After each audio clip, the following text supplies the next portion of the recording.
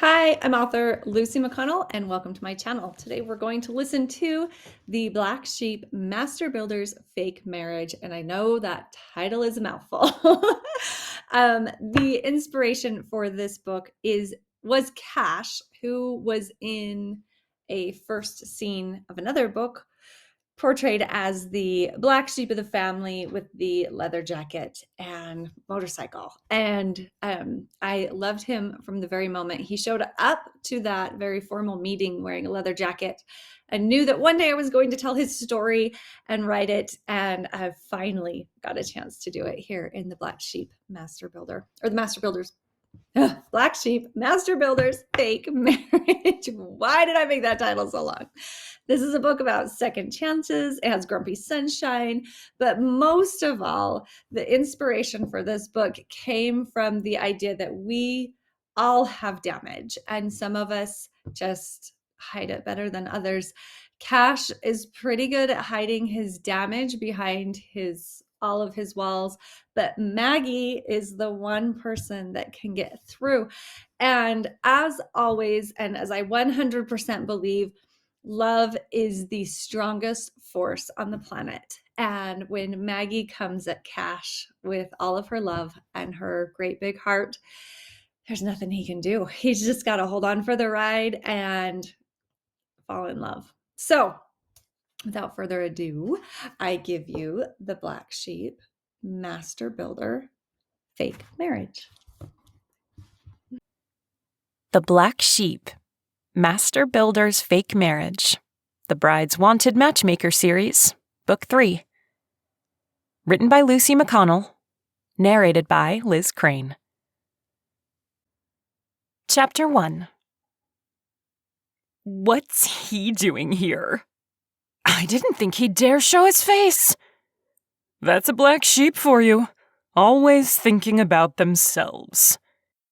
Cash did his best to ignore his Diamante cousins clustered together like a bunch of chickens clucking away and establishing a pecking order.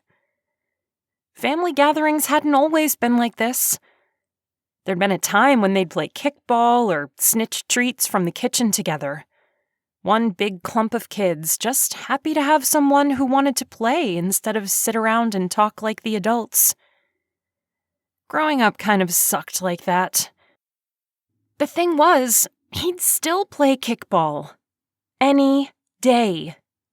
But all his old buddies were too concerned about their designer suits and Jimmy Choos or whatever the ladies wore these days. He took a seat on the last row, leaning the chair back against the wall. His worn leather jacket crinkled as he moved. The sound loud in the small lawyer's office. Only an act of God would have made him walk into a room full of self-important Moose Creek elite. He supposed Grandpa's death counted, so he'd laced up his riding boots and ridden over here to see what was in the old man's will. The gossiping continued, as if he couldn't hear every word. Keeping his face neutral was easier when he remembered that it was his father's sins unfairly heaped upon his shoulders that caused them all to look down on him. He had plenty of his own sins to account for, but none that this group could complain about. Now, if Maggie were in the room, that would be a different story. He cut off that train of thought before it could gain steam. There was no sense drowning in the past. What was done, and he couldn't take it back or make it right. Mr. Sam Goodall finally entered the room. Grandpa's lawyer wore a gray suit with a sheen to the fabric that could signal Pluto. His hair was salt and pepper, slicked back and full, especially for a man his age. He walked tall, as if he was proud of himself and his family, all the way back to his great-great-grandparents. Cash envied people like that, the kind that could claim they came from someone. Though Cash's grandfather had been an influential man in Moose Creek, Cash's father was well known in all the wrong places. It was like Dad took pleasure in destroying the reputation Grandpa so carefully built.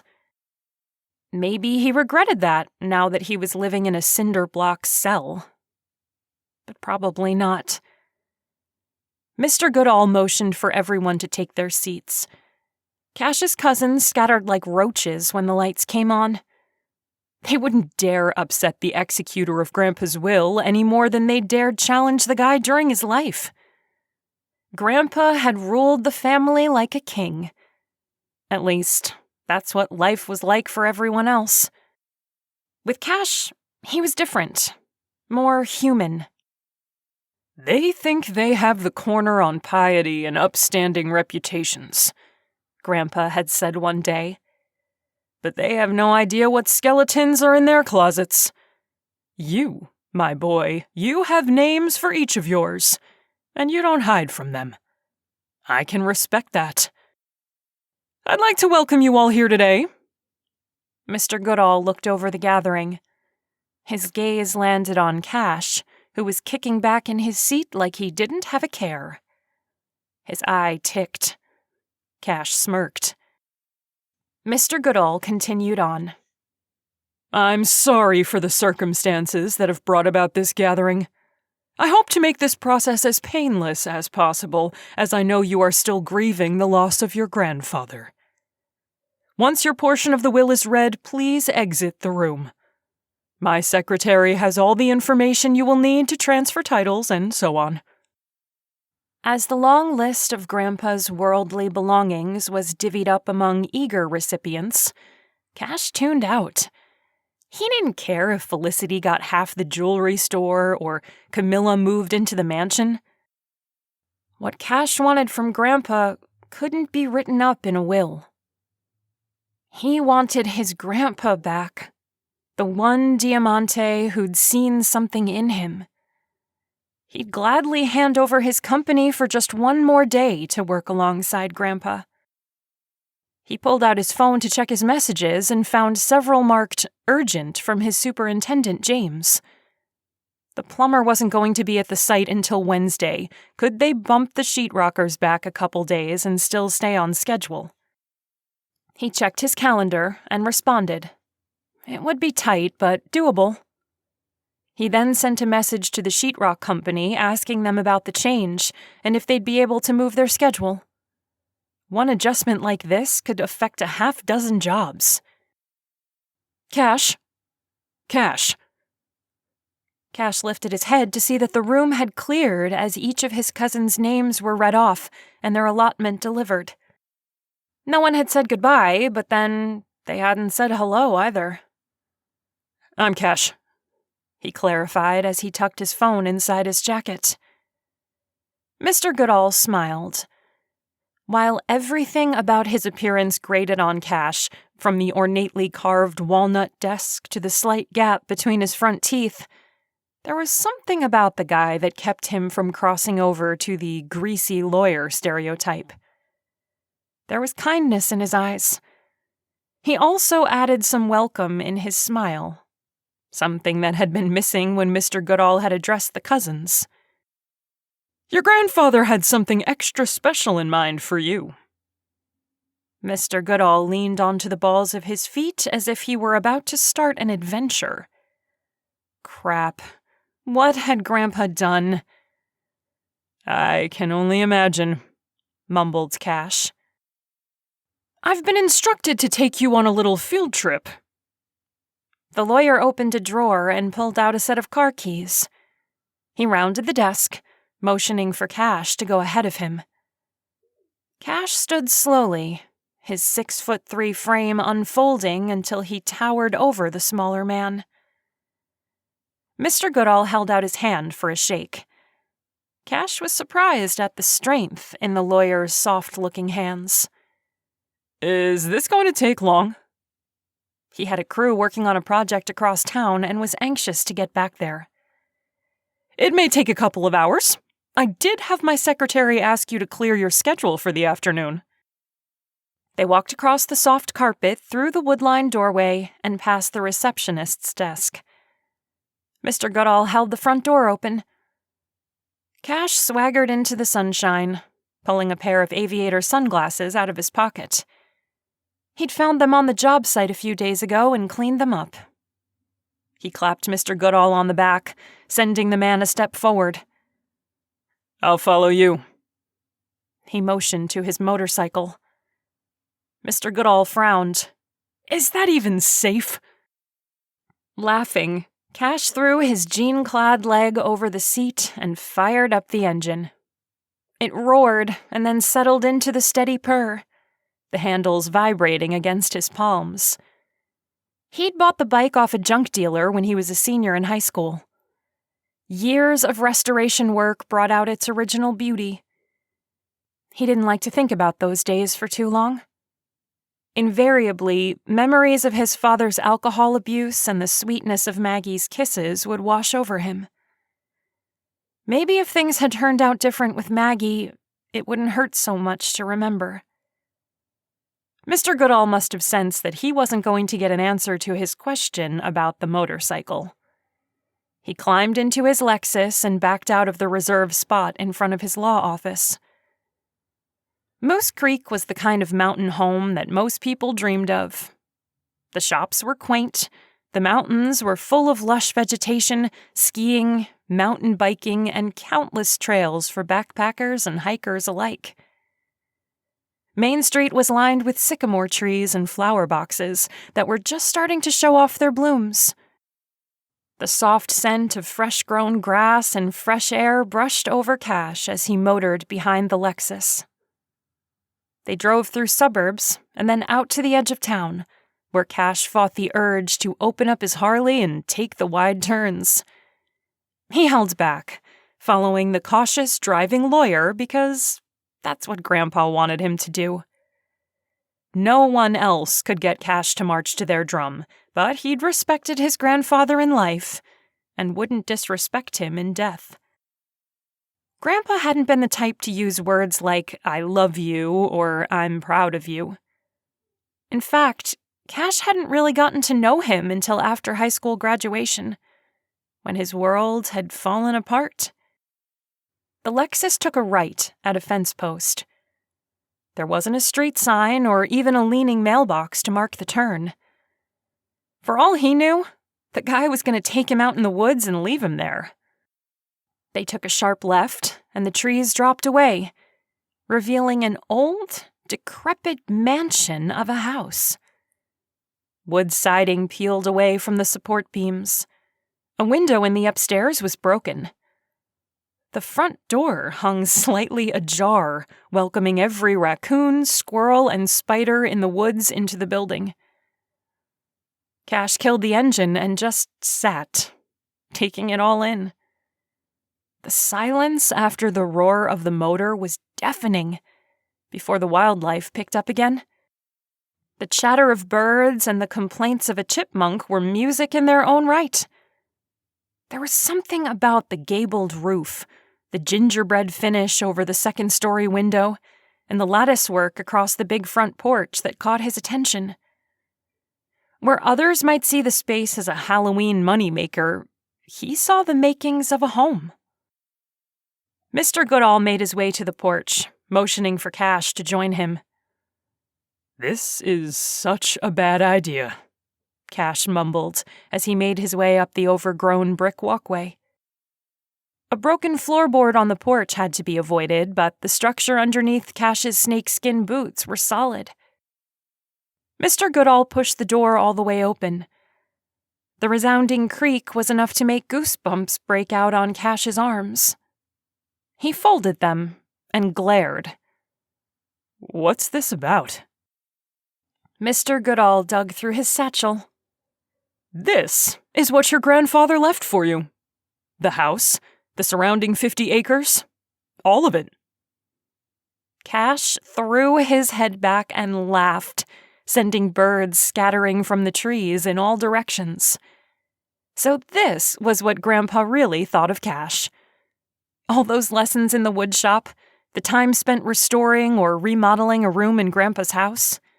It was all about the free labor. Well, no one said Grandpa wasn't cheap, even if he was the richest man in Moose Creek. So, what of it? knowing Grandpa didn't think he was worth more than a rundown building and some spooky woods cut deep. Not that he'd let the lawyer see that. Mr. Goodall slapped his palm against the porch beam. "I assure you this is no laughing matter, sir." Cash sauntered down the steps, even as he spoke over his shoulder. "The old man got me good. For a minute there, I thought he might have actually cared." "But he did!" Mr. Goodall raced off the porch, tripping over the hole that they had so carefully avoided before. "Mr. Diamante!" The desperation of the man's voice caused Cash to pause. He turned his head, looking over his shoulder. "What?" "There's more to this place than what you see." Cash stared longingly at his bike with the American flag flapping on the pole on the end, a testament to his 4 years of military service. He had 110 things to do, and not a moment to waste on this fool's errand. Yet something inside of him didn't want to give up on Grandpa. Didn't want to believe that his last act was one of cruelty. Yet, how could he dismiss the fact that his cousins were draped in jewels, surrounded by cash, and driving shiny vehicles when he'd been given a pile of old wood? He looked up at the gray sky, the clouds so dense he couldn't tell where one started and the other ended. "Mr. Goodall, I have a thriving business and a lot of work to do.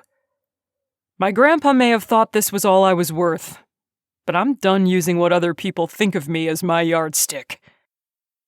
Mr. Goodall ran his hand over his greasy hair. "That's exactly why your grandfather wanted you to have this place. Your cousins are a bunch of pretentious pricks. His words, not mine. None of them would be able to see the potential of this place, and it's one your grandfather held dear." Cash turned around, scanning the outside of the building for anything of worth. The roof needed replacing. "Give me one good reason I should accept this headache." "Because, in your grandfather's words, "You're the only one on the planet who would be able to bring this place back to life." "Why would I do that?" "It's an old family property, and I have records stating that Thomas Jefferson himself stayed here for several weeks. The building is not only part of your family, but historically significant." Cash tucked his thumbs into his pockets and turned, shuffling his feet forward. Darn it all if Grandpa hadn't hit 2 of his soft spots with one blow. Not the family history thing, although it would be great to rub the fact that he had the family historical home in his cousins' noses. But patriotism and the Founding Fathers made up 2 of his foundation stones. Not to mention his company specialized in restoring old homes. There was something about bringing back the majesty the builder had envisioned when he'd put the place together that gave Cash a sense of satisfaction, unlike anything he'd ever known. It was redemption, the thing he always sought for himself but was never able to find. Mr. Goodall approached slowly as if Cash would bolt out of there. "This home has been in your family for over 150 years. A strangled sound escaped Cash's throat. He'd love a project like that. Instantly, his mind jumped to the type of building materials available in that time period. The hand-carved wood alone would be a work of art. His hands opened and closed, wishing he had a hammer and a nail setter. "I guess I could take a look around." Mr. Goodall checked his grin. "Be my guest." Cash ascended the steps and stepped through the door.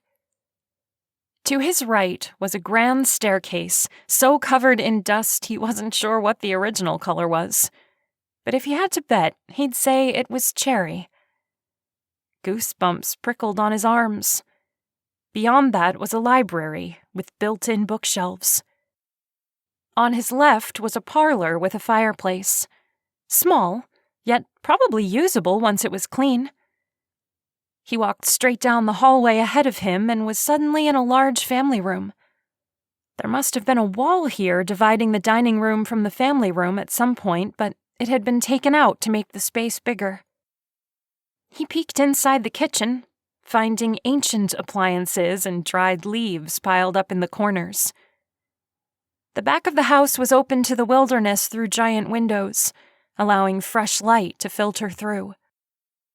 He checked the frames and determined that the windows had been added later than the first build. A nice touch, and one he'd probably keep, if he decided to take on the project. He shook his head. What was Grandfather thinking? Letting this house sit here all this time? There was also 2 bedrooms, a bath, and a door to the crawl space.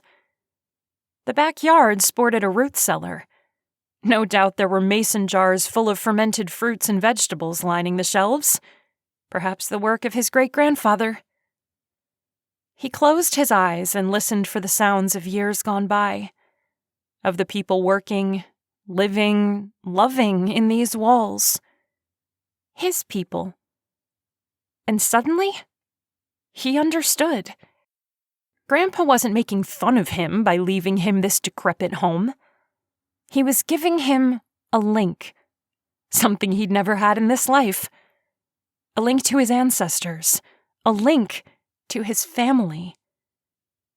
Maybe Grandpa was telling Cash he belonged in the family that had built this house with their bare hands, adding on to it over the years and tamed the surrounding forest.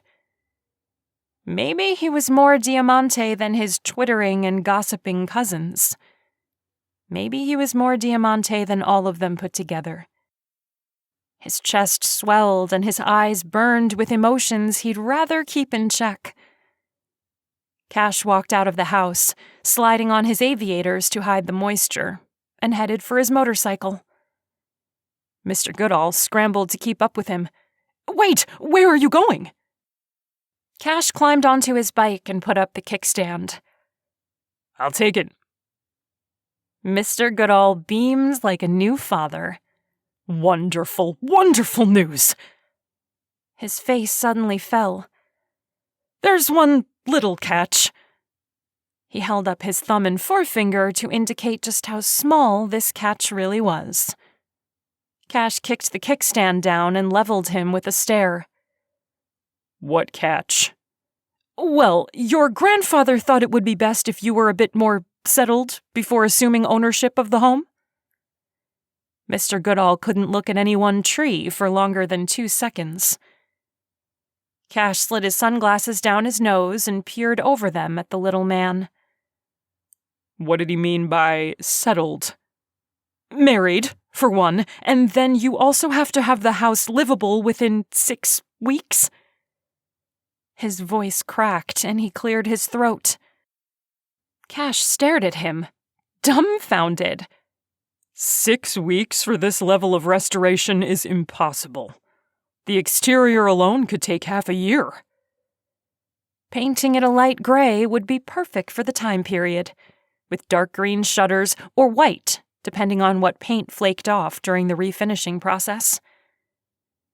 Mr. Goodall dug through his satchel again, pulling out a file which he opened to reveal a legal document with small print. "It's all laid out right here. The house doesn't have to be finished. It just has to be livable, and you have to be living in it with your wife." "Wife?" Cash shoved the paperwork back at the lawyer, not wanting it anywhere near him. Marriage was not... He was not marriageable material. "I don't even understand why that's an issue." Mr. Goodall gritted his teeth.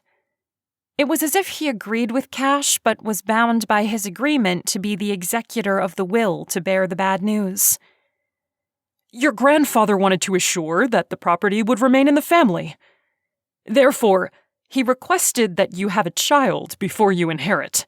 I assured him that was taking it too far. Our compromise was that you got married."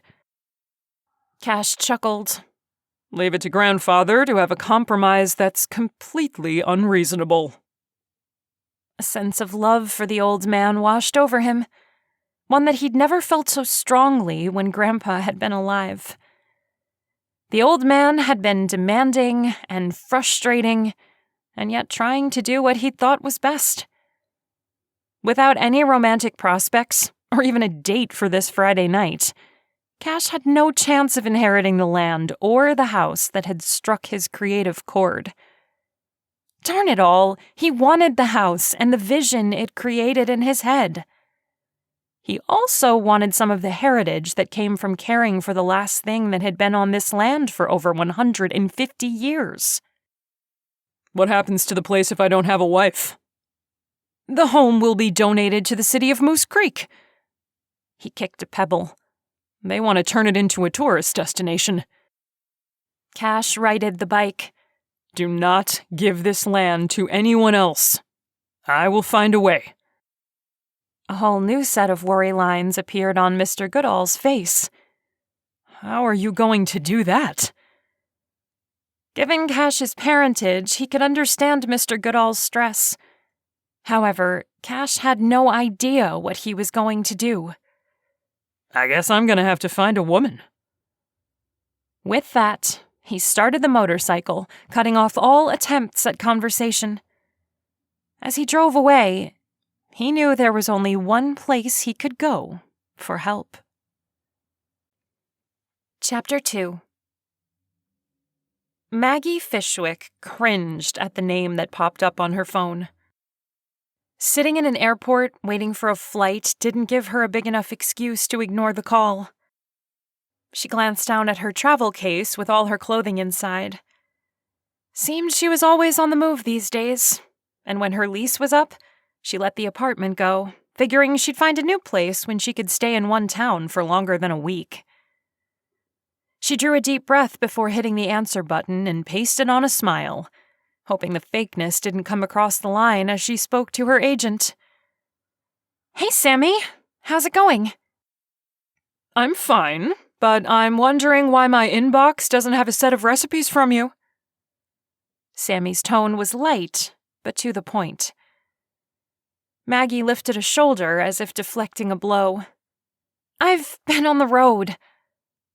Her blog, a mix of 1950s housewife and modern woman, had taken off, and she'd had appearances on smaller daytime news shows talking about the benefits of simplifying life, taking daily joy in a good meal with the family, and not stifling your voice. Women were powerful, and she wanted them to know it, but that didn't mean they had to turn their backs on the things that fed the soul. It was possible to wear heels and run a company, bake a cake and be a boss, care about your lipstick and speak up in a board meeting. She firmly believed that you could be fashionable, beautiful, successful, powerful, and kind.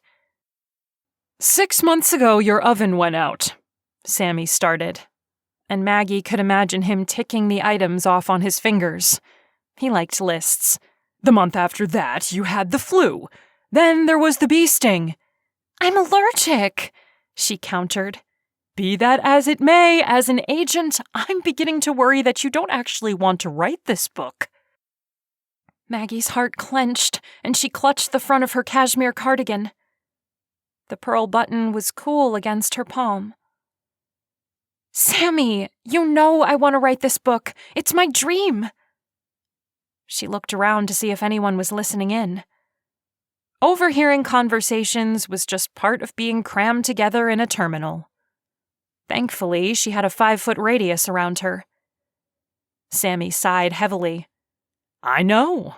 It's just that there are deadlines, and if you don't meet them, it doesn't look good on me. My job is to push you. I know, and you're really pushy. Wait, she chuckled. You know what I mean. You're fantastic at your job. I just really stink at mine. Actually, she was great at creating recipes, and her cookbook was going to be a mix of her great-grandmother's proven culinary success, with modern twists to make them faster and easier. All the comfort foods that she'd grown up on, the ones that included a dose of love, would bring modern families together. The problem was that unless she was blogging, traveling to interview or do cooking segments, or doing any of the other half-dozen odd jobs she took to live, she couldn't afford to eat, which left her with little time to focus on what she really wanted to do: write a cookbook. Honestly, she continued, it's not just you I'm putting off, Sammy. I haven't even seen my parents since Christmas because I've been so busy. I hate to be the bearer of bad news, but you're going to need to figure out your priorities. If this book is really important to you, you have to get it done in 3 months. 3 months? I take it back. You're totally pushy. Sammy went on as if she hadn't just insulted him. In 3 months, I have a meeting with a big publisher. I want to pitch them your book, but I can't do that if I don't have a full manuscript. If she landed the right publisher, the exposure for her cookbook and blog would be more than she could ever hope for. I'll figure it out. That's what I love to hear. The smile on his face came beaming through the phone line. They chatted for a few more minutes and then signed off. The gate attendant announced that first class was boarding. Maggie dropped her face in her hands. How was she ever going to write a cookbook in 3 months? Not only did she not have a kitchen, she had scraps of recipes tucked into her purse. Ideas she'd brainstormed between everything else she did. Her big ideas were a jumble of napkins and receipts and backs of envelopes. It would take her a month just to sort through all that. And she had this sinking suspicion that there wasn't enough to actually fill a cookbook, which meant she had that much more work ahead of her in tweaking Graham's recipes, testing, retesting, and then more testing before she came up with the final product. She let out a groan. She was homeless. She swallowed her pride and dialed her mom. Her parents were her biggest supporters of her dreams and goals.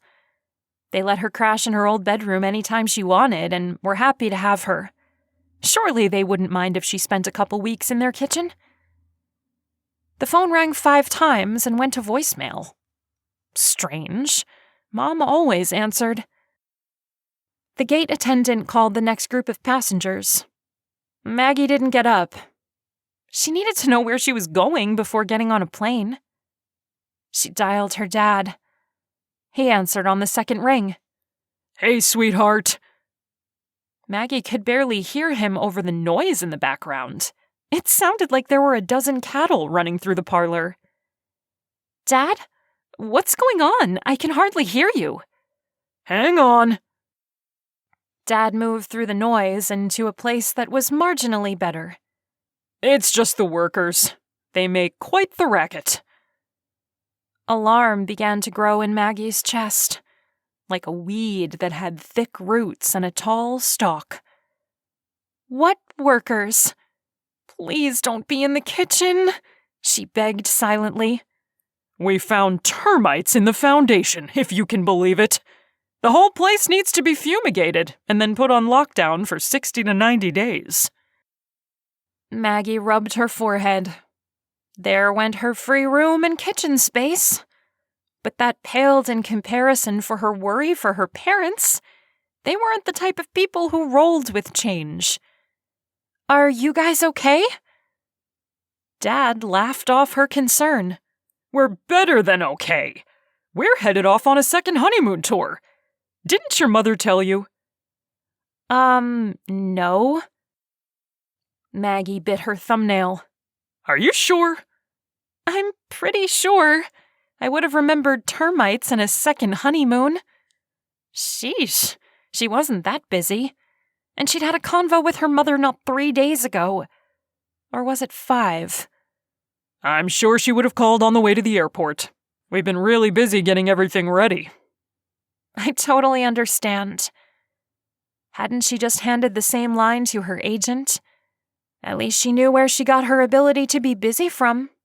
Both her parents. One of them could have texted. Maggie always sent a text with the name of the city and the hotel she was staying at, just in case. Is that Maggie? Her mother said in the background. Yeah.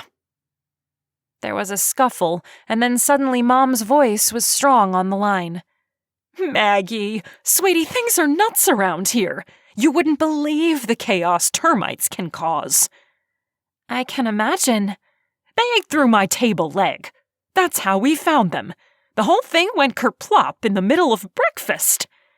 That's horrible. The attendant announced the last group. Maggie stood and slung her purse over her shoulder. She might as well head out to Moose Creek for her appearance on the morning show. Then she doubled down on finding a place to rent so she could focus on the book. It wouldn't take that long, would it? Well, we're off tomorrow, the second honeymoon, which is about time because our first one was not that great, said Mom. Maggie laughed. Dad had thought camping was the ideal honeymoon.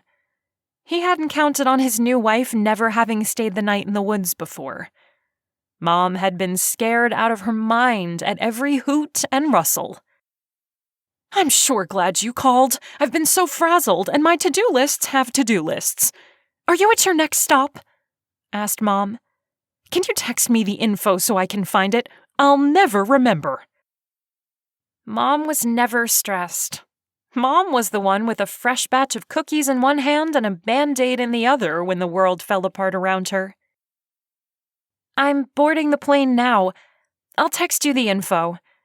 And I'm sorry you're going through this. Thanks, sweetie. We're making the best of it. They chatted for a few more minutes about the damage to the sofa before hanging up. Maggie rushed to get on the plane, the last person to walk down the middle aisle. She groaned, thinking that there wouldn't be any room left in the overhead bins for her carry-on, but there was one bin open at the back of the plane. When she finally got to her seat in the middle, the balding man next to her glared as if she were the reason they hadn't taken off yet. Right, because the pilot didn't have a pre-flight checklist to go through. She ducked her head and opened the Kindle app on her iPhone so she could ignore the silent seething next to her. As the plane took off, she contemplated her mother's attitude about having her world turned upside down or being eaten away from the inside out. Most people would be overwhelmed, but Mom turned it into an excuse for a vacation. Why couldn't Maggie do the same thing? Being in the kitchen was her calling in life, though she'd spent more time over the last 6 months in front of the camera than in front of the stove. Sammy's call was a reality check. That was all. He was right. She needed to set her priorities in place, and doing what she loved should be at the top. Now all she had to do was find a place to call home. How hard could it be to rent an apartment for a month? Chapter 3. Hello, preacher. Thanks for seeing me. Cash walked into the small church office and shook Seth Powell's outstretched hand. The church had gone through a revival period over the last year, headed up by the man behind the desk and his sweet wife, Evie, who was currently tutoring a group of kids in the kitchen.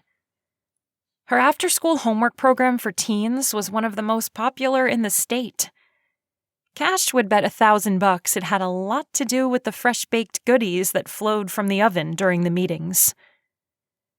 Cash might not look like the kind of guy who went to church, but this was the place he felt closest to Jesus. The preacher mixed modern Christian songs with his sermons and shared God's love with one and all. On Sundays, the pews were a patchwork of people. Silver-haired women in fancy hats and bikers mixed with young families, broken families, and singles alike. A beat-up guitar rested against the wall, and near it was a baby swing. Inside, rocking away while he slept, was Gabriel, the preacher's son. He was a chubby-cheeked baby with thick lashes and a head full of hair. Seeing the little tyke stirred a longing in Cash's chest. He might not have had the best father in the world, but that didn't mean he didn't want to try his hand at it one day. You sounded frazzled on the phone. What can I help you with? Seth prompted. Right, the man was busy. New family and a church to run. Cash pulled his eyes away from the bundle of joy and settled into the seat across from Seth. I need your prayers and a little counsel. You're in luck. I have a surplus of prayers this week. Cash chuckled. Thanks. Seth leaned back in his chair and settled in for a chat, making Cash feel like he was important. How about some specifics? I find that being clear on the subject brings about better results. Cash took a deep breath. There was no easy way to say what was on his mind, and talking to a preacher about marriage was almost as risky as talking to a woman about it. I need to find a wife. Fast.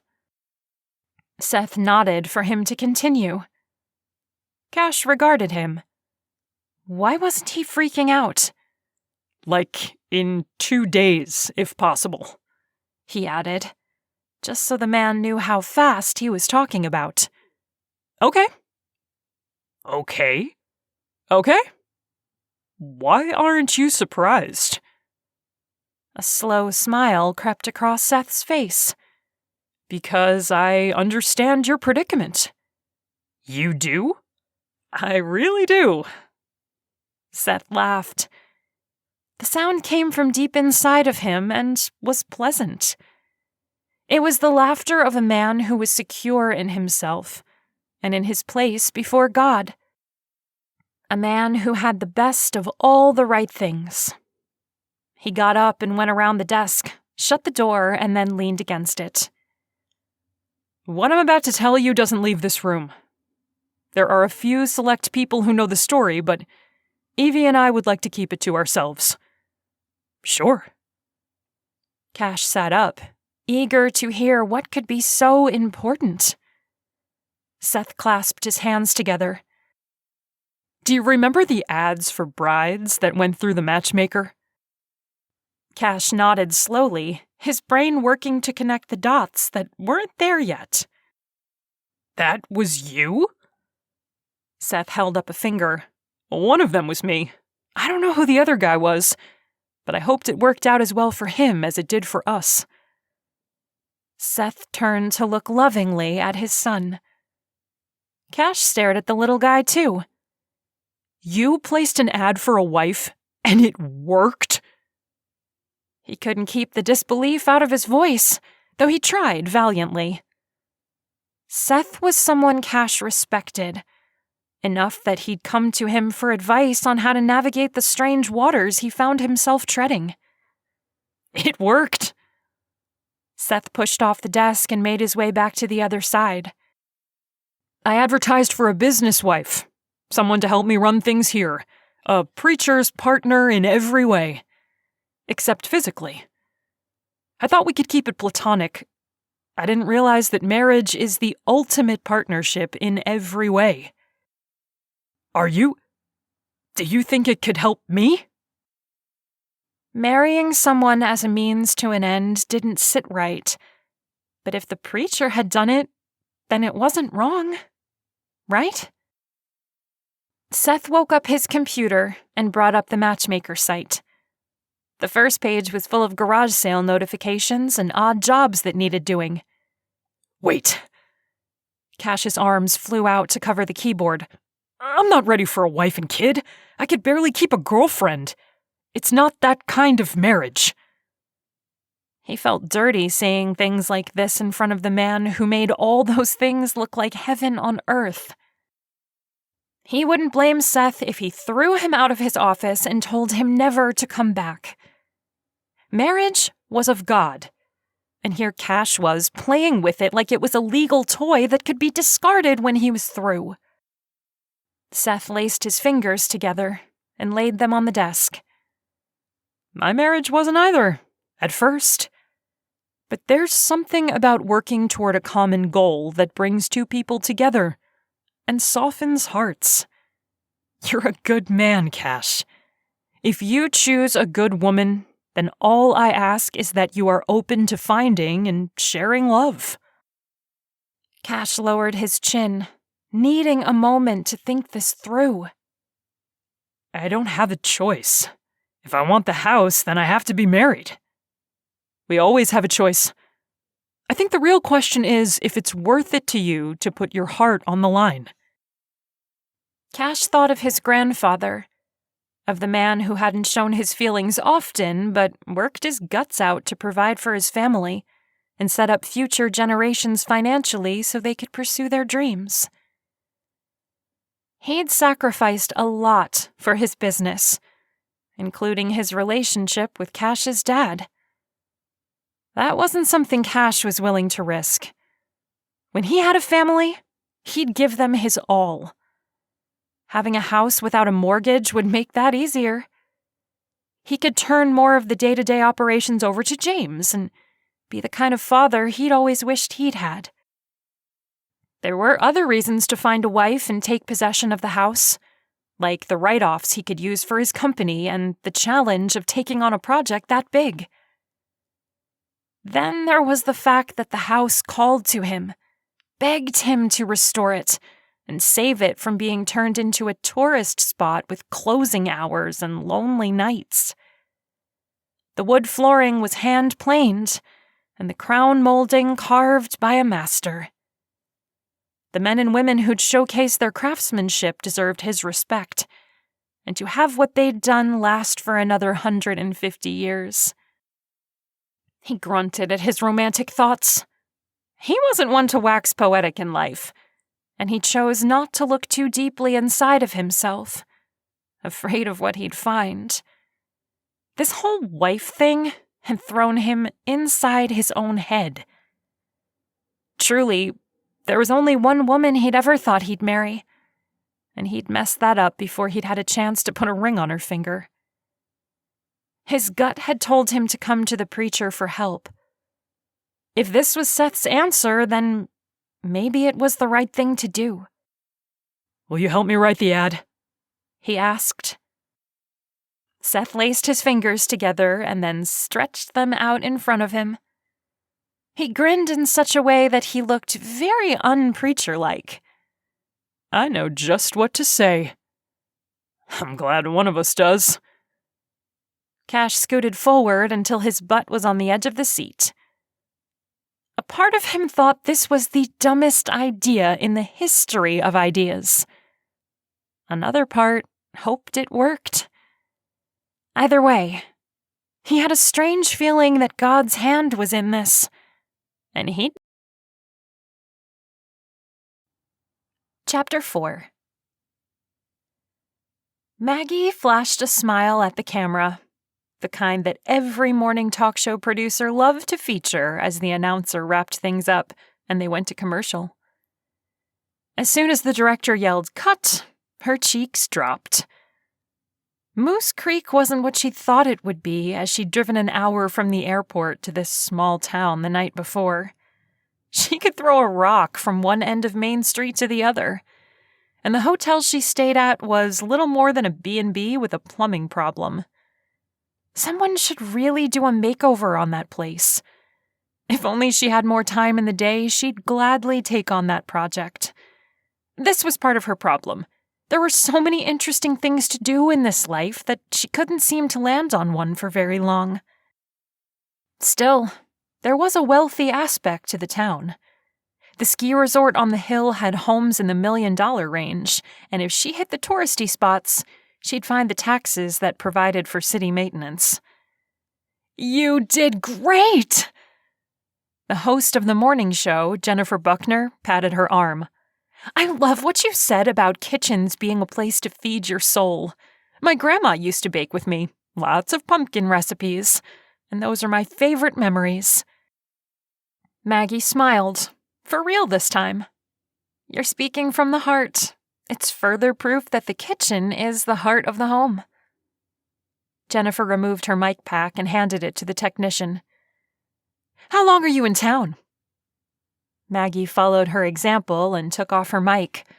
"Well, I was hoping to rent a place here and finish my cookbook. Start it was more like it, but I'm not sure where to start." Jennifer laughed, motioning for Maggie to follow her. "You just need to know where to look." She retrieved her phone from a table and typed quickly. "This is the matchmaker. You can find anything from a basement apartment for rent to a nanny goat here. If it's available in Moose Creek, then it's listed." She handed her phone to Maggie to scroll. The show's secretary approached, a clipboard in her hand. "Jen, we have a couple voiceovers that need to be done before you go today." Jennifer took the clipboard. Maggie wasn't surprised that they'd printed out the script for her. The small studio was in the technological dark ages. They were doing the best they could on a limited budget. The set design was top-notch, though. They must have dumped most of their budget into backdrops.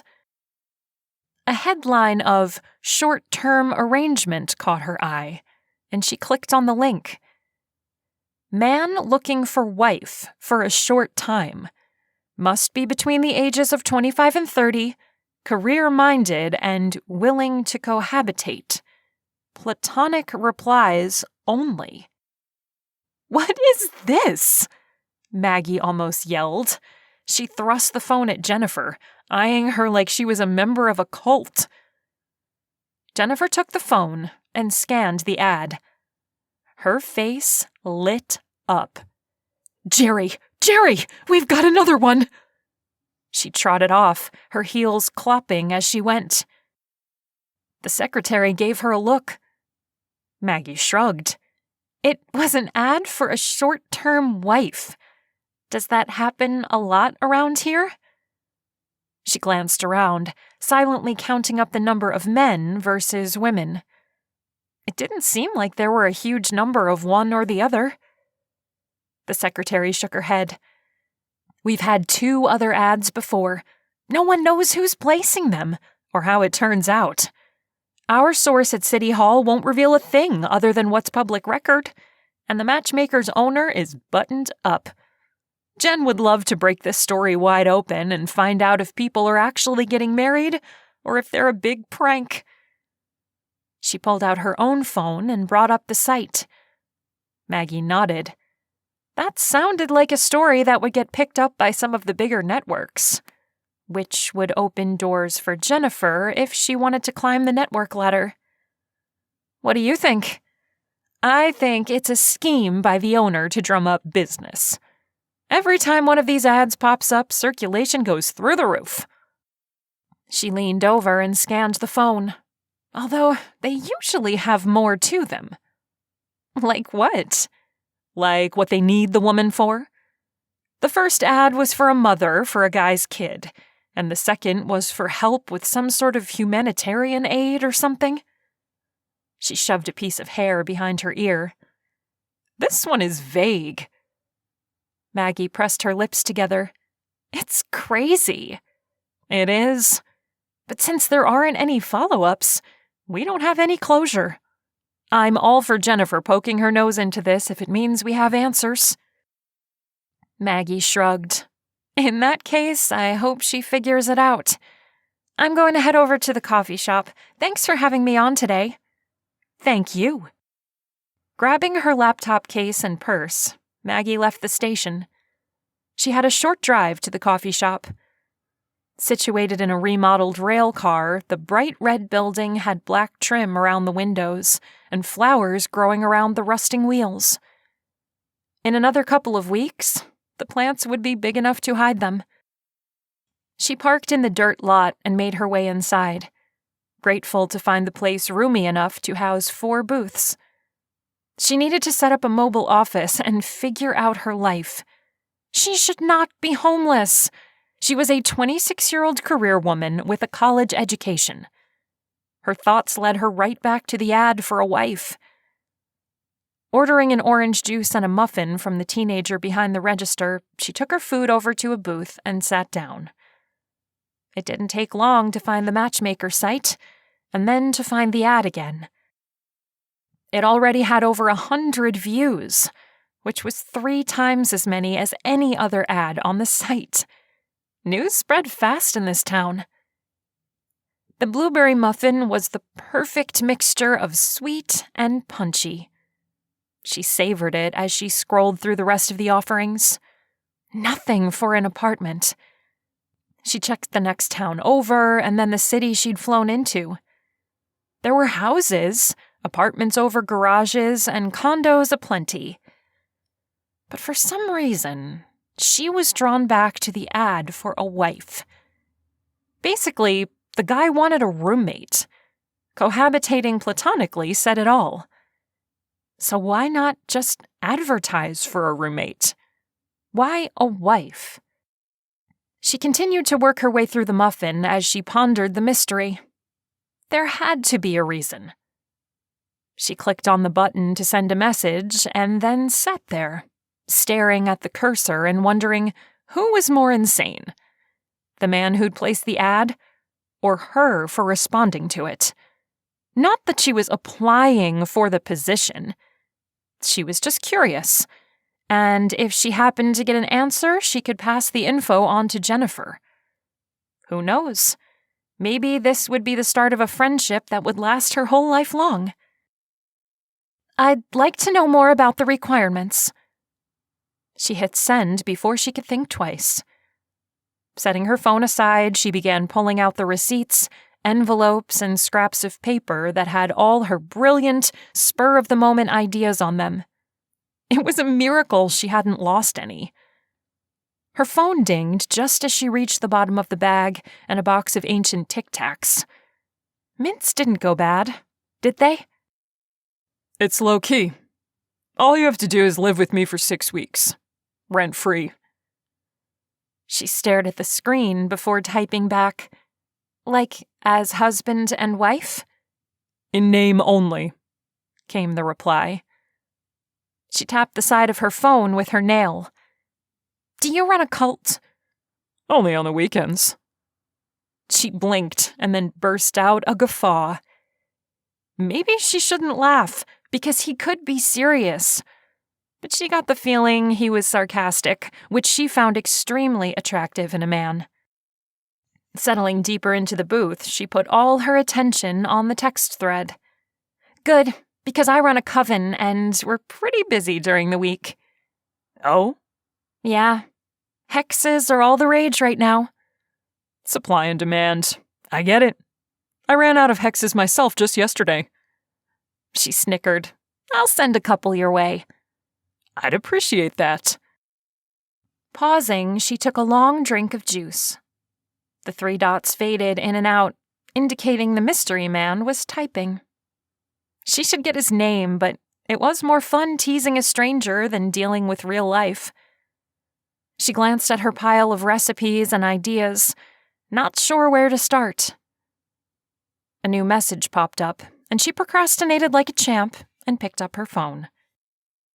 So, besides being a magical supervisor, a certified spellcaster, and having an understanding of basic economics, what else do you have going for you as an applicant for the wife of a part-time cult leader? She grinned. I'm pretty much amazing in all areas. And I prefer the term managerial executive to supervisor. Thank you very much. My apologies. Are you up for an interview? Her breath caught. Did he just ask to meet her? Are you asking to meet me? I think it's a good idea if we're going to get married. That's a big if. Well, if we get married, what do you want out of it? Oh, good question. She drummed her fingers on the table. I want time away from my job, a fully stocked kitchen, and Wi-Fi. Aren't you high maintenance? She smiled.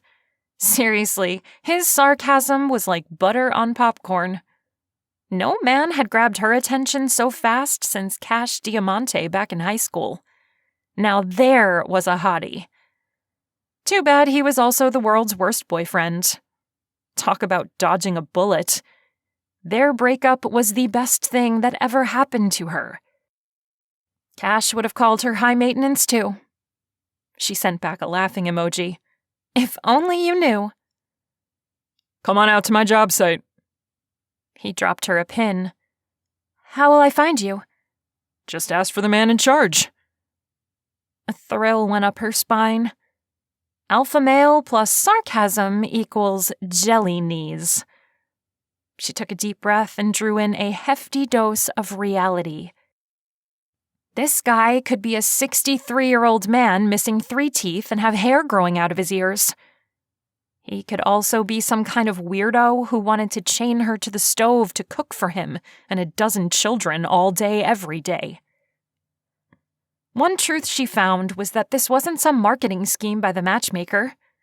There was a real person on the other end of this chat. Not that she was going to tell Jennifer and tell her that. Things had gotten interesting. For some reason, she felt loyalty to this guy and a desire to help him keep his secret. Of course, that could just be his cult leader ways already working on her. She grinned. Also, it was embarrassing that she'd actually contacted the person, let alone text flirted with him. She didn't need the local reporter following her out there only to discover that she'd been scammed. Her image, her blog, and her career wouldn't live it down. Calling Jennifer was out of the question. She reread the text.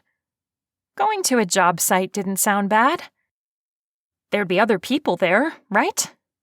She could play it safe, do a drive-by, and if she got any weird tingles, she'd floor it out of there, spraying gravel in her rearview mirror. On my way, she typed. Her makeshift office was a mess. It took her 10 minutes to get everything back in her purse in a way that was slightly more organized than when she'd pulled it out. The clerk waved goodbye as she made her way out the door. She waved back, wondering if he'd remember what she was wearing so he could tell the cops when her parents filed a missing persons report, which wouldn't happen for 60 to 90 days since they were off discovering the world. It was only a drive-by. She had nothing to lose. However, the farther out she got from town and the bumpier the country road became, the more she questioned her own sanity. Who answered random ads in the paper for a wife? She slowed as the trees dropped away to reveal a large clearing with a broken-down old house in the middle. There were 3 pickup trucks parked haphazardly on what used to be the lawn. A generator roared next to the faded blue Ford, and neon electrical cords ran from it through the front door.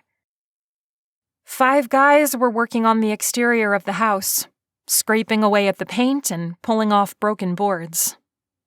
A man upstairs and inside was removing a broken window. They all seemed to be focused on their projects and not at all on her, which was good. If they'd stopped to stare, she'd have thrown the car in reverse and backed out slowly. Safe location? Check. She stepped out of the car and shielded her eyes against the sunshine. Power tools and the sound of demolition came from the open front door and windows. Actual job? Check. Things were looking up. The more she stared at the old house, the more she saw the potential in it. Had she driven out here after sunset, she would have been terrified. But in the glaring midday sun, the old porch whispered of shelling peas and knitting baby blankets. A swing would be perfect for romantic kisses on hot summer nights. Shaking herself, she marched toward the group of men working on the siding. "Excuse me," she called from a couple feet away. "I'm looking for—" She stopped, realizing she hadn't actually got a name. Oh, for the love. The man in charge. She hated that she'd actually had to use that phrase. The tallest man in the group handed a sander to the guy on the ladder. "In the kitchen." He pointed to the gaping front door. "Thanks." The kitchen.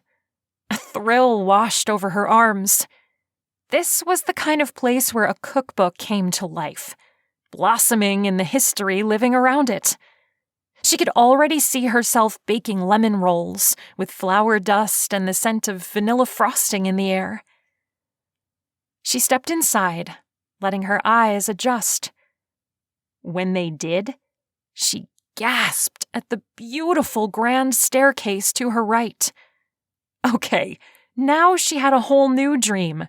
that included a Scarlett O'Hara gown and a handsome man waiting at the bottom for her as she slowly descended into his arms, his mouth hanging open in shock and awe.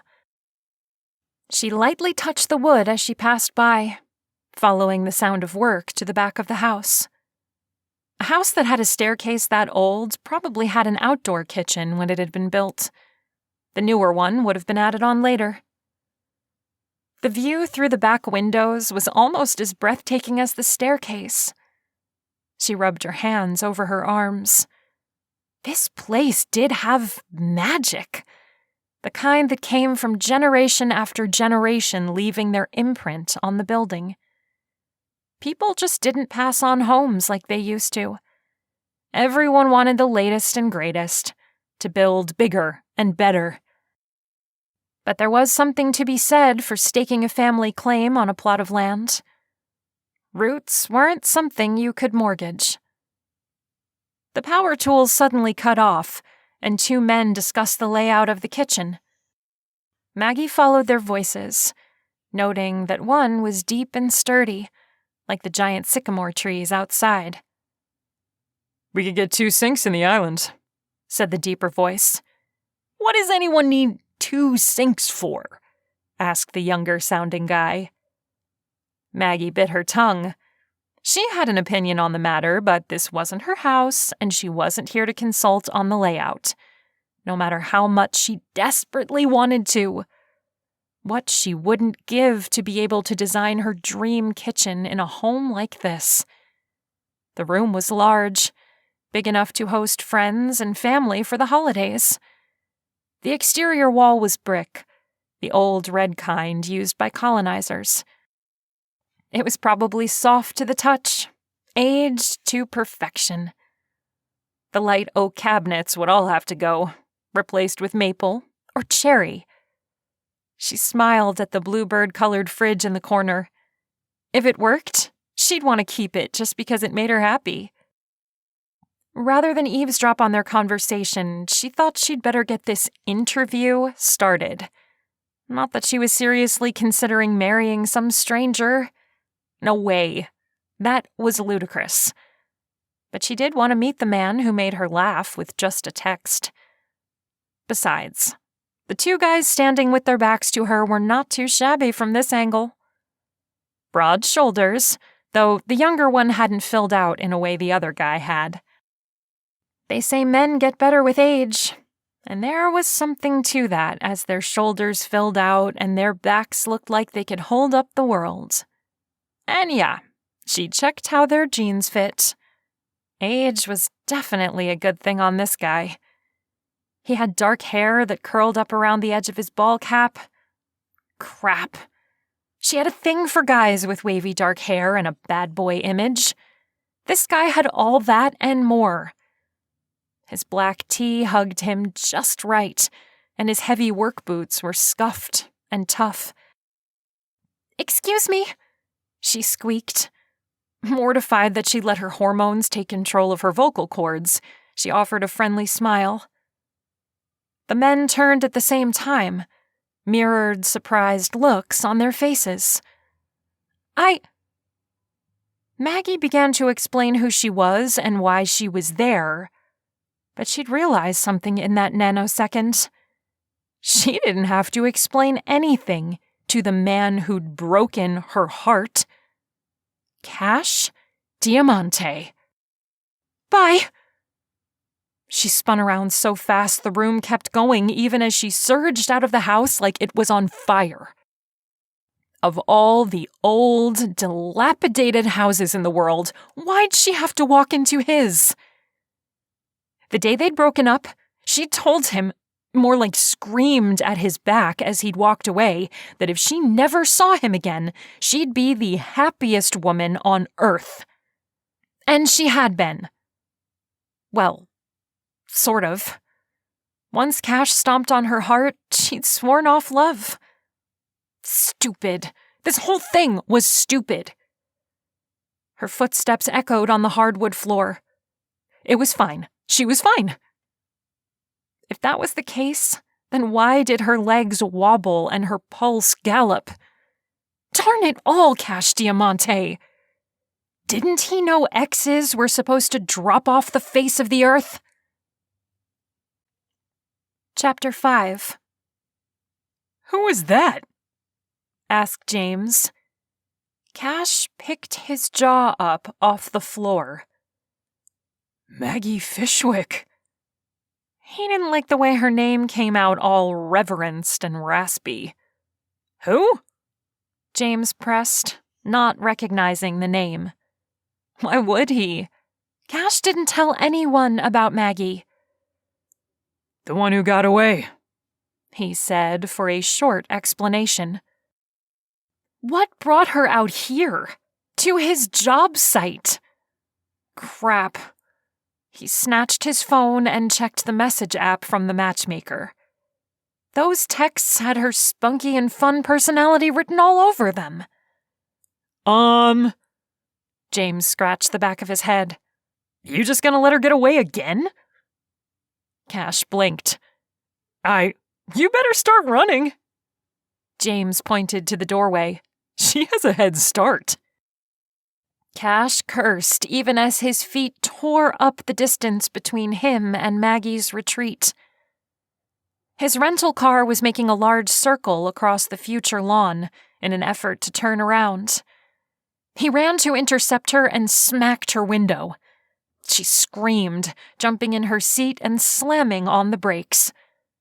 He wrenched the door open. She started again, and her hand flew to her chest. "What are you doing?" I don't know, he blurted. "Cash Diamante, you scared the death out of me!" She leaned into the steering wheel. Cash drew in a breath, took off his hat, and threw it on the ground. Darn it all, Maggie. You can't just show up here and then run off. Yeah, I can. She reached for the door handle, but he stepped in her way, blocking her from being able to shut the door. She struggled for a moment before she decided she wasn't going to be able to move him. Stubborn. She wrenched off her seatbelt and climbed out, putting herself much too close to his body. Since when did she have that hint of red in her hair? She tipped her head back to square off with him, her eyes tracing his 3-day stubble. What are you doing advertising for a wife? He put his hands on her shoulders and pushed her back into the driver's seat. She landed, unladylike, and grunted. He removed his hands as quickly as he'd put them there, needing physical distance from her at the same time he wanted to hold on to her so she wouldn't run. This whole thing was very confusing. Keep your voice down, he commanded. She bristled and yelled even louder than before, I will not! He looked over his shoulder at the guys working away. The sander was buzzing and the generator roaring. There was no way they heard her. My life is complicated right now. I can't believe you picked right now to show up. All the wrong words came out, but he'd lost control of his mouth. I didn't pick anything. I read your stupid ad. She smacked his chest. He paused and looked at her. Wait, you answered my ad. He was accusatory, and he heard it in his voice. She gritted her teeth, barely dipping her chin in acknowledgement. So help me, Cash, if you so much as chuckle, I'm going to tell Jennifer Buckner at I5 News who placed that ad in the first place. He waved his hands frantically. I wasn't going to laugh, I swear. Sure. She kept her back straight, ready for whatever he was going to throw at her. Maggie. This time, when he said her name, it was soft and tender, like maybe they'd had something once upon a time. Her stance changed from fighting to listening. Once upon a teenage dream, with a few soft words, he'd convinced her to kiss him. She'd proceeded to knock his socks off. He'd never had a first kiss like that. Never. What? She said, quietly and almost without an edge to her voice at all. Marry me. She snorted. The sound was completely involuntary and surprised even her. Marry you? She asked dubiously. You're joking. I'm not. He leaned down so they were eye level. This was my grandfather's house. She looked past him to the dilapidated building. It's been in the family for 200 years. I don't get to inherit unless I'm married. She yanked her gaze back to him. That's dumb. He twisted his lips. It's in the will. Grandpa thought I should be settled before I moved here. This place isn't even livable. It will be. He puffed his chest out. She looked quickly away, as if his chest was something she didn't want to stare at. He cocked a grin. That was adorable. I'm not the settling type. I don't even have an apartment or a house or anything. She sounded confident in her life choices, but there was a shift in her eyes. It's that gypsy blood. One side of Cash's mouth lifted. Maggie softened. He used to call her his gypsy lady. She'd had a thing for bangles and jewelry and flowing scarves back in high school. He'd been so in love with her that he'd thought she sounded like music. Cash, I can't marry you. Why not? Because we tried us. It didn't work, remember? He touched her long hair. I remember a midnight picnic. Her eyes dropped closed as if she were trying to block out the memory of lying on their backs on a blanket under the stars, his stomach full and his head spinning from their first kiss. Besides, he dropped his hand. This is all about Grandpa's will and nothing to do with a real relationship. We can be roommates. You have one room. I'll take another. Here? She pointed to the house. Is it even safe? The roof is good. Her bones are solid. I'll have her whipped into shape in no time. Until then what? Camp? She shook her head. I have plans. Sorry. She moved to shut the door again. It was good to see you, Cash. She sounded like she actually meant it. I'll let you design the kitchen. He threw the offer out there as a last-ditch effort to keep her from leaving. She paused. Yes, he knew her weaknesses. All of them. Her gaze drifted over to the open front door. All of it? Crap. She'd want to keep the fridge. He should have hauled that thing out first thing this morning. Every inch. He caught her eye and held it. Maggie dove into his gaze. She swam around in there like she used to, although she was more wary this time. No longer the naive 17-year-old who could be wooed by a swarthy man and his smolder. Here's the deal, she started. Cash's eyebrows went up. I need a kitchen, and I need it bad. Not just any kitchen, but magazine-worthy. Cash bobbed his head as he listened. Maggie continued. I have to wrap up some appearances, and we'll be on the road for 8 days. When I get back, if the kitchen is ready, then I'll move in. No matter what the rest of the house looks like. That's cutting my deadline pretty close. He rubbed his hand along his jaw, making a crackling noise. He could always set up a cot in the kitchen and sleep there if he had to. I'm all about close deadlines these days, she muttered. Take it or leave it. Who knows? You could have the perfect Mrs. Diamante answer your ad tonight and be on your way to inheriting your fortunes. The last bit was said with a heavy dose of sarcasm. The house was a dump, plain and simple. A dump with potential, yes, but trash nonetheless. Cash held out his hand. You have a deal. Maggie stared at him. Are you kidding me? Nope. She took his hand, a sense of something magical rushing through the clearing, and shaking the leaves overhead. "And no funny business." She pointed at him. "I'm holding you to the whole roommate thing." He held up a hand. Scout's honor. "You were never a scout," she bantered, even as she got out of the car and shut the door. This time he moved to let her. But I beat one up once. She rolled her eyes, knowing darn well that Cash might look like the big bad wolf, but he was a puppy dog on the inside.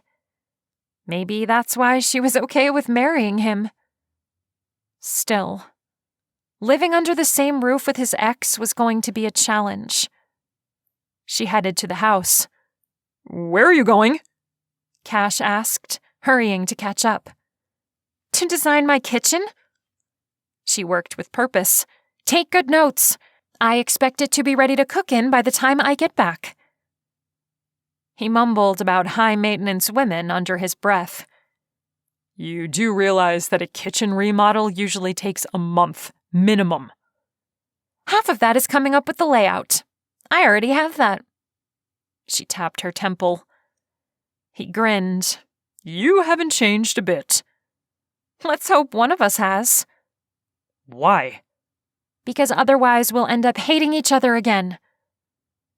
I never hated you, Mags. He used her nickname like a caress, making him ache for what could have been. "Well, if you loved me, you had a horrible way of showing it." He stopped walking, needing the space between him and what she'd revealed, but she kept going. He'd broken her heart, broken it beyond repair. If he knew what was good for the both of them, he'd stick to his own rules. They'd reached a truce of some sort, an agreement that benefited both of them. They could just leave it at that. She marched into the kitchen where James was measuring the brick wall, his back to her. I have the sheetrock measurements, he said over his shoulder. With a snap, the tape measure rolled back into its holder. When he turned around and found Cash and Maggie looking at him, his eyes grew wide. Maggie smiled. "You won't need them for that wall." I won't? His brow furrowed. Cash's fingers traced her lower back. James, this is Maggie, my fiancée. She's designing the kitchen. Maggie's knees sagged at the word fiancé. He pressed his hand tighter against her, giving her something to lean on. The tape measure dropped to the floor. You're what? James gaped. Bro, you move fast. Cash laughed, the sound bouncing off the bricks. Maggie steeled herself and stepped away from his touch. He instantly missed the strength she'd given him, without him even noticing. What? He joked with James. I wasn't going to let her get away. Maggie's head swiveled, and she stared at him. Not again, he added softly. His hand touched her side as he moved past her to the plans laid out on the counter. Tell me what you had in mind. She shook herself. "I want to keep the exposed brick," she started. Cash began making notes on the blueprints. "And the fridge," she added with a smirk. He gritted his teeth. The old thing was worth less in scrap metal than it would take to run it for a year. She grinned, knowing she'd gotten under his skin.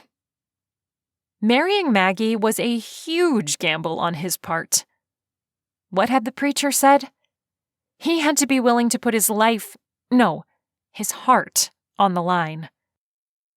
If the Lord was in this, then he had a sense of humor that was slightly sarcastic. The trouble was, being with Maggie was like putting on a pair of leather work gloves that fit just right. Protective, warm, and inviting. How would he ever stick to his side of platonic, with her whole being reaching out to him? He'd have to figure it out, because scaring her off too early could cost him more than his inheritance. It could cost him his heart. Chapter 6. 8 days later, Cash paced the sidewalk in front of City Hall. He wore a button-up shirt and jeans, the closest thing he had to a suit, and the worst look for a wedding ceremony. This was not how he'd pictured marrying Maggie. All those years ago, when she'd wrapped him around her little finger with her innocent smile over a bonfire, he'd imagined himself sweeping that girl off her feet and giving her the world. He'd done it, too, only to drop her 6 months later, when the ugliness of his life had become too much to bear. He had his reasons for breaking up with her, but that didn't make him any less of an idiot for it. If he'd had any sense of self-preservation, he would have stayed with her, clung to her and the goodness she represented. Instead, he'd shoved away the only pure love in his life and joined the military. Boot camp was hard, but better and easier than living under his father's fist. In those lonely nights, just a bunk away from a man who dropped F-bombs in his sleep and another 2 who were jonesing for a fight, he'd picture Maggie in a white dress, walking down the aisle. It was a sweet sort of torture that kept him going, but also kept him from moving on. There was never another woman, not one. He didn't even try. Because once he'd tasted perfection, anything else just wouldn't do. So, by some weird twist of fate, or the hand of God, as the pastor was quick to point out, he was going to marry the woman of his dreams. And she hated him. So strange how life played out. Once again, he'd be living in sweet torture. He'd have Maggie, belong to her, and yet he wouldn't be able to touch her, to kiss her, to hold her in his arms and tell her all the secrets locked away in his heart. He'd sleep across the hall from the woman of his dreams in order to inherit a house he hadn't known existed 10 days ago. He went to run his hand through his hair, a stressed-out habit, but quickly remembered how much time he'd taken to get it to look just right, because he was getting married. If his bride would show up. He glanced at his watch, and then at the parking lot once more, willing her car to appear. He didn't even know what she drove. What was he doing, marrying a woman when he didn't know what she drove? For all he knew, she was up to her eyeballs in debt and would ruin his credit, his business, and the life he'd built in Moose Creek. Their appointment was in 5 minutes. Maggie always pushed a deadline, but she was never late. Her timing was the perfect balance of too cool for the tardy bell, but A+ student. He grinned at that thought. How he'd ever convinced Maggie to go out with him in the first place was a miracle of Jonah proportions. A sleek little black convertible pulled into the lot and parked next to his pickup truck. He'd left the Harley home. There was history with that bike and Maggie, and he wasn't sure flashing chrome in her face was a good idea. Maybe one day they'd be able to talk things through, but today was certainly not that day. According to Mr. Goodall, he had to get married and then present the marriage certificate to the city planner as proof of his marital status. Apparently, Grandpa had spoken to the guy about the house on multiple occasions, and the guy was holding cash to every letter in Grandpa's will. Moose Creek wasn't that large of a city, and they could use something to put them on the map. Mr. Goodall had warned Cash that the city was hungry for him to fail. Maggie slid out of the car, wearing a pair of aviator sunglasses. Dang, that girl could always pull those off. His eyes darted to a matching pair he'd left on his dashboard. No wonder he'd snatched them up when he had the chance. Her hair was down and full, all honey and amber. She'd slammed the car door shut, and he got a look at what she'd worn to their wedding. Hot dang, that woman was fine. A black and white leopard print shirt flowed over her thin frame, while black leather pants hugged her hips and backside. "So, not the blushing bride?" he asked as she approached. He couldn't help the admiration in his voice. Maggie was all girl next door on the inside, but she looked hot. She smirked. "You're the one blushing, big guy." He gulped. "You didn't have those pants in high school." She ran her finger over his chest as she walked past him. "You didn't have all that either." His brain short-circuited at her touch. She made it to the doors and then turned around with her hand on her hip. "Did you forget how to open the door for a lady?" He shook himself. That was more like Maggie. She'd insisted he treat her right from the very first. Because she knew she was worth it, he'd worked overtime to make himself a gentleman. He cleared the steps and reached for the handle. "High maintenance." "And don't you forget it." She winked as she pulled her sunglasses off. "How could I?" he mumbled. He remembered everything about her, which made noticing the differences between high school Maggie and grown-up Maggie that much easier. Something he shouldn't spend too much time doing, because he liked everything on the new version. They went inside, filled out the paperwork, and were soon in front of the judge. The man was one wrinkle away from an old folks' home, but he had a deep voice that rang through his chambers, as if there were 30 people in attendance, instead of the receptionist and another woman who stepped in as witnesses. In hindsight, he should have asked James to stand up with him. Dang. There were times when he realized how messed up he was with relationships because he just didn't think. James would forgive him, but still. "Please join hands." The judge smiled at them as if they were so in love. Cash held out his hands, waiting for Maggie. She looked down at his palms, her eyes wide like those of a deer ready to bolt. Instead of waiting for her to come to him, he slid his fingers down her arms and took her hands in his. Hers were cold, and so he rubbed the backs of them with his thumbs. Her fingers were slack at first, and then they slowly tightened their hold on him. He squeezed her in return. "Do you, Cash, take this woman?" The judge went on. "This woman?" Yes, this woman. Not any other woman. Just Maggie, who'd been in his thoughts every day since he'd said goodbye. The woman he would take as his wife. Her and no one else. Perhaps God really was in this because there was no other woman Cash could have stood here with and said, "I do." Not even for his inheritance. A miracle. That's what this was. "Do you, Maggie, take this man?" Me. Cash silently pleaded with her. "Please take me. Take my broken and my bruised and my damage and my destruction. Take me, Maggie, and make me yours. I'll be a better man for you. I'll be my best man for you for always. You're a lady and a seductress and a Sunday morning at church following a Saturday night under the stars. Take me, Maggie, and I will hold your heart in my hands forever." "I do," Maggie whispered, barely loud enough for the elderly judge to hear, and not at all the declaration Cash needed.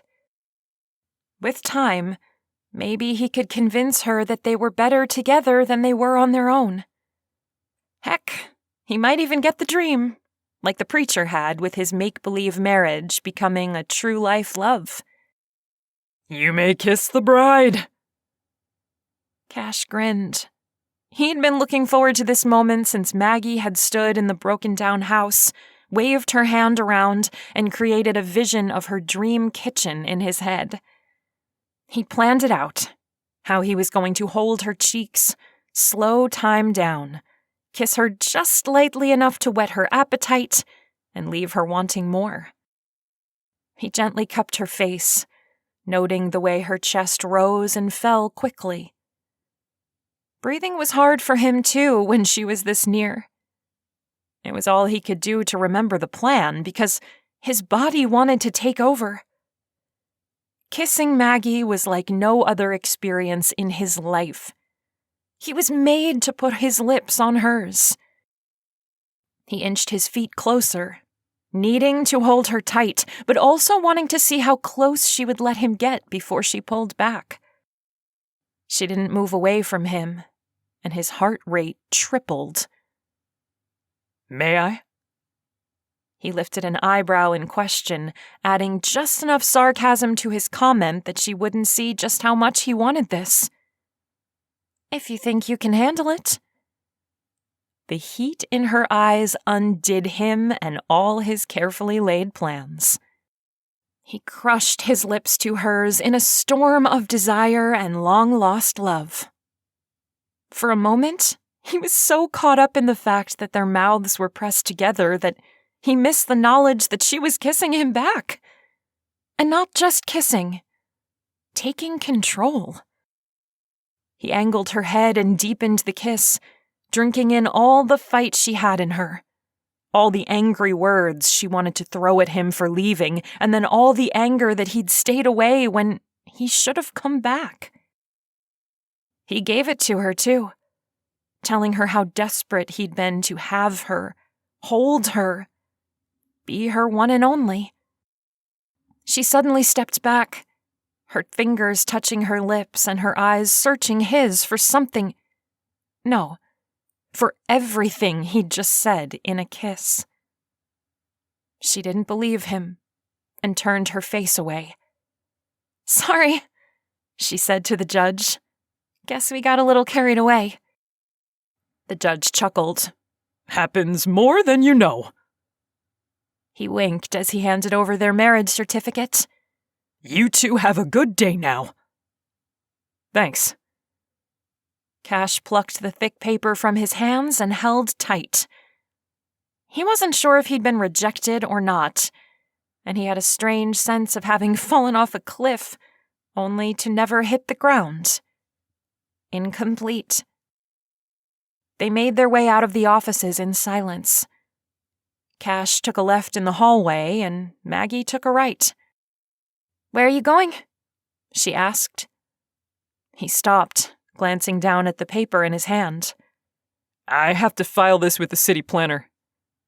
He waved the certificate. "Why?" She fell in step beside him. I have to provide proof that I'm married or the city will come after Grandpa's house, he explained as he pushed through the thin door. The judge's door was made of oak, solid and soundproof. This one was 2 pieces of hardboard with stick framing. Cash found a nameplate on a desk that told him he'd found the right guy. Even though he'd worked with the city inspector on dozens of projects, none of them included working with Mark Murdoch.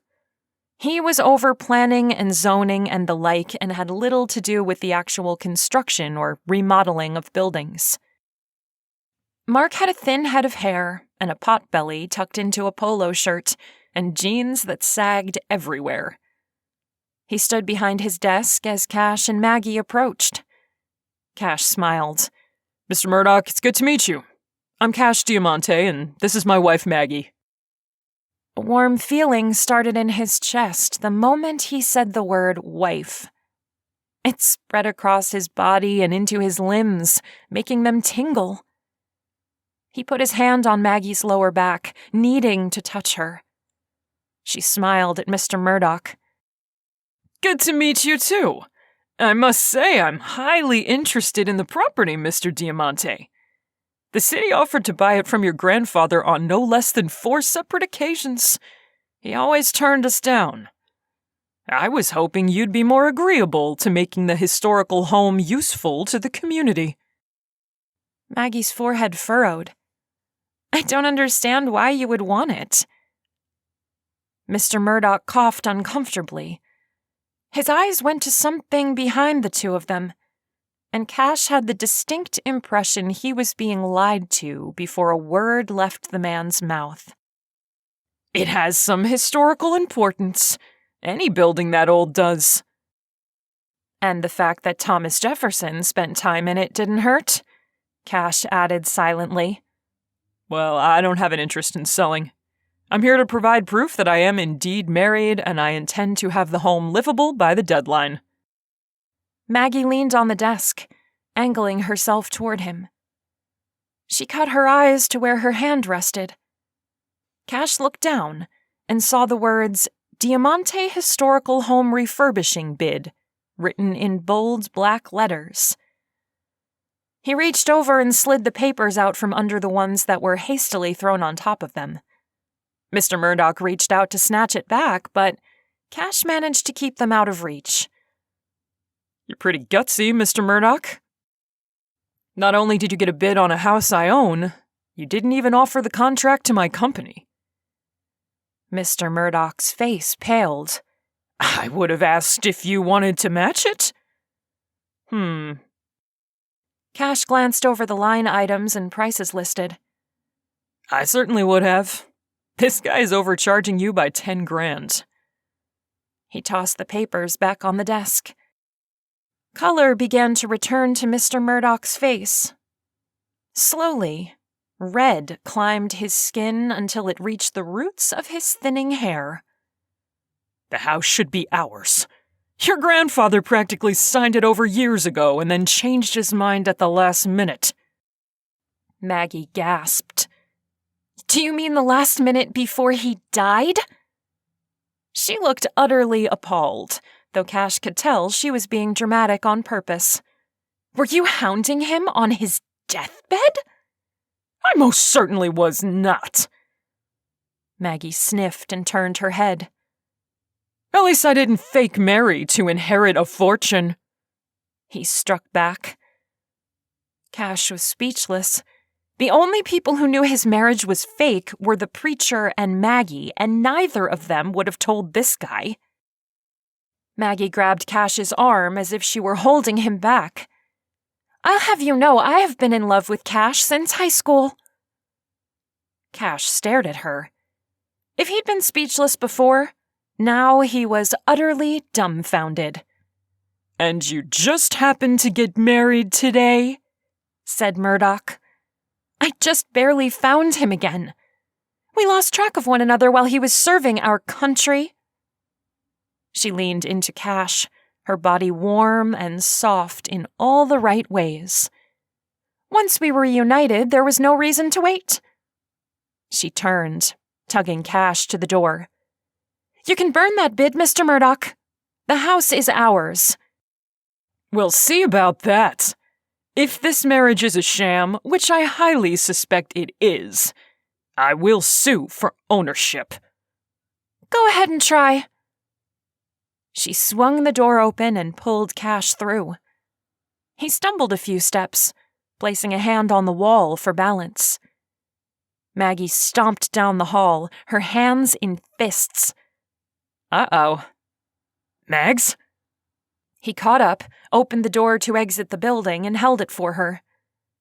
She continued on, her angry face glowering at the sunshine, flowers, and budding trees.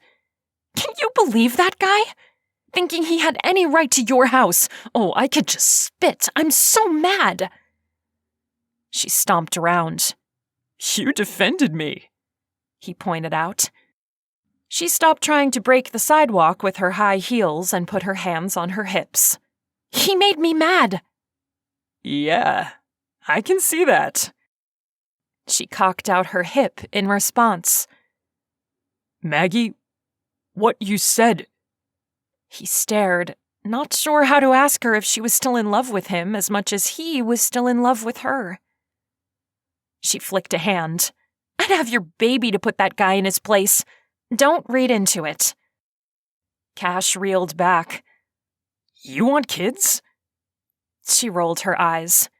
That's what you got out of that? Of course I want kids, don't you? Yeah, but you never said anything before. I was 17 years old.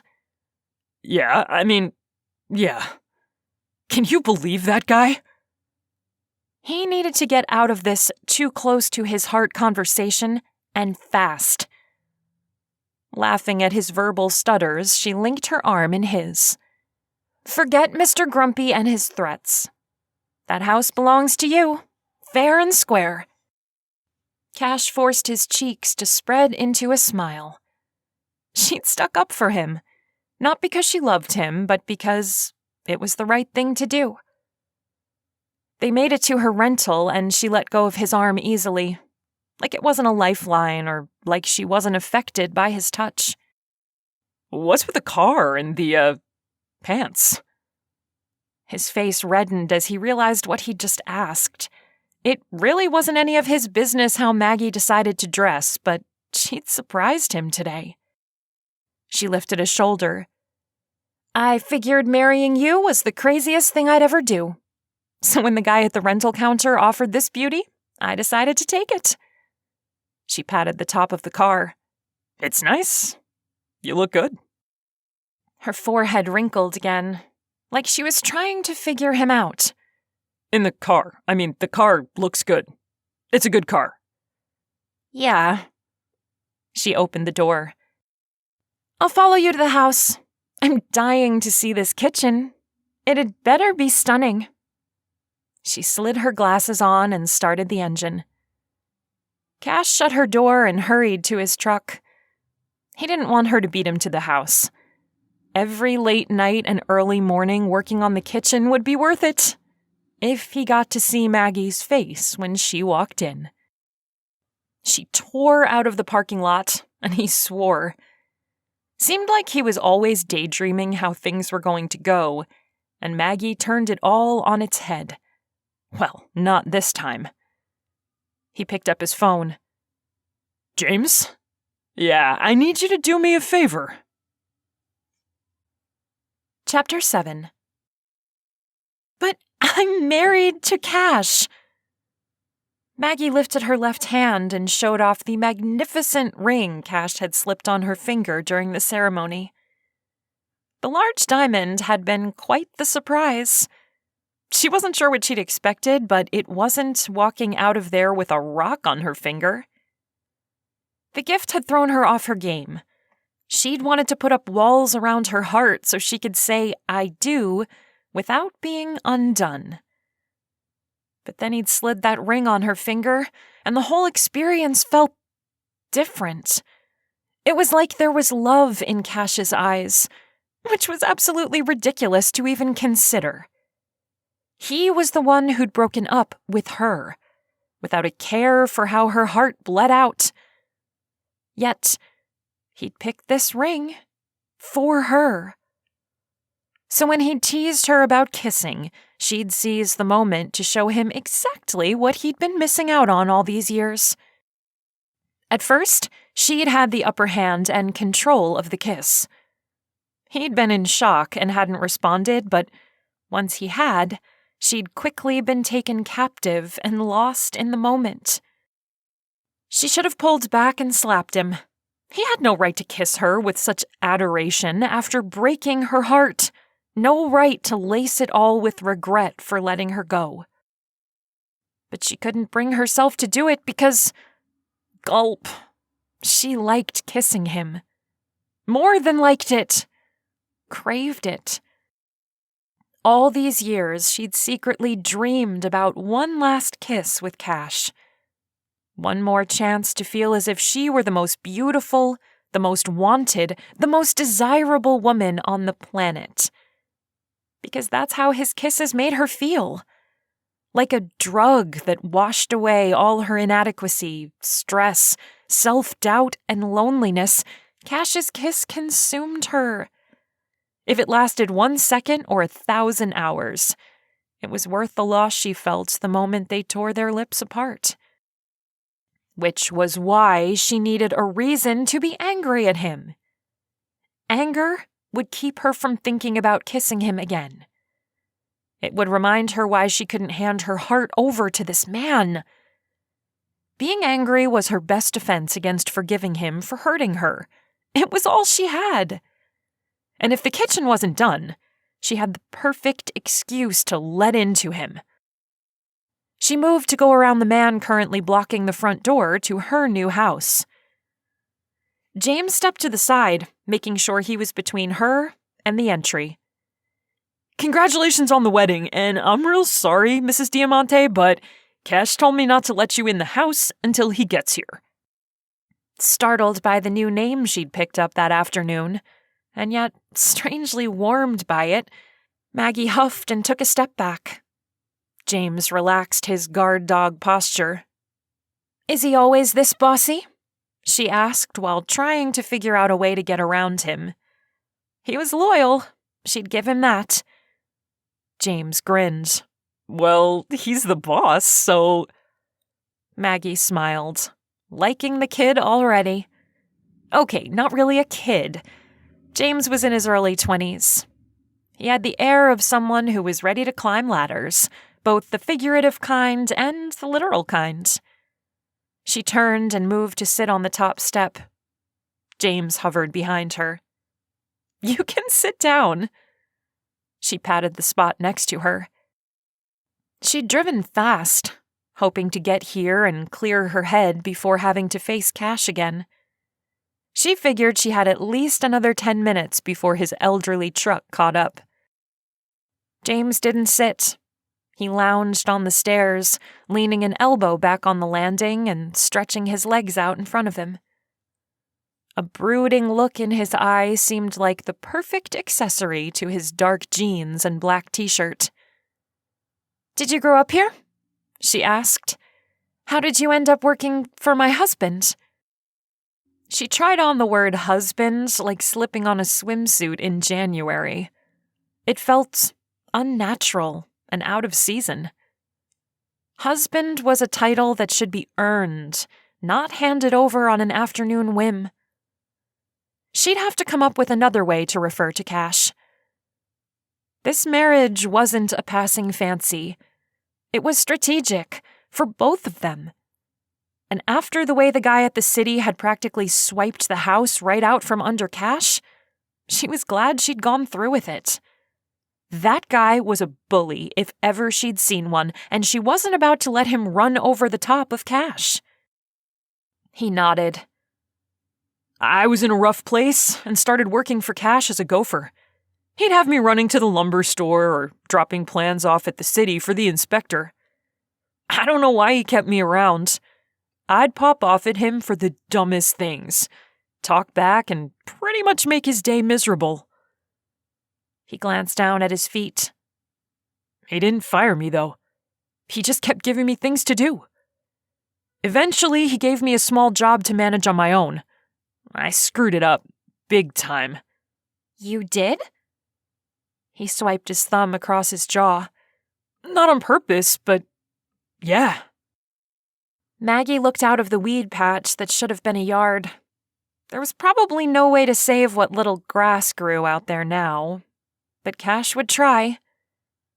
Cash showed me how to fix it, what I'd done wrong. And then he gave me another job. Maggie smiled. That sounded like him. I swore I'd never make the same mistake, and I didn't. I made new ones. But Cash didn't yell or dock my pay.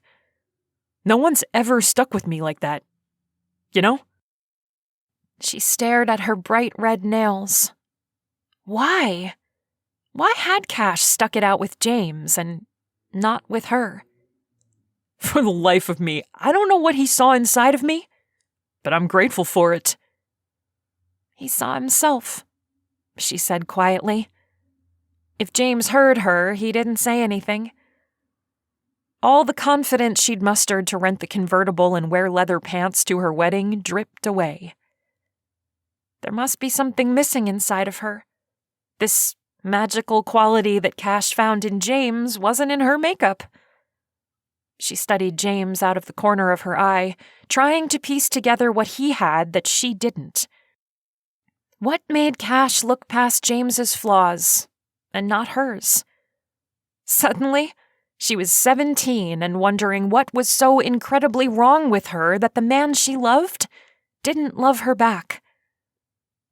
Cash's pickup came down the lane, driving at turtle speed. She gritted her teeth. He was only going so slow to prove that he had control of the situation. His guard had kept her out of the house, just like Cash knew he would. Her head start had been brought to a screeching halt. Ugh! He was so infuriating! Standing, she brushed off her backside. Cash parked, looked at his phone, rolled up a window, and then finally got out of the car. What are you waiting for? He asked as he made his way up the steps, a cocky little grin on his face. James looked back and forth between the two of them. I'm gonna take off, he said. And he did. He hightailed it to his truck, glancing over his shoulder like someone who couldn't take their eyes off a train wreck. She glared at Cash. I thought you'd be a little more eager to carry me over the threshold. His chin jerked back. I hadn't thought of that. He stalked forward, and Maggie suddenly regretted her flippant answer. Her stomach dropped to the ground so fast, she felt like the rest of her was floating. Like that time she'd ridden the Death Screamer roller coaster, lifting out of her seat. She held a palm out in front of her. I was joking. Cash, don't you dare lay a hand on me. She backed up the steps, keeping her eyes on him. What kind of man would I be if I didn't follow tradition? His eyes danced. The kind who isn't really married? Oh, I'm married. Got the paper to prove it. He moved closer, taking the steps with measured movements, his arms out like he was going to pounce. And I'm taking my woman home. For a brief moment, Maggie wondered what it would be like to allow herself to want this. Want him. To be swept away in his arms and whisked off to their honeymoon suite. The bliss of it all was too much to bear. Knowing that they could have had that together, and instead she didn't trust him, created an ache in her chest. Before she could fall all the way into the sadness, Cash lunged forward, throwing her over his shoulder. She screamed and kicked in surprise. Cash Diamante, you put me down! Can't do it, darling. He smacked her backside. I gotta do this right. Fury surged, and she pounded on his back, feeling proud when he involuntarily grunted. Good. She hoped it hurt. He kicked the door open and plopped her onto her feet, letting go before she was stable. These red heels might be the death of her. You're despicable, she spat as she stumbled toward the kitchen. Her goal was to get in there and tell him everything he'd done wrong. There was no way he'd been able to remodel the whole room in the amount of time she'd given him. If it was done, then it was shoddy work. Cash chuckled behind her, the sound grating on her last nerve. She went through the family room, noting that the window openings were bigger with plastic covering the openings. The kitchen opened up in front of her, and she stopped so fast Cash bumped into the back of her. Grabbing her upper arms, he kept her from flying forward by pulling her against his chest. She leaned into his hard body, needing the support because she couldn't seem to breathe. The room was so beautiful. Cash! His name came out in a whisper of awe. Not at all what she was going for, but there was nothing she could do about it. This kitchen was everything she'd ever dreamed of having. The exposed red brick was the perfect backdrop for the off-white cabinets that gleamed in the sunlight filtering through the massive windows. Those windows aren't original. She wasn't reprimanding him, but thanking him for giving more light to the space. He let her go, nudging her slightly in the process. She stepped forward and ran her hand over the granite countertop. The smooth surface begged her to knead bread and roll out pie crusts. She wanted to lay across it in a hello hug. The floorboards creaked lightly under her feet, an endearing touch as it spoke of the care of those who'd installed it, and also those who'd refinished the surface with care. There was a tinge of lacquer scent, which she'd soon drown out with the smell of roast and carrots and cookies and tarts. 2 sinks dotted the huge island, one on each side, with matching dishwashers. A 3rd brass farmhouse sink sat under the window.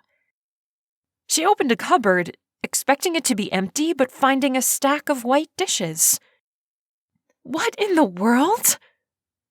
She opened another one, finding pastel-colored mixing bowls. A drawer revealed dishcloths and towels, a KitchenAid mixer, a rolling pin, mixing spoons, spatulas, flour, sugar, spices, olive oil. The state-of-the-art fridge had all the essentials. She scanned the room and found the old baby blue refrigerator near the back door. It hummed loud enough to be the background soundtrack in a movie theater. Inside were old-fashioned soda bottles. Tears filled her eyes. Cash stepped forward. Mags? "It's perfect," she choked. "The whole thing is exactly like I pictured it, you big jerk." Before the tears could fall and give away how truly touched she was by Cash's huge gesture, she shoved past him and ran out the front door. Maggie? "I'm going to town to pick up a few things." She didn't look back. She had to get away from all this, all of Cash. Her once-upon-a-dream life was here, right under her fingertips, and she couldn't allow herself to be a part of it. Because once the house was done, once Cash was in the clear with the lawyers and city and such, he'd walk away, just like he'd done before.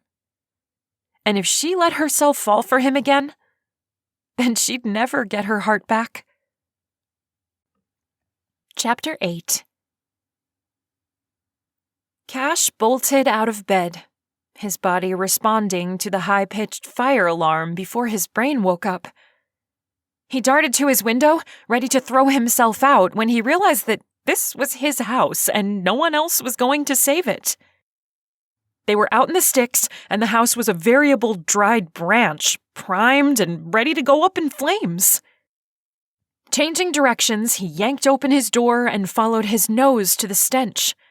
He barreled into the kitchen and came to an abrupt stop. What the heck are you doing? He yelled to Maggie over the repetitive and annoying screech. She stood on the granite countertop, waving a cookie sheet under the fire alarm. The oven door hung open and smoke poured out. She'd opened the back door and the window above the sink. The room was cold, and he shivered, realizing he was in his pajama bottoms and nothing else. Maggie kept her eyes on the alarm as she fanned frantically. Her face was bright red, and he'd bet money it was from embarrassment and not the effort to clear out the smoke. "I'm making breakfast," she yelled back. More like, he said in a regular voice, burning it. The alarm cut off, and his last words hung in the air, stinking up the space between them just as badly as her burnt offering. She glared down at him, gripping the cookie sheet. "I'm learning the oven, okay?" Her gaze dropped, and her eyes widened slightly at the sight of his bare chest. She quickly took an interest in the countertop beneath her bare feet. Cash held up a hand, offering to help her down. She scrambled to the floor on her own, and he let his hand drop. Apparently, she hadn't gotten over whatever had made her rush out of here yesterday afternoon and not return until almost dark. She'd greeted him while dragging her suitcase to her bedroom, and then locked herself in for the night. Not exactly the first night as man and wife that he'd pictured. There were notes all over the counter, scraps of paper that were torn from a planner or pieces of used envelopes. What's all this? She frowned, My book. What will become my book. I've got to get it organized into sections. She picked up a couple papers, glancing at the words scribbled on them, and then sighed and put them right back where they were. Cash's heart leapt. He could do something about this. Come here. I want to show you something. What? Maggie asked without an ounce of trust. You'll like it, I promise. He made his way through the family room and then around to the small door situated on the back of the grand staircase. She followed slowly behind him, keeping at least 4 feet between them. He put his hand on the oddly shaped brass knob. No one has seen this, so the space is dusty. But I'll clean it up for you if you want to use it while you're here. She squinted. How about you work on a toilet that flushes the first time? He chuckled. They were sharing a bathroom because the hallway one was the only one that worked. The plumbing needed a major overhaul, which became apparent as they remodeled the kitchen. He managed to get the sink, dishwasher, and ice maker on the new fridge to work. For now. The plumber wasn't optimistic about the sewer, though. They were on a septic system that would probably need to be dug up and replaced. He had months to do that, though, and only 5 weeks left to get this house livable. Which meant he only had 5 weeks with Maggie. It didn't seem like enough time. It's on the list, he promised. But this wasn't. He swung the door open and flipped on the light, casting a yellow glow over the clever office space. Maggie leaned around him to get a look. The door had been made hundreds of years ago, when people weren't 6 feet tall. He held out a hand, motioning for her to go in first. She stepped inside and spun in a small circle. Cash cursed himself. I should have cleaned it up before I showed you. She held out a hand to stop his protests. It's amazing! She brushed her hands over the dusty shelves, not even wiping her hands on her pants after. For some reason, he liked that about her. Liked that she wasn't afraid to get dirty. He tried to hold back his smile. He didn't want her to know how much it pleased him that she could see past the dust and lack of use to find the gems in this hidden room with a history. Stepping in and pretty much taking all of the space, he reached over and swiped his palm over the roll-top desk. This is what I wanted to show you. He grabbed the knobs and heaved, rolling the top up and creating a line of cubby holes. Can you use this to organize your recipes? She moved next to him so she could inspect the desk. Their arms brushed and his skin prickled with awareness. She smelled like smoke and sugar, the strangest attractive combination. It brought to mind campfires and burnt marshmallows. Inside the desk wasn't as dusty as the outside. He leaned in, looking for signs of mice, and found none, thank goodness. Surely, there wasn't much in this office space that a shop vac in a half hour couldn't make better. Her hand reached out, and she counted the cubbies. 24, she said under her breath. Leaning closer, she rubbed her hand on the wall. Is that fabric? Cash touched the wallpaper. The material was soft. I think it's wallpaper. How old is it? She asked, rubbing a little harder to reveal a beautiful scroll pattern on a silver blue background. I'm not sure. Maybe original to the house?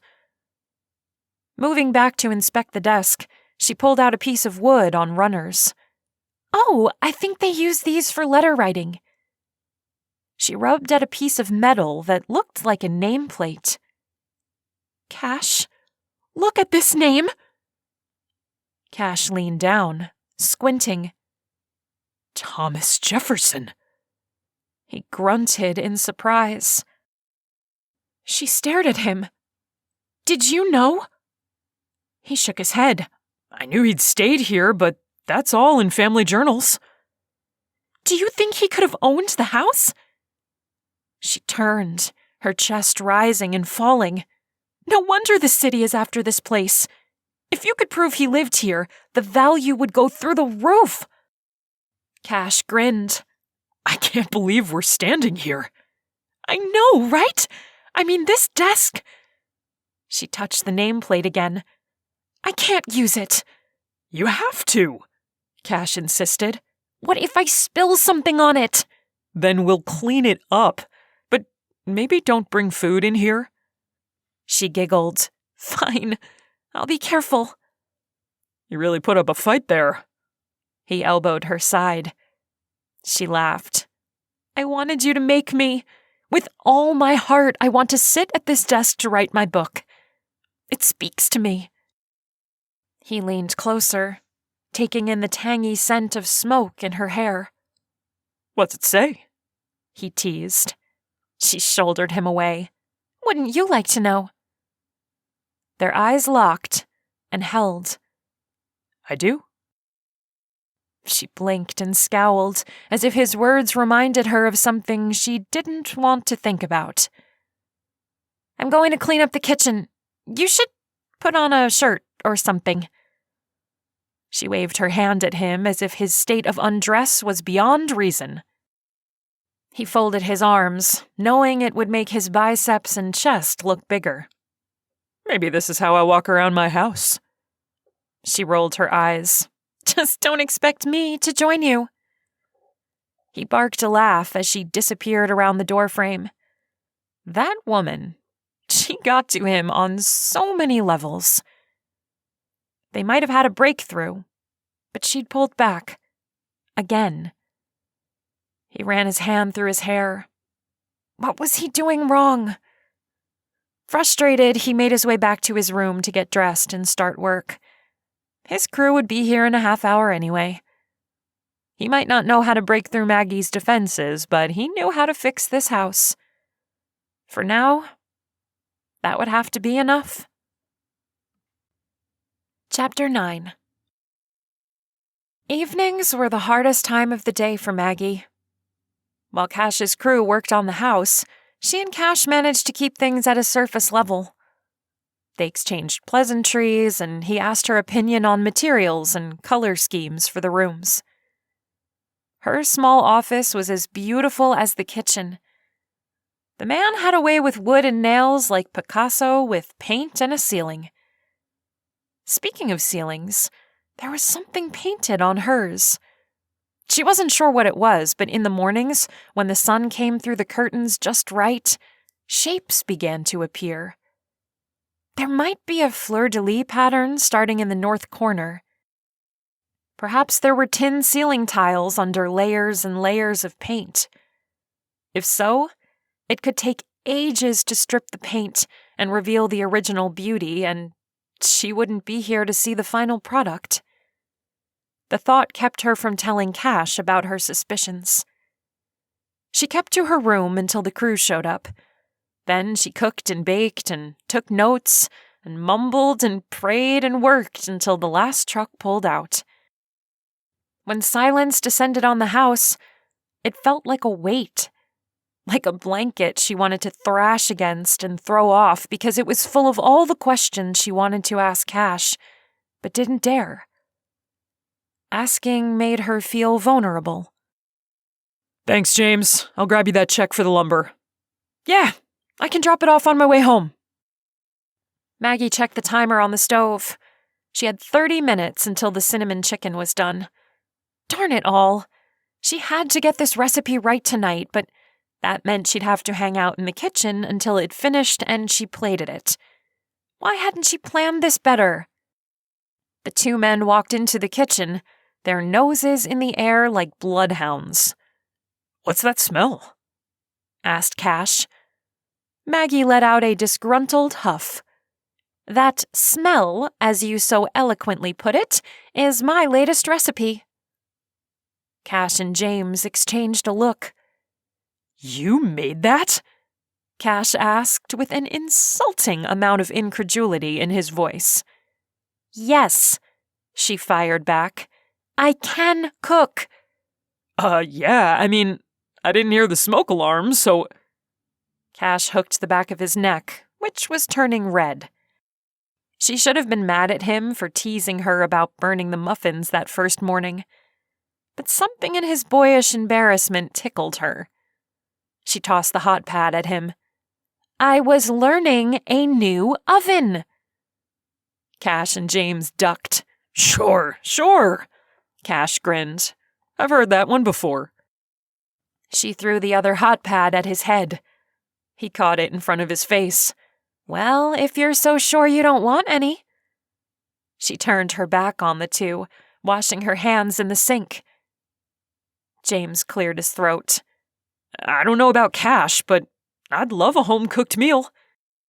Maggie perked up. She hadn't cooked for anyone in a while, and getting a second and third opinion on the cinnamon chicken would be so helpful. As much as she trusted her own taste buds, she desperately wanted to see the effects of her food on other people. That was the whole point of the cookbook, bringing families together. She turned, leaning one hip against the sink. Well, if you really want to try it, you should go wash up. James grinned. I'm on it. He took off down the hall. Hey! Cash yelled after him. This is my house. He picked up speed. I get first dibs on the bathroom. Maggie shook her head at the two of them. They acted like brothers more than employer and employee. She opened the fridge and pulled out the asparagus and butter. She had just enough time to fry the vegetables and get the rice in the rice cooker before the meat was done. She turned on the oven light and checked to make sure it wasn't ready yet. The last thing she needed was to overcook this meal. She'd never hear the end of it. Pretty soon, she had a kitchen full of bubbling and sizzling noises, and the smell of butter melting filled the air. She took a deep breath, enjoying the sense that all was right with the world. See, this was what she loved about cooking. What she wanted to bring into people's homes with her cookbook. This feeling that good things were about to happen. Deciding to civilize the apes pounding away down the hall, probably wrestling for a position in front of the sink, she pulled out the white plates. Smiling to herself, she rolled her eyes at them. Their antics made this place feel homier. Just as she was setting the glasses on the table, they piled through the door, holding their hands up in the air to prove they were clean. Have a seat. She pointed to the two chairs at the end of the table. Do you want help? Cash asked, hovering while James slid into his chair. He had such a hopeful look on his face that it tugged at Maggie's heartstrings. He'd said that he came from a rough background. How many family meals did he share? Her mom and dad had taken turns cooking dinner for the three of them. She'd never had to wonder when or what she would have for dinner, because it happened every night at 6:30. I got this. She smiled softly at Cash. He hadn't had family dinners either. Putting food in front of them, food she'd carefully flavored and prepared, provided a sense of accomplishment and also a feeling of being kind. Was it prideful to think that way? To recognize that she was extending a kindness that these two obviously craved? She hoped not. The feelings inside of her didn't make her feel above them or like she was some sort of saint. The warmth in her soul was more like God could see what she was doing, and it made him happy. She hoped they liked the cinnamon chicken. It could be an acquired taste. Although, watching them choke it down if it was awful would be hilarious. Neither would want to hurt her feelings by telling her it was awful. She'd seen enough of them over the last few days, listened to the way they talked to their crews, that she knew they were good guys. Cash reached out and touched her arm. Thank you. His voice was low and his touch soft. Her heart stopped, her breath caught, and 1,000 memories washed over her. all of them filled with the sense of being cherished and cared for above all else. The oven timer went off, breaking the spell he'd cast over her. She turned away from him, grateful for the work that allowed her to gather her thoughts. Keeping her hands busy was a good defense against thinking about what had just happened. The things she thought she felt around Cash were fake, or at the very least, they were one-sided. She might have felt cherished by him at one point, but he didn't actually cherish her. If he had, he wouldn't have broken up with her. Cash was an easy fall and a hard landing. She needed to remember that. She quickly plated 3 meals and brought them to the table, resting the third plate on her forearm like a talented waitress. This looks so good. James lifted his fork, ready to dive in. Do you mind if we say grace? Asked Cash. Maggie about fell out of her chair. You want to pray? He folded his hands together and bowed his head. She and James quickly followed his example, and Cash spoke a simple blessing over the food, thanking the Lord for Maggie and her efforts. That feeling of being special came up again, and Maggie grabbed a hold of it and pulled it back, trying to stuff it into the box it popped out of. They chorused an amen, and then James and Cash dug in. Maggie was too nervous to eat. She cooked often when she had a kitchen. It had been a while, and this was one of the recipes she wanted in her cookbook. If it was horrible, she would call Sammy and ask him to drop her as a client. Cash chewed his first bite, his eyes closing in pleasure. He tucked in for a second, and then a third. Maggie shifted her gaze to James and found that half his chicken was gone. Cash glanced up from his plate. He saw that she wasn't eating and paused with his fork in the air. Did you poison it? What? Maggie blurted. James stopped eating, watching the two of them with a deep level of interest. You're not eating. He dropped his fork. Are you trying to kill me so you inherit the house? What? I can't believe you. Of all the rotten... She sputtered out the first half of every insult that came to mind. James chuckled, quickly covering his mouth with a napkin. He speared a piece of asparagus and chewed with exaggeration. What a way to go. Maggie flipped back to Cash. The white sugar sprinkles against a gray background in his eyes sparkled with mischief. It took her a moment to wade past her insecurities and realize he wasn't insulting her cooking. You shouldn't tease me about food. She grabbed the edge of Cash's plate and started to pull it away from him. Or you won't get any more. She smiled, hoping he knew she was teasing him back. Wait, wasn't teasing another form of flirting? Shoot, had she just flirted with him? It didn't matter. Unintentional flirting didn't count in the scheme of things.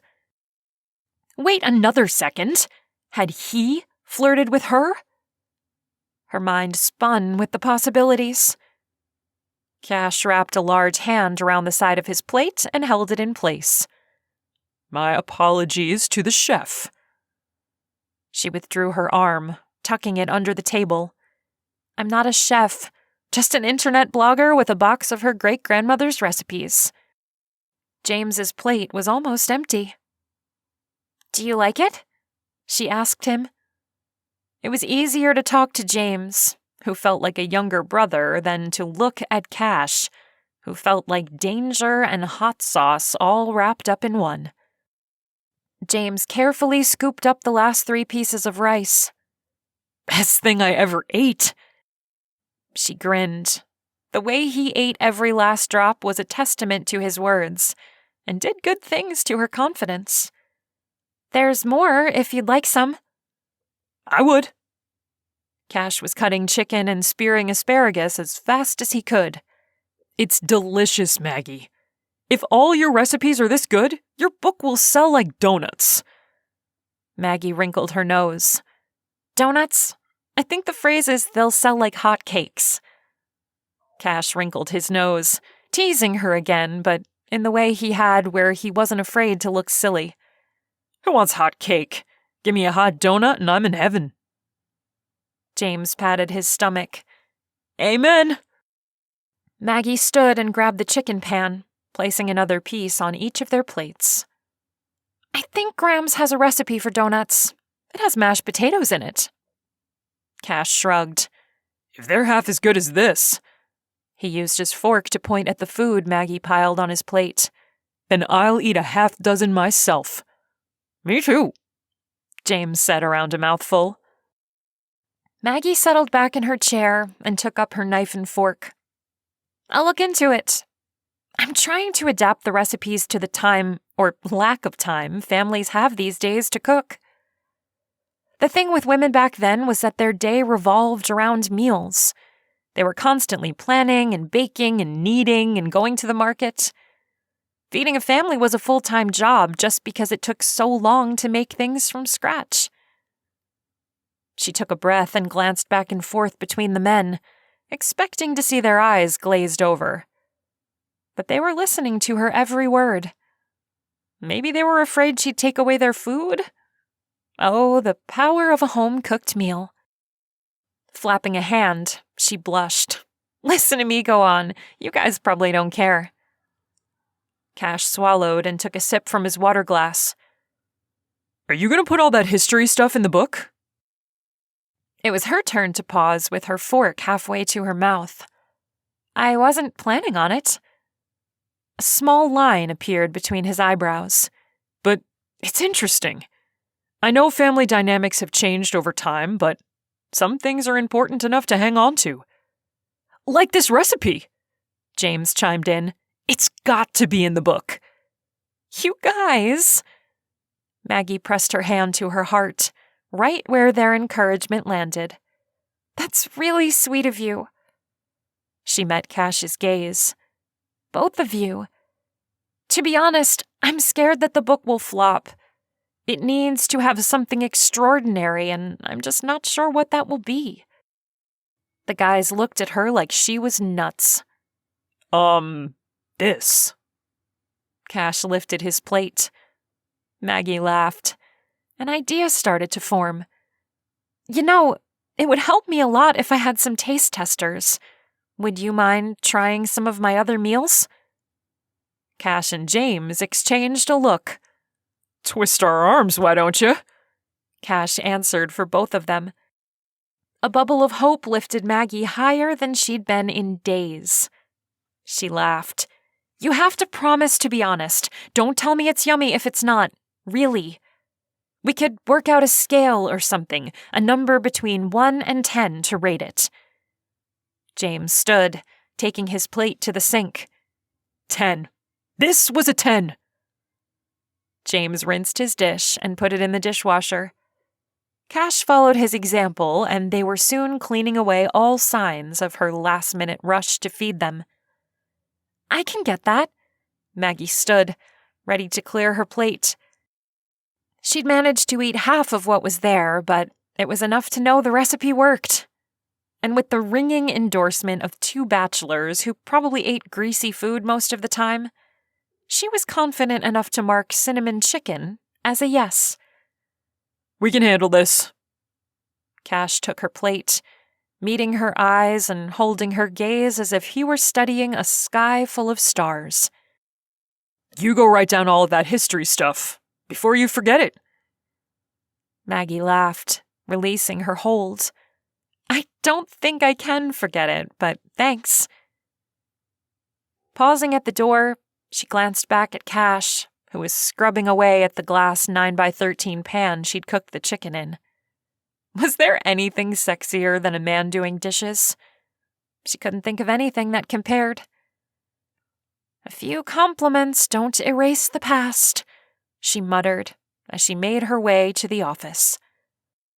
Once inside, she sat down and opened her laptop. Thinking back on the meal, Cash's and James's reactions, and the compliments that flowed like ketchup at a barbecue, She began to write what was in her heart. Sharing a meal, no matter the quality, has the ability to bring people together. Perhaps that's why dates often include dinner and why we screen potential lovers over coffee instead of a full meal. Not only does a meal take time, but it provides a certain amount of intimacy, especially when one cooks for a guest. If we go to all the trouble for a date, shouldn't we continue to make that effort for our families? Constantly caring for the needs of those we care about the most brings us together. Is it always accompanied by gratitude? I'm sorry to say, it is not. Cooks are constantly taken for granted, and even insulted. But it's not always what you get out of making a meal that matters. Sometimes what matters is what you can give. She paused, wondering if she'd given anything to Cash and James tonight. Food, certainly, but perhaps a little more. Maybe they felt the connection she'd felt, like they were more than just roommates and coworkers, like they were a small family, at least for 45 minutes. With a sigh, she admitted that 45 minutes wasn't nearly long enough to undo the lifetime of neglect and abuse they'd both suffered. Nor was it enough for her. She liked the way she'd felt tonight, and she wanted more of it. She thumbed through Graham's recipe box. Looked like spud nuts, as the donut recipe was called, were on the menu for tomorrow morning. She was dying to see if they reeled in the men like Cash claimed. Chapter 10. Cash had been up late making sure the kitchen was spotless. That was why, when he walked in the next morning and found the island covered in trays of donuts, the back counter splattered with batter, and the oven splattered with grease, he let out a strangled cry. Maggie spun around from her place in front of a large pan full of bubbling oil. "Good morning!" Her welcome smile was like a ray of sunshine that hit him square in the chest and stole his breath away. "I made a batch of Graham spud nuts and then had ideas for 7 variations." She fished a donut out of the oil and dropped it into a bowl full of cinnamon and sugar. Flipping it once, she wiggled it to make sure it was completely covered before placing it on a tray and setting the whole thing on the bar with the rest. Cash raked his gaze up and down the display. There were iced and sprinkled donuts, chocolate-coated ones, frosted decadents, and plain glazed, not to mention the cinnamon sugar variety, and several others he didn't have names for. Is that blueberries? He pointed to one tray. Maggie wiped her hands on her frilly apron. Honestly, he'd never seen anything with that many ruffles. The whole thing was ridiculous, and yet it fit Maggie to a T. Colorful, vibrant, with 2 contrasting cherry prints. The whole thing just looked happy. He'd forgotten that about her, that she was a pot of joy. Though how he could forget was beyond him. "Blueberry with a little lemon and poppy seed." At that point, I was just throwing things in the batter and hoping for the best. She swiped the back of her wrist on her forehead to get the hair off her face. She wore her locks up in a messy knot on her head and had pieces falling down to frame her face. He wanted to reach out and tuck one behind her ear, but was able to keep himself in check. When he touched her, the air grew thick and his body grew heavy with desire for more. That just wouldn't do. Not if he wanted to keep her around for the 6 weeks required by his grandfather's will. Or longer, though the likelihood of her staying was small. "What time did you get up?" he asked. She looked fresh and beautiful, ready to start the day. The amount of donuts on the counter said she'd been at this for a while. 4:30? She answered with a question. "I'm not sure. I was really excited to have someone taste things, so..." I can't believe I slept through your shower. He scrubbed his face. Yeah, that pipe is still banging. Every time they turned on the shower, a pipe wiggled in the wall. He had a sinking suspicion that they were on borrowed time with that one. I'll move it up the list. The plumbing overhaul wasn't part of his initial remodel. He planned on making the place livable, not thrivable. However, living here brought up new issues.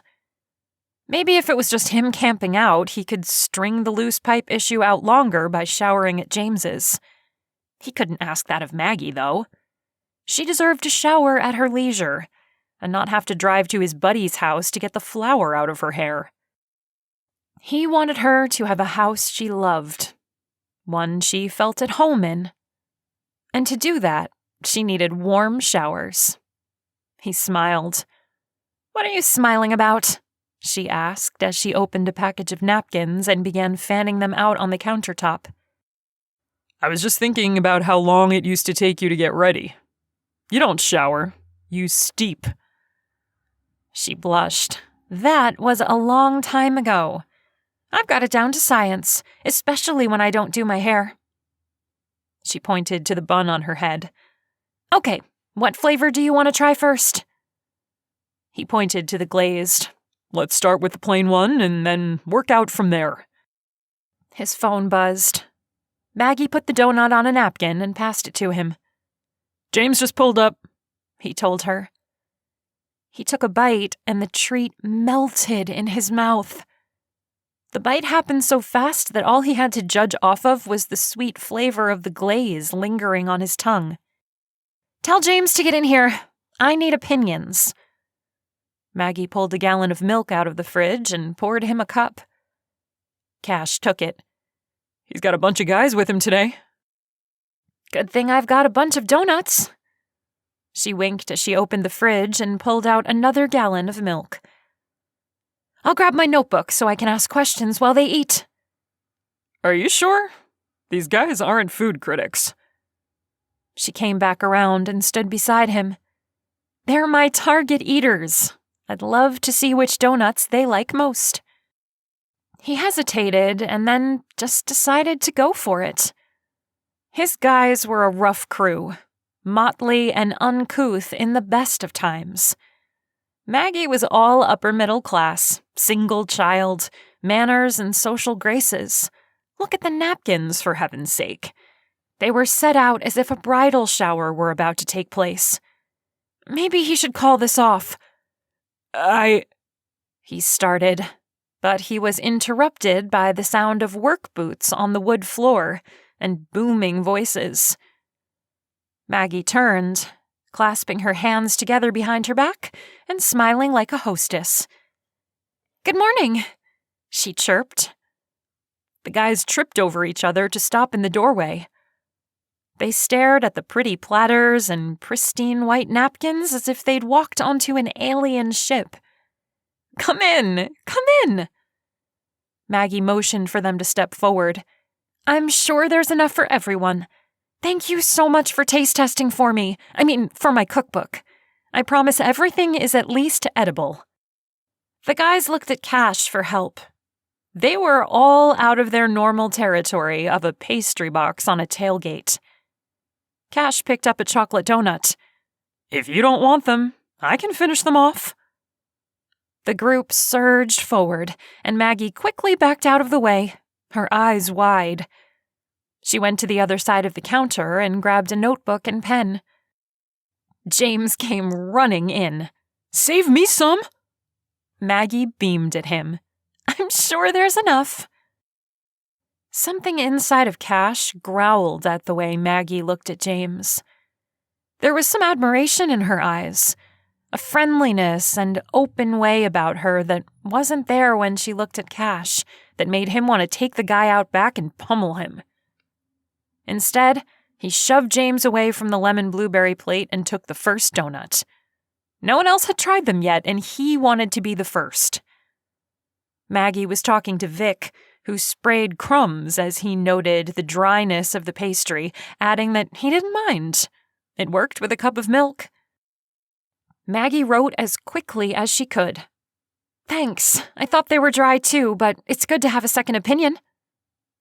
Vic grinned like he'd won an award. It took an embarrassingly short amount of time for them to decimate Maggie's beautiful display. Every guy tried every flavor, and Maggie did her best to get their reactions on paper. Cash noted that she didn't shy away from Timmy, the guy who respectable women crossed to the other side of the street to avoid. He wasn't dangerous at all. He'd done some time in prison when he was 18 for stealing food at a gas station to feed his younger sister and mom. Prison changed a person, especially when they went in at a young age. He'd been tatted up and shaved his head and bench pressed 250 pounds, but his heart was even bigger than he was. Maggie tapped the end of her pen on her chin as she looked up at Timmy. "So you think it needs more cinnamon?" He nodded. I get a lot of the sugar, but I want more bite. He snapped his teeth at her to demonstrate. Cash cringed, ready to make his apologies for his employee.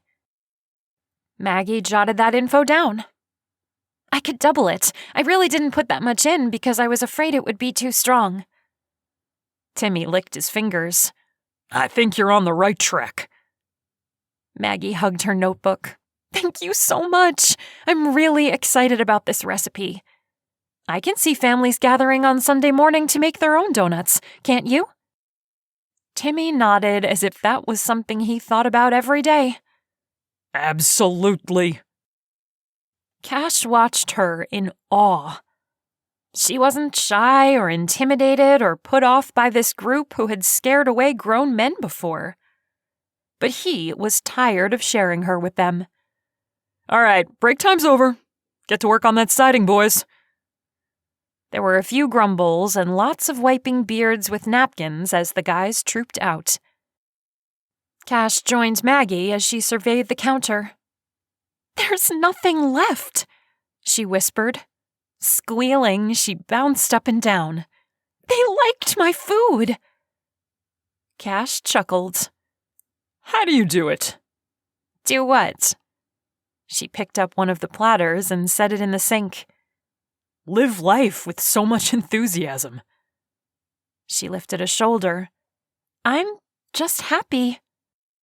He placed a hand on hers, drawing her attention away from cleaning up and putting it all on him.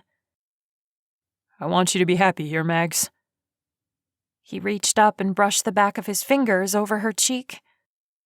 Her eyes became dewy and warm, her lashes framing them to perfection. He'd always liked her dark eyelashes. If he brushed his thumb over them, she'd giggle. Something shifted behind her gaze, and she pulled slightly away.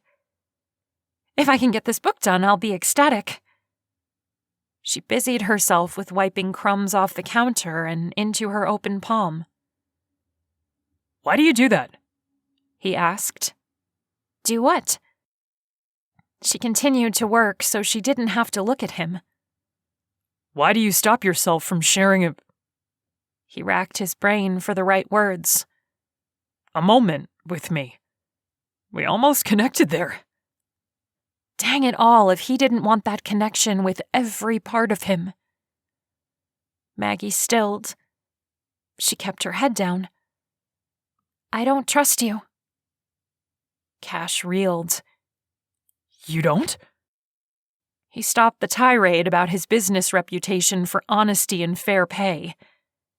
He kept himself from laying out his conversation to Jesus, and the way his heart was open to whisperings of the Holy Spirit. You don't know me, he finished. "You're right. I don't. I don't think I ever did." She opened the dishwasher and began loading it, noisily. The crash of dishes and the shaking of the plastic tray seemed to mirror the emotions crashing around the room between the two of them. "You broke my heart, Cash. I gave it to you. I trusted you with it, and you broke it." Crash went a plate. Bang went a wooden spoon. Cash couldn't bring himself to look away. All those years ago, after he'd broken up with her, He'd not allowed himself to look at her for fear of what he'd find. He didn't want to believe he'd hurt her, even though he knew he had. And because he didn't turn from it, he was hit full force with the pain that Maggie carried in her heart. A pain he'd put there. He was such a jerk.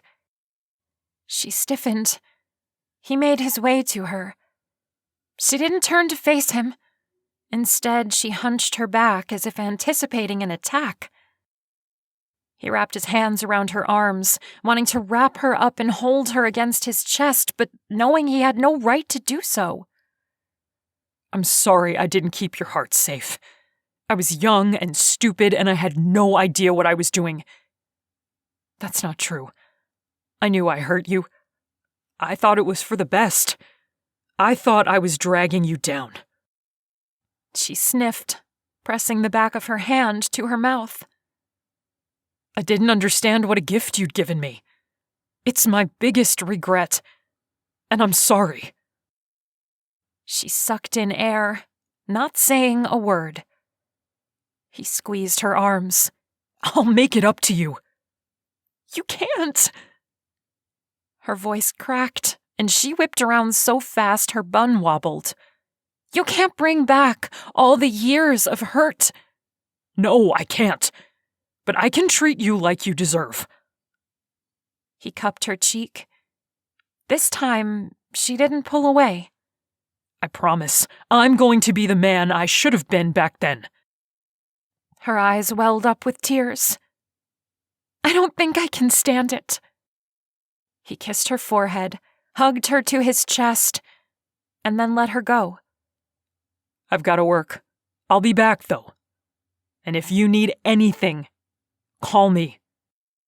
He left her there, sniffling, because he didn't know what else to do.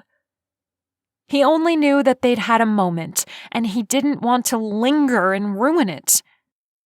The hurt in Maggie's eyes was as real today as it had to be in high school. She truly had loved him. The knowledge was empowering and devastating at the same time.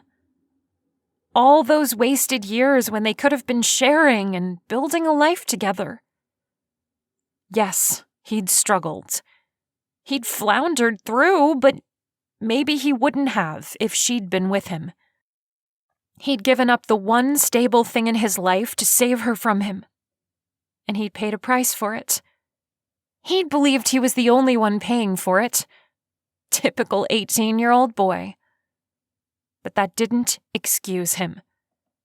He'd make it up to her, if there was such a way to do so. He strode into the front yard to find James. We need to change the schedule. I want the master suite done in 2 weeks. 2 weeks? James gave him a what gives look. I mean, if we put every guy on it right after the siding, maybe we could get it done that fast? It's for Maggie. James huffed. I suppose if there's more donuts involved. Cash punched his arm. I'm sure she's already cooking up a storm. The way she'd lit up when the guys enjoyed her cooking was something else. The woman was a wonder. If he wasn't careful, she'd adopt every one of those men. She already had them wrapped around her finger. I'll take a look at things and start making phone calls right after lunch. James bent down to plug a saw into the generator. I'll call the electrician now. James nodded, his thoughts already heavy with the list of things that needed doing. There wasn't much Cash could do out here. He'd planned on working on the bookshelves in the library today. As it was a vanity project, there were some things around here he wanted to lay claim to, and the study was one of them. That could wait. He wanted to do something special for Maggie. Getting the front porch done and putting up a swing so she had a place to sit in the evenings and watch the sunset would be just the thing. And if he happened to find her out there, he'd just have to sit a spell and rock a while. Chapter 11. Time seemed to flow like a river. constant and smooth, at the homestead, as Maggie started calling the old house. It was a beautiful 2-story colonial. The wood exterior was coming along nicely, and the crew should have it wrapped up by that evening. She couldn't wait to see the finished product. A pile of green shutters sat in the back of Cash's truck, waiting to be installed. He had a fine touch for detail and an eye for quality. That's enough complimenting him, she told herself. The boss man didn't need any encouragement in the confidence department, that was for sure. Not that she minded. A man who was comfortable in his manliness was hot. Triple jalapeno sauce hot. Since his apology, he'd been nothing but compliments and helpfulness. She hadn't washed a dish after dinner since then. Which she didn't mind at all. Cleaning up the kitchen after cooking all day wasn't on her list of requirements for a husband, but she'd take it. Not that he was really her husband. He was, by law. But he slept in a different room. A room that was right across the hall with only a 100-year-old doorknob to keep them apart. Every time he touched her, she wanted more. Wanted to lean into him and let him hold her. So far, all he'd done was touch her cheek a couple times and kiss her forehead. She shouldn't want his kisses. She shouldn't want to be nearer to him. He was a heartbreak in a black t-shirt. Shoving those thoughts aside, she focused on the shopping list in front of her. She had no less than 17 recipes to test over the next week, and wanted to make sure she had all the ingredients so she didn't have to waste time driving back and forth from town. It looked like she had a complete list, so she gathered her purse and tucked the list inside. Cash came in just as she was on her way out. Where are you going? I need to pick up some supplies. Do you need anything? She bit her lip. Offering to run errands for him felt wifeish. One side of his mouth lifted in a sexy smile as he thought about it. No, but I was thinking about your car. My car? She leaned out the front door to take a look at the convertible. It cost her every day she had it. Not as much as you would think, but she didn't have time to buy a car right now. Yeah, if you want to turn it in, I can loan you a truck. You just have a spare truck hanging around? I have 2. She scowled, which made him laugh. Technically, they belong to the company, but you're welcome to take my personal truck and I'll drive one of those. She thought about the money she'd save. Though driving his truck felt even more wifey than running errands, it would be nice not to have the constant drain on her credit card. Yeah, sure. I mean, that sounds like it would work out fine. He grinned. I'll grab my keys and follow you into town. Are you sure? I have a lot of shopping to do. He winked. I don't mind. She waited until he was around the corner before falling against the wall for support. Her resolve to be strong, to keep this marriage at a friendly but not too friendly level, was growing weaker by the day, and they'd been married less than 3 weeks. At this rate, she'd be having his child in a month. Kidding. She wouldn't jump into anything like that, no matter how many times she melted into goo over him. Just 3.5 weeks to go. I can push it. Maggie grabbed for the cart handle. I got it, really. Cash moved forward, taking the cart out of her reach. She gritted her teeth. Look, I don't tell you how to run your job site, so don't tell me how to do my shopping. She lunged and gripped the handle with white knuckles. I like to have control over the cart, okay? He lifted both hands and backed away. Wow, I've never seen this side of you. Leaning in so only she could hear and his breath brushed her neck, he said, I like your feistiness. Maggie closed her eyes. There was an image in her head of her grabbing the front of Cash's shirt, pulling him close, and then kissing him hot enough to melt the freezer section, and it stole her voice. She might be feeling feisty, but she had no comeback, no witty response to maintain the appearance of sanity in his presence. When she opened her eyes, Cash was already in the produce section, thumping a watermelon. Why did he have an effect on her when he could walk away without so much as a thumping heart? This was why he scared her. Flirting was easy. It didn't mean anything to him. For her, it meant interest and a desire to spend more time together. It wasn't a game that could be dropped or put on pause while they took a break. If she flirted with her husband, she wanted it to mean something, darn it all. Feeling out of sorts and stirred up, she headed to the fresh greens. Making dinner every night meant that she had to have a variety of produce on hand. Cash came over, a large melon in the crook of his arm. Can I put this in here? I don't want to step on your cartwheels. Ha ha. She motioned for him to go ahead and add the melon to the cart. Maggie? Called a friendly voice. Maggie turned to see Jennifer Buckner barreling down on her with a cart full of frozen dinners and packaged cookies. Her stomach dropped. Jennifer had a nose for news. Last time they talked, she'd been after the mystery man with the ad for a wife. Suddenly feeling protective of Cash, Maggie stepped in front of him. Jennifer swept her into a hug. It's so good to see you again. What brings you to town? Her eyes darted to Cash and back, asking for an explanation and possible introduction.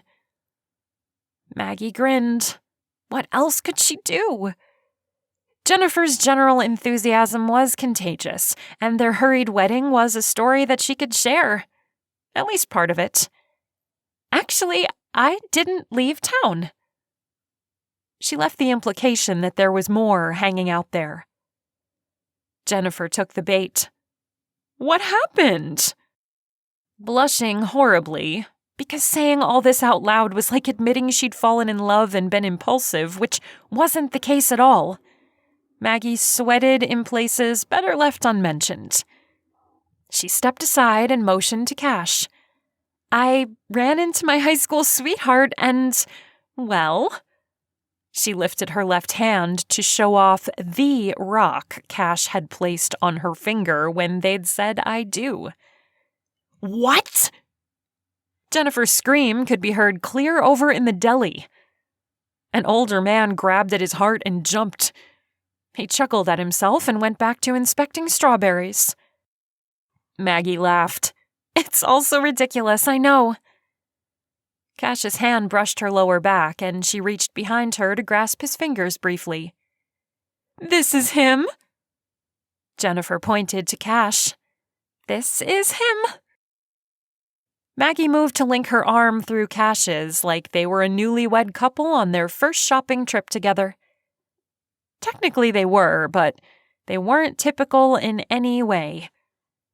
Jennifer, this is Cash Diamante. Cash, Jennifer is the reporter for the local news show. She's the reason I came to Moose Creek in the first place. Cash offered his hand. Then I guess I owe you one for bringing her back into my life. He glanced at Maggie. I'm lucky we reconnected. I don't know what I'd do without Maggie. Aww.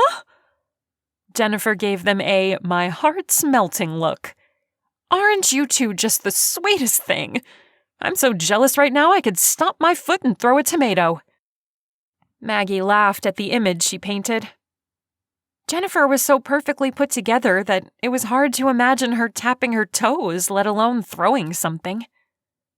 I'm low on shampoo. I'll come find you in a minute. Cash pecked a kiss to Maggie's cheek, playing the part of a doting husband to perfection.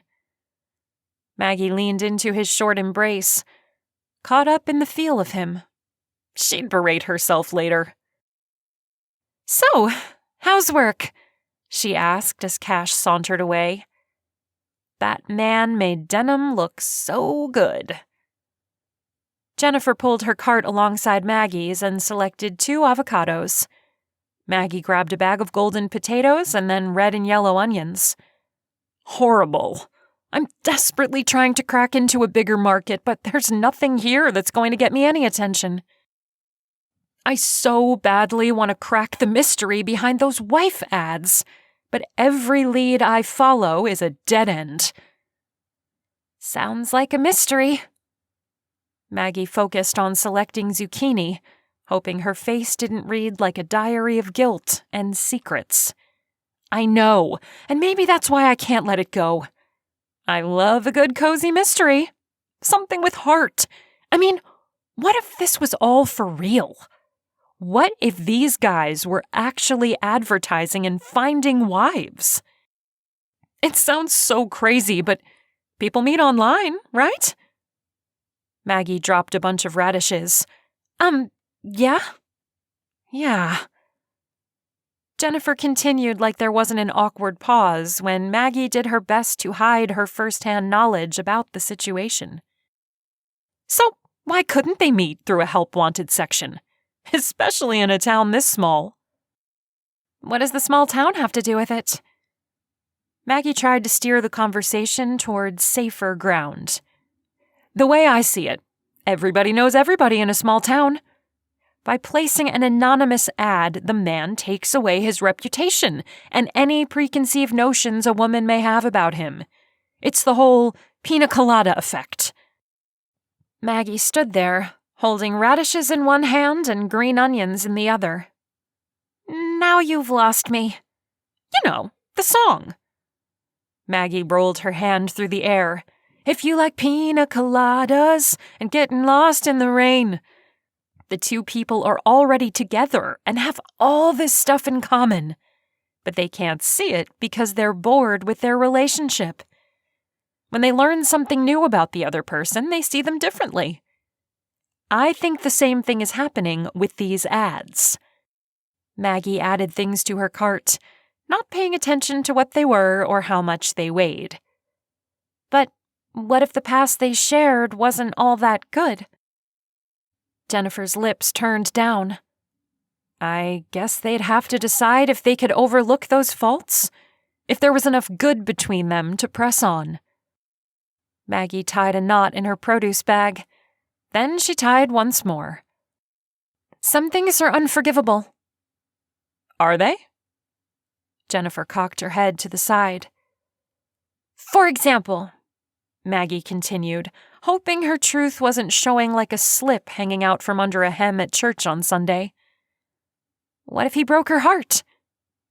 Forgive and forget, said Jennifer. She wasn't being flippant. She didn't brush the question away or turn up her nose. She spoke with sincerity. It's the forgetting that's hard.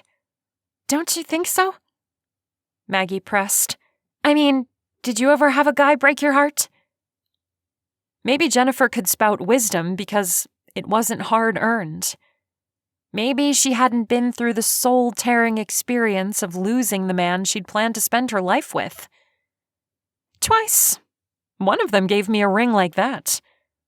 She tipped her head toward Maggie's rock, and then slept with my best friend. And you're over it? Maggie asked in disbelief. You'd give him another chance? Jennifer laughed. No way. Maggie relaxed. But I would walk past his car without keying it. She leaned closer, drawing Maggie into her confidence. Probably. They burst out laughing. Jennifer grew quiet. Although, if I ran into the other guy who broke my heart, I'd fall in love with him all over again like that. She snapped her fingers. Just like you and Cash. Sometimes you have to be apart to grow up. Timing can be everything. Maggie stared at the contents of her cart. Timing. She'd thought so often over what would have happened if they'd stayed together. She probably wouldn't have gone to college. He couldn't afford to go, and she was required, as an only child, to fulfill her parents' expectations. Maybe he would have gone with her. He could have worked while she attended class. The whole idea felt like a dream. One thing was for sure. She wouldn't have dated Brad or Ben or Brent. Not for the first time, she wondered why she always found guys with a name that started with B. Weird. But that was just the way it worked out. Her roommates thought it was hilarious. Brad had helped her pass chemistry before they parted ways. Ben had taught her to change a flat tire. Brent was the fun guy. He had helped her have the typical college experience of painting her face for football games and being thrown into a swimming pool at a party. Good times. Her degree meant something to her, and she wasn't sure she would trade it for time with Cash. Who was she kidding? Back then, she would have traded the world for him. Other questions about how her life had played out popped up. Would she have started her blog? Had the freedom to travel if she and Cash stayed together? She'd probably have a child and be at home. His business was doing great now, but what about the startup years? Would that have caused problems between them? Probably. Maybe there was something to this timing thing. "Well, I'm out of room," Jennifer began, pushing her bulging cart toward checkout. How did one woman eat so much? She stopped and turned back. "Do you want to get together sometime? We could go to lunch." Maggie cringed at the thought of spending a whole afternoon chatting away when there were stacks of recipes to work through. "I'm on a deadline." Jennifer half smiled. "Okay, no biggie." Maggie could have slapped her forehead. Jennifer was offering a hand of friendship, but she'd all but smacked it away. "You should come out to the homestead, though. I'm cooking all the time. I'd love some female company and your taste buds on things." Jennifer brightened. "That sounds fun." She pulled out her phone and they exchanged numbers. "I'll text you my next day off." "Great. Don't work too hard." Maggie grinned. "It's impossible to avoid.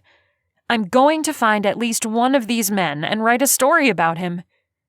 Maybe I can convince one of the interns to place an ad." Maggie's smile faltered. "I don't know if it's the same thing. I mean, these men were looking—" She cleared her throat. "For something specific. They must have been, desperate to go that route." Jennifer's shoulders slumped. "You're right. If it's not authentic, then it wouldn't come across to the viewers the same way. Okay, I'll keep digging. Thanks for the encouragement." Maggie nodded, clamping her lips together to keep from begging Jennifer to leave it all alone. It was bad enough that she'd entered into a temporary marriage with a man she'd once loved. She didn't need it on the news. Cash appeared a couple minutes later, a bottle of shampoo in his hand. The man looked hot walking down the bread aisle in a black tee and a pair of black jeans. So hot that the smell of toast filled the air. "You're welcome," she said as he got closer. Okay. He set the shampoo in the purse part of the cart. For what? "For protecting your secret." She proceeded to fill him in on Jennifer's plan to unearth the men behind the ads and interview them for her news show. Cash's eyes grew wide. Wow, yeah. Thanks. I mean, the last thing I need is the whole town looking at me like I'm some sort of weirdo for marrying you. The word came out like a puff of air. More like I'm the weirdo from choosing you. What self-respecting woman marries a man she just met? We didn't just meet. He leaned closer. We've kissed. I know that. Don't you think I know that? I was there when you... Maggie gripped the cart handles. Cash looked at her. Not just in passing, but really looked. Deep into her eyes. When I what? Rocked your world? She snorted a laugh. Yeah, right. He trailed his fingers up her arm. Maggie, we were good together. There's chemistry between us. Maggie chewed the inside of her cheek. She couldn't deny him that, so she opted not to answer. Cash stepped into her space, the toes of his work boots between her sneakers. Come on. Let's see what kind of fireworks we can set off. He slid his hands along her sides and around to her back. The temperature in the store went up 1,000 degrees, and a buzzing noise filled her ears, blocking out all the other sounds and the announcement over the loudspeaker. He dropped his chin, his breath warm on her neck and collarbone, making her bones melt. Excuse me? Someone pushed Maggie out of Cash's embrace. Her eyes were still heavy with the expectation of his kiss, and she stumbled against the bread rack. Ouch! Sorry, hon, you two are blocking the gluten-free section? The millennial shrugged as if it was no big deal to push apart two people who were about to kiss. Maggie locked eyes with Cash, and something hilarious sparked between them. He widened his eyes, asking if she could believe this girl, and she drew her lips into a flat line, responding that she was just as bewildered as he was by the behavior. They both stifled a laugh. Maybe it wasn't the fireworks he'd been looking for, but this silent conversation did something to Maggie. It showed her that maybe, with the time they'd been apart, the two of them had grown up. For them, timing could be a thing. The question was, what was she going to do about it? Should she let Cash back into her life? Or should she protect herself against possible future heartbreaks? Their marriage had an expiration date, but that didn't mean it had to spoil, did it? If Cash's affections were real, then she could maybe give this a try. Dang it all, if admitting that much wasn't hard for her. If timing was a thing, then she'd take a little longer to get used to the idea of opening her heart to him. There had to be some sign, some truth that she could hold on to from Cash. Or she could just ask him. Chapter 12. Returning the convertible rental car didn't take long compared to the shopping trip. I think you cleared out the store. Cash smiled over at Maggie in the passenger seat. The back of his pickup was full of white grocery bags containing who knew what. Good thing he had a big kitchen. You bought enough to feed my old battalion. She smiled softly. You guys eat a lot. He'd hoped she'd joke back with him. Ever since he'd tried to kiss her, she'd been quiet. He might have pushed too hard, too fast. Keeping away from her was difficult. They like you, you know. James can't say enough good things, and he's constantly dropping hints that he wants to come to dinner again. Maggie turned toward him. Is that right? Cross my heart. He swiped his fingers over his chest in an X. Maggie turned to stare out the window. She nibbled on her thumbnail. Her fidgeting made him fidget. Is there something on your mind? She snorted. Yeah, you could say that. Drawing in a breath as if summoning her courage, she blurted out, What do you want out of all of this? What do you mean? I mean, she swallowed. Is it all about getting the house and your grandpa's will, or do you want more?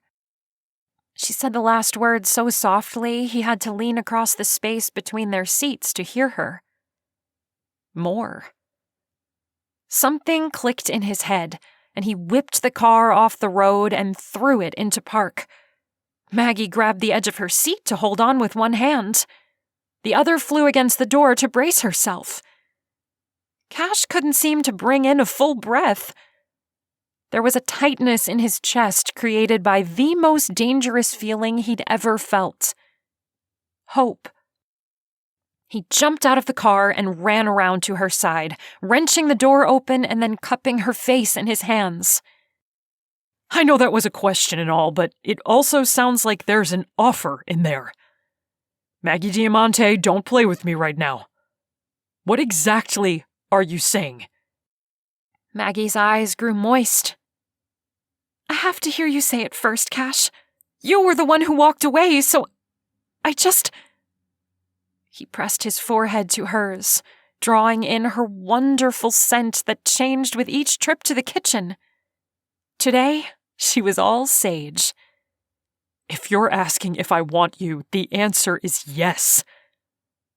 A tear slipped out of her lids and down her cheek. He brushed it away with his thumb. Maggie, don't cry. I can't help it. She gulped a sob, holding back her emotions. I want to believe you, Cash, I do. I just don't understand why you left me last time. What did I do wrong? Cash peppered her temple with kisses. Nothing. You didn't do anything. Then why? Because I was scared and stupid and young and dumb and still a boy with a grown-up love on his hands that he didn't know what to do with. Maggie, you were the first and probably only person to ever love me without holding back. I didn't know what to do with that love. I was unprepared. She nodded, then winced and shook her head. I don't know any other way to love. He brushed her hair back and then ran his thumb over her cheek, relishing the soft, velvety feel of her skin. Don't change. I want it all, Maggie. I want all the love you can dish out, every crumb. And I promise I won't run away this time. I don't think I could. I've been without you too long. She trembled in his hands. He wrapped one arm around her shoulder and drew her into his chest. Her hands slid around to his back, and she pressed herself into him, holding on tight and burying her face in his shirt. This moment right here would have scared him to death. Pouring his heart out, being so honest he felt naked, was hard for him. In his house growing up, you kept all the tender stuff on lockdown. Feelings were weaknesses that would be exploited or made fun of. But because it was Maggie, because he'd do anything to hold on to her, he'd laid it all out there, ready to be swept away by her dismissal. Will you say something? He begged. She chuckled, pushing back so she could look into his eyes. Swiping at the makeup gathered under her lashes, she shook her head. I don't want to talk. Threading her fingers into the hair on the back of his head, she made goosebumps break out on his skin. And an awareness of how perfectly she fit against him roared to life. Lifting up, she pressed her lips to his. Cash never considered himself the sharpest tool in the shed, but he knew just what to do with a willing, kissable Maggie on his lips. Tipping her head, he swiped his tongue over her lower lip before moving to kiss her jaw, where he proceeded to slowly work his way back to her ear. Once he found the hollow spot that made her moan, "Yep, just like that," he came back to her mouth and showed her that he was man enough to know just what to do with her love. When they were both quite out of breath and not at all satiated, he pulled back. Maggie trailed her fingers down his neck and then rested them on his chest. It's too easy to get lost in you. He lifted her hand and kissed her fingers. I won't rush you into this. We can take our time. She smiled. I'd like that. Now get in the truck. The ice cream's melting. He laughed. I think we melted everything in a 5-mile radius. She blushed furiously, her cheeks turning a deep red that buried her few freckles in its color. Cash floated back around to the driver's side of his truck, the door still hanging open. When he got in, he reached for Maggie's hand, and she let him hold it without any fuss. Right now, he was the luckiest man on the planet. He only hoped he didn't screw it up. Chapter 13. It seemed as if all the air had been sucked out of the truck, because Maggie was panting. She rolled the window down as they drove back to the homestead. Her palm, resting against Cash's, was slick, and she had a hard time thinking about much besides what had just happened. She hadn't meant to turn things on their side. All she'd been looking for was a little reassurance that they were on the same page about the attraction between them, and a possibility of a future together. But Cash had been, all over it. And then he'd been all over her lips, and she couldn't think straight because it felt so good and so right. That man could kiss, like Olympic high dive level kissing on the 4th of July. The silence between them was comfortable. Thankfully, she didn't feel the need to chatter away about what they'd just promised. It wasn't a forever kind of promise, but a commitment to try in their relationship, to open themselves up to one another, to be vulnerable. She would not panic. "You're freaking out, aren't you?" said Cash. Maggie let out a high-pitched, awkward giggle.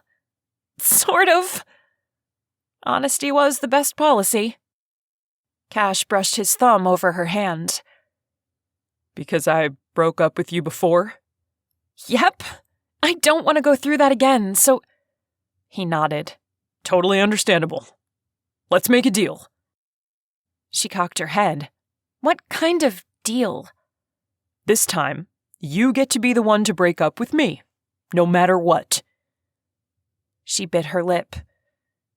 What if you don't want me? He shook his head. "Not going to happen." But what if it does? "It won't. Everything I've seen so far just makes me want to be with you more." Everything? Including my obsessive control over the shopping cart and bossing you around about how your kitchen should look? She was testing his limits, and she knew it, though she couldn't bring herself to stop. "All of it. I like a woman who knows what she wants and goes after it." She rolled her eyes. You ain't seen nothing yet. He laughed. "Bring it on." His easygoing attitude made her feel slightly more at ease. I'm probably going to push so hard you're going to want to leave. "I can handle it. The prize is worth the effort." He kissed the back of her hand. Dang, you weren't this much of a sweet talker in high school. He laughed again. "I told you, I've grown up. Some." Uh-huh. She grudgingly admitted that he had changed, in good ways. His maturity was refreshing and attractive. "Oh no," he mumbled as they pulled into the clearing where the homestead was tucked away. Maggie turned. There was a white truck with an official-looking logo on the side parked out front. James was on the front porch, arguing with a man in a hard hat. The rest of the crew was scattered around the yard on an impromptu break. Cash shut off the truck.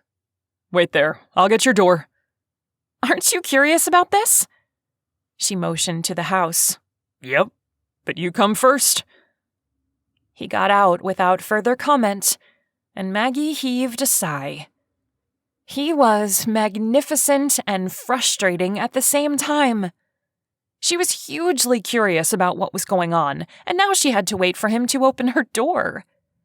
And he was walking so slowly, as if they had all the time in the day to get up those steps. Wait, he was doing this on purpose. Not only to show her that she was important to him, but to show the inspector that he came second.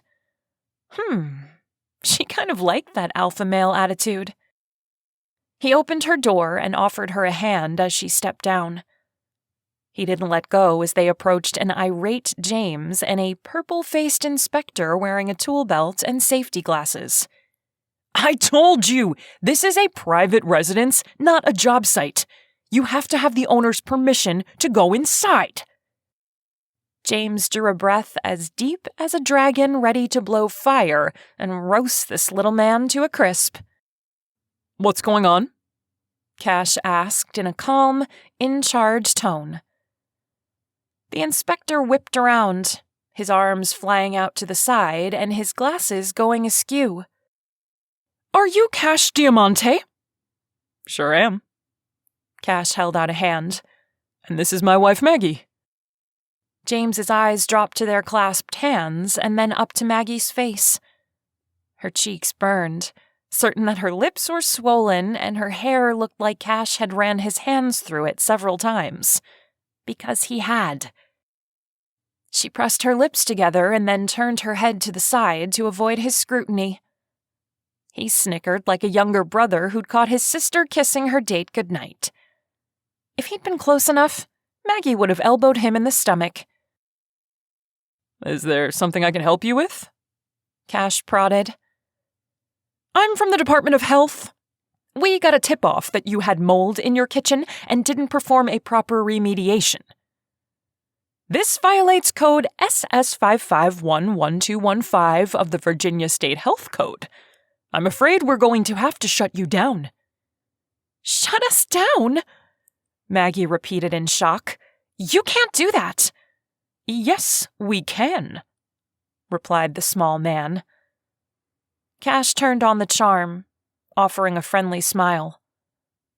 What did you say your name was? Brant Melvin, he replied in a bored voice. I have an order to allow me to inspect the premises. He pulled a yellow carbon sheet out of his pocket and unfolded it.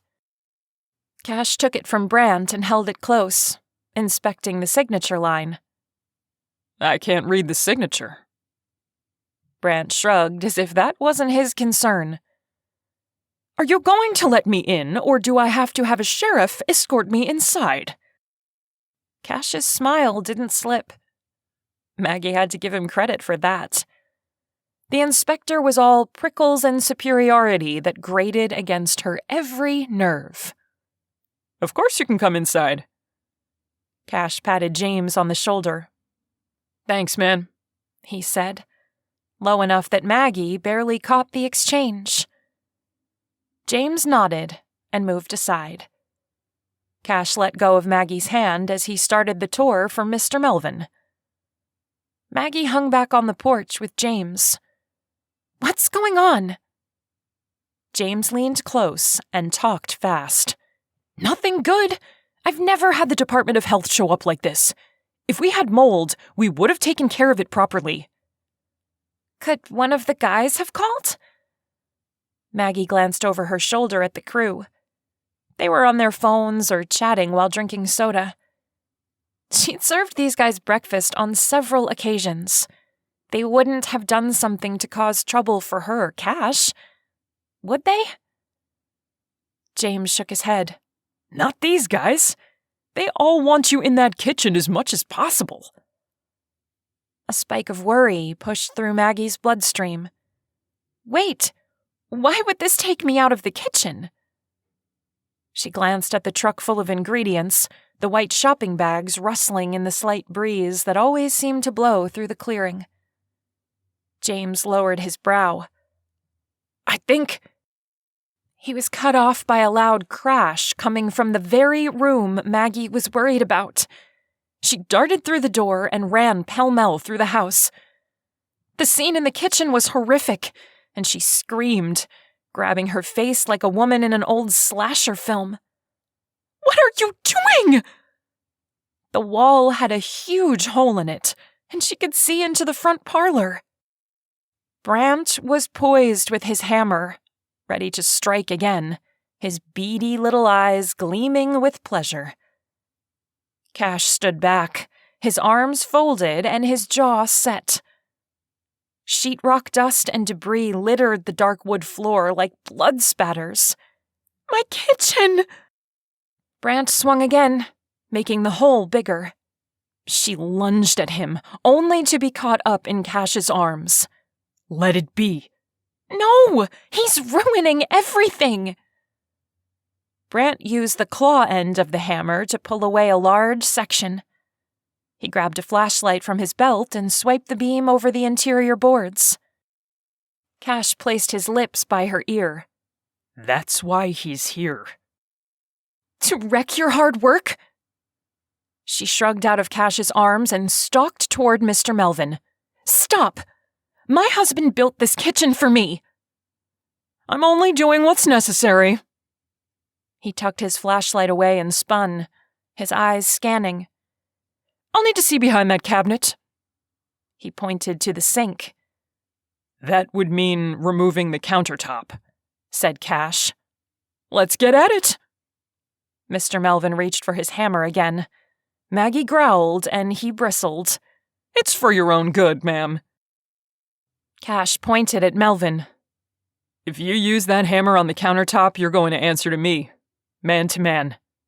"Are you threatening me?" Melvin demanded.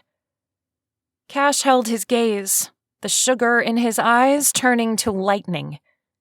"It's called coming to an understanding."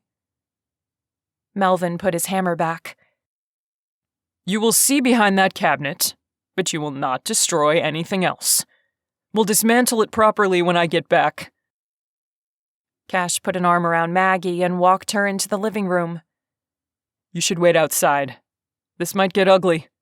He already is, she hissed over her shoulder.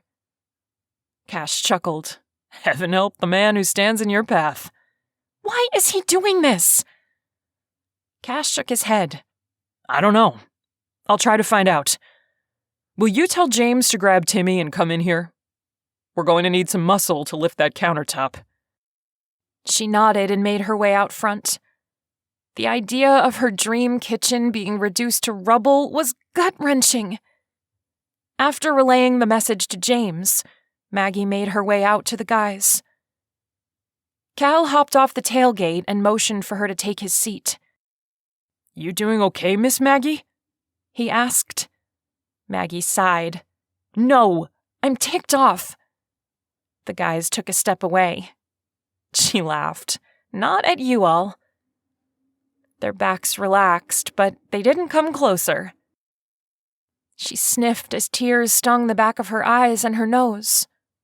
Then she sneezed, and the waterworks started.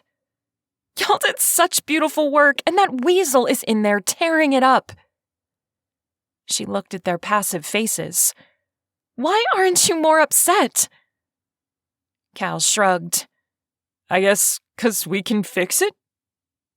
He kicked his toe in the dirt. "I think we're more upset this means no donuts for a while." Maggie laughed through her tears. "You men are all about your stomachs." She laughed again. "I guess that's why we get along." They smiled, all of them happy that she was happy. She chuckled, feeling like Wendy with a group of lost boys waiting for a story. Only instead of Once Upon a Times, she served up sausage stew and vanilla cake. "Your book is going to be really good," said Harry. Those were the first words she'd ever heard out of his mouth besides thanks, which was only ever given if she'd handed him something warm and savory. The scarcity of his words made them all that more precious. She'd overheard him talking on the phone once to a child, perhaps his son or daughter. "You guys are too nice. Thank you." She scrubbed her cheeks, then let her eyes wander over the exterior of the building. "You got the shutters on?" She flapped her hands. "Oh my gosh, they're perfect!" That earned her a round of "aw, shucks," and "just doing our jobs." She looked at each of their faces. They all had some level of facial growth, with Ted's beard touching his chest. 2 of them wore sleeveless shirts.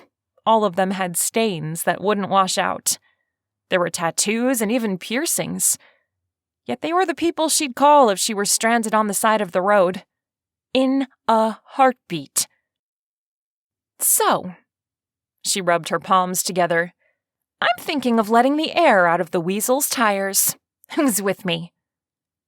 Timmy gave her a disbelieving look. Don't think it, lady.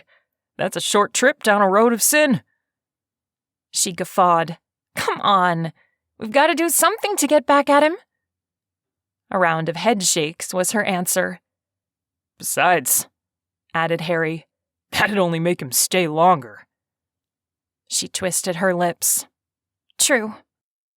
30 minutes later, after she'd sucked down a lemonade from the cooler in the back of Timmy's truck, Mr. Melvin walked out of the house. He stopped to attach a paper to the front door. It was bright green, the color of a softball, though she had a feeling it was more of a curveball than anything. Maggie waited until he was almost in his car before she took off. Cash met her at the door, sad lines etched around his mouth.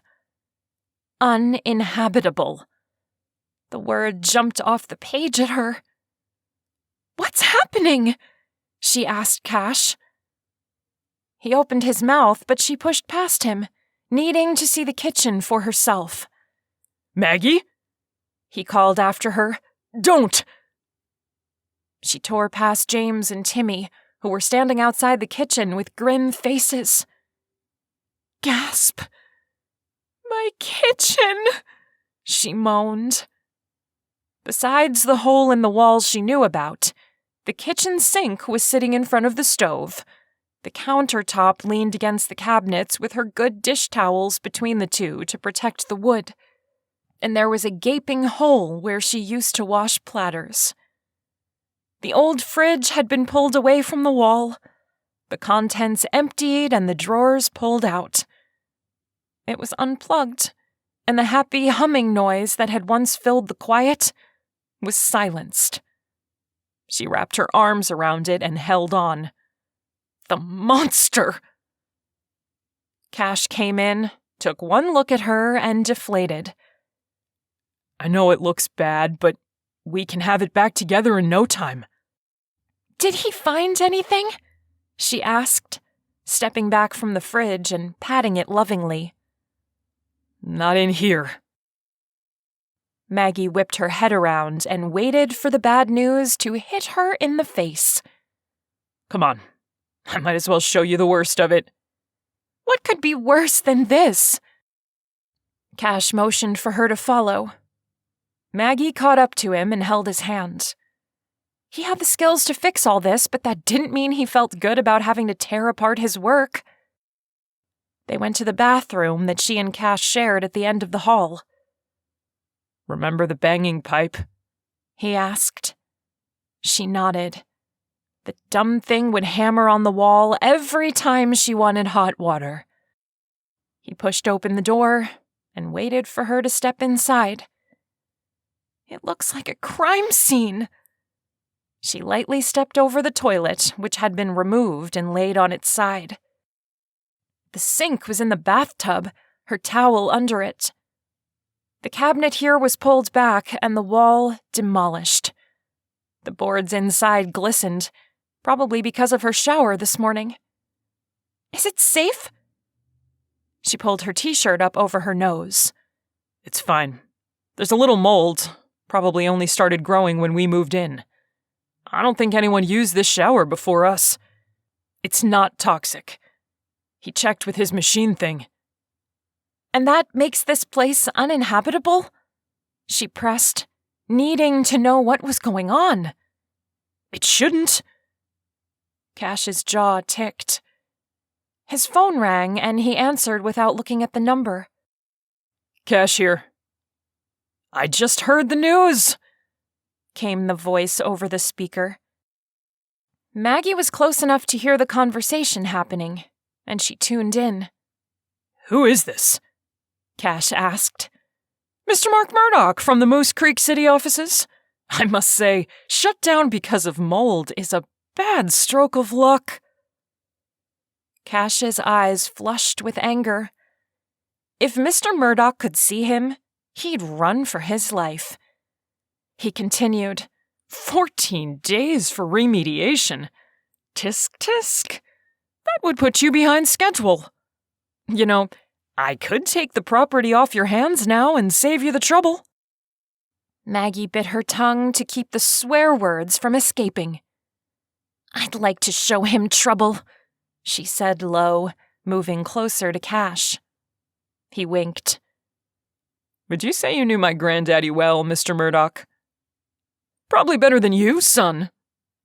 Would you say he was a stubborn man? There was a light chuckle. That's putting it nicely. Let me put this as nicely as I can. Maggie grinned, ready for Cash to verbally knock this guy out.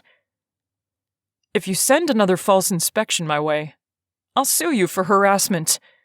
And if that doesn't scare you, then try to remember that the mayor recruited me for his charity softball team. I don't need a reason to call and shoot the bull, but I'd be happy to tell him how city funds are being used. Am I clear? The line died. Cash grunted and shoved his phone in his pocket. I'm sorry, Mags. It's not your fault. She rubbed his arm while taking in the carnage. But Cash, where are we going to live? We? The word was a strangled mess. She paused before answering, feeling like this minute was larger than the house and living arrangements. This big, strong man who knocked out walls and cherished antique rolling desks stood with his shoulders pulled in and a void of hope in his eyes. "Did you think I would leave?" she asked, dumbfounded that the thought had even crossed his mind. They were married. Sure, it wasn't a traditional marriage, and they slept in different bedrooms, but that didn't make their vows any less binding, especially after the kisses they'd shared and the promise they'd made to give them a chance. It was binding for her. He seemed to have doubts. Why wouldn't you? He tucked his hands in his pockets. The deal was my kitchen for your hand. I don't have a kitchen anymore. Nor a bathroom. But lucky you, I grew up camping. She shoved his shoulder. The brief contact was enough to send a shot of warmth up her arm. And suddenly, she needed to be closer to him. Sliding her hand along his back, she leaned into him, hip to hip. "Hold me, you big dork. I'm homeless again, and I want a hug." A soft chuckle reverberated in his chest, and his body relaxed. He pulled his hands from his pockets and held her to him, going the extra mile and dropping a kiss in her hair. I'll fix this. She nodded, feeling the soft cotton of his shirt rub her cheek. "I know. I trust you." The words were out before she thought about them, and she instantly questioned their sincerity. For the last few weeks, she'd done everything she could to avoid these types of feelings for Cash. Today was a huge step in taking down her walls and allowing herself to feel that trust. It was real, though fragile, which in turn made her feel fragile. You pack. I'll be back.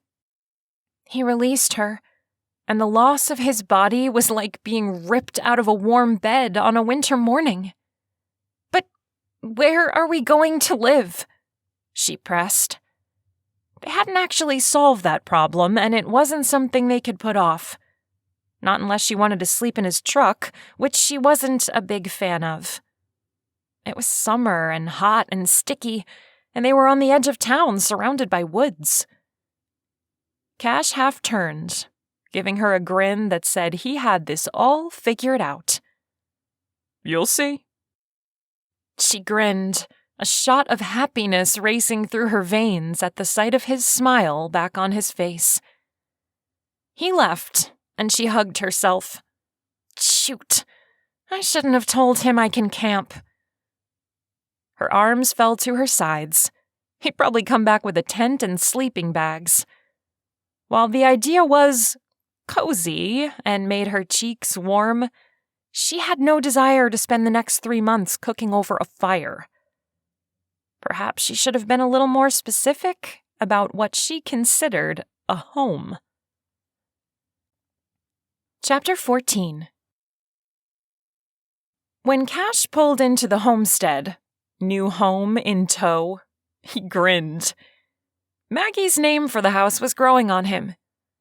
His crew was out front, drinking sodas and keeping Maggie entertained. Her suitcase was on the front porch, the handle extended like she was ready to grab it at a moment's notice and hightail it out of town. He ran his hand down his face. The fear that she would leave had been incapacitating. He'd shaken deep inside and had only kept his boots in place because he'd promised her that she could be the one to leave him. That was their deal, even though it almost killed him to keep it. How had she ever survived what he'd done to her? He hadn't even walked a mile in her shoes as the one left behind, not a step. And he'd almost been broken. A whole new appreciation for her willingness to marry him after what he'd done grew deep inside. She was definitely the better person. Pastor Powell would like her. He grinned at the thought of introducing her to Seth and Evie. Although going to church hadn't been on his priority list lately, he felt the loss of quiet time to take in God's word and feel his holiness. He pulled the truck and camper trailer close to the house and the waiting crew. Maggie's eyes were all over the trailer, her interest evident. He chuckled to himself. When she'd mentioned camping, he'd thought of the camper he'd bought to live in when he worked on jobs out of town. Staying on site was a great way to save on gas and scare off vandals. He'd had it in storage for a few months. Parking next to the house, he got out and took a look. It was smaller, older. He'd bought it used and put in a new mattress. Maggie could have that. He'd take the fold-out couch. They'd be closer than they'd been in the homestead, but he couldn't help that. What do you think? He asked as she approached. It's not the Hilton, but it has a stove. He rushed to open the door and jumped inside. Removing a panel below the fridge, he felt the trailer tip slightly as she climbed in. I just have to turn on the gas and you'll have propane in no time. He kept his eyes on the lever, waiting to hear the soft hiss that told him things were working. There. That'd do it.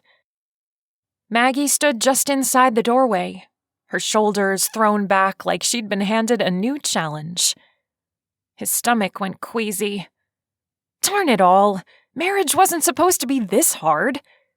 They'd had a plan, and it would have worked, and everything would be fine if that darn Mark Murdoch weren't trying to steal his house.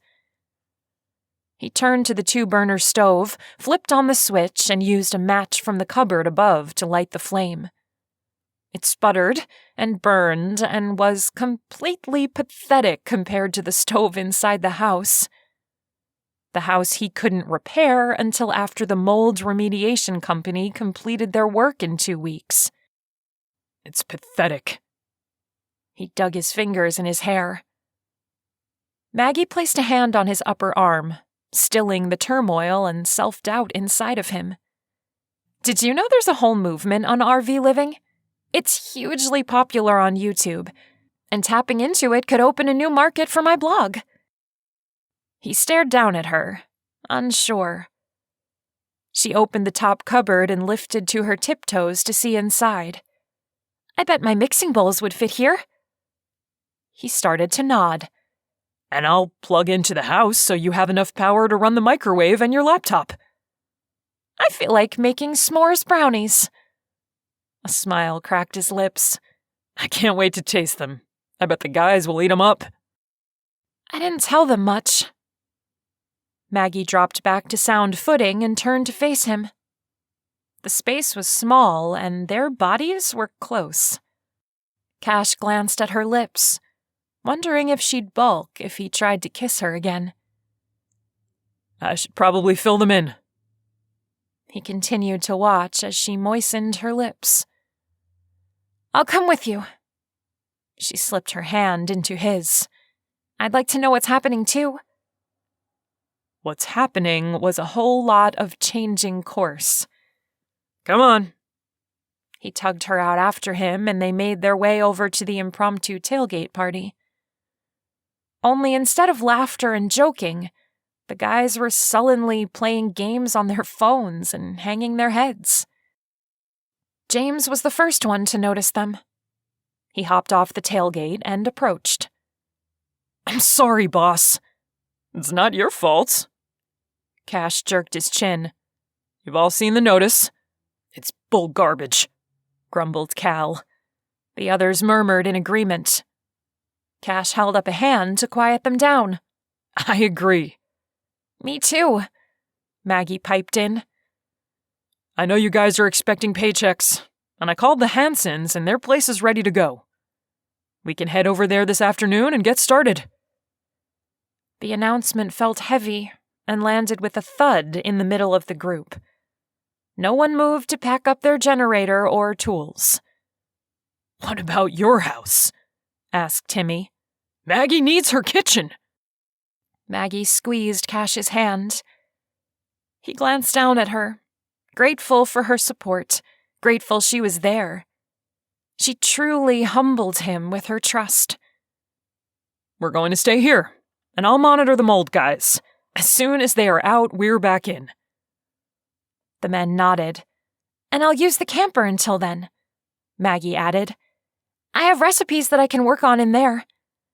It's not ideal, but this is a make-it-work moment. I'll send goodies with Cash when he goes to work.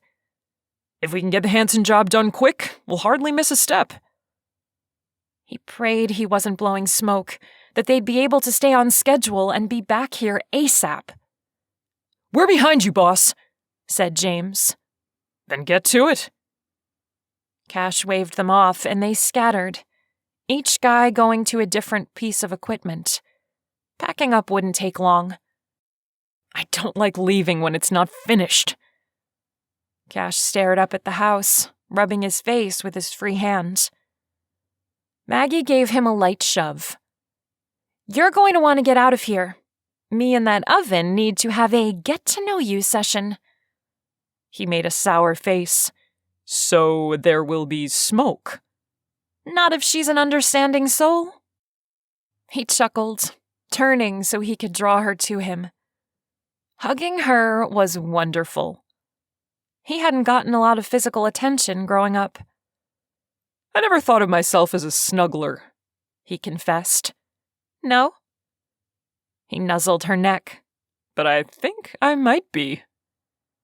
She giggled as his whiskers graced her neck.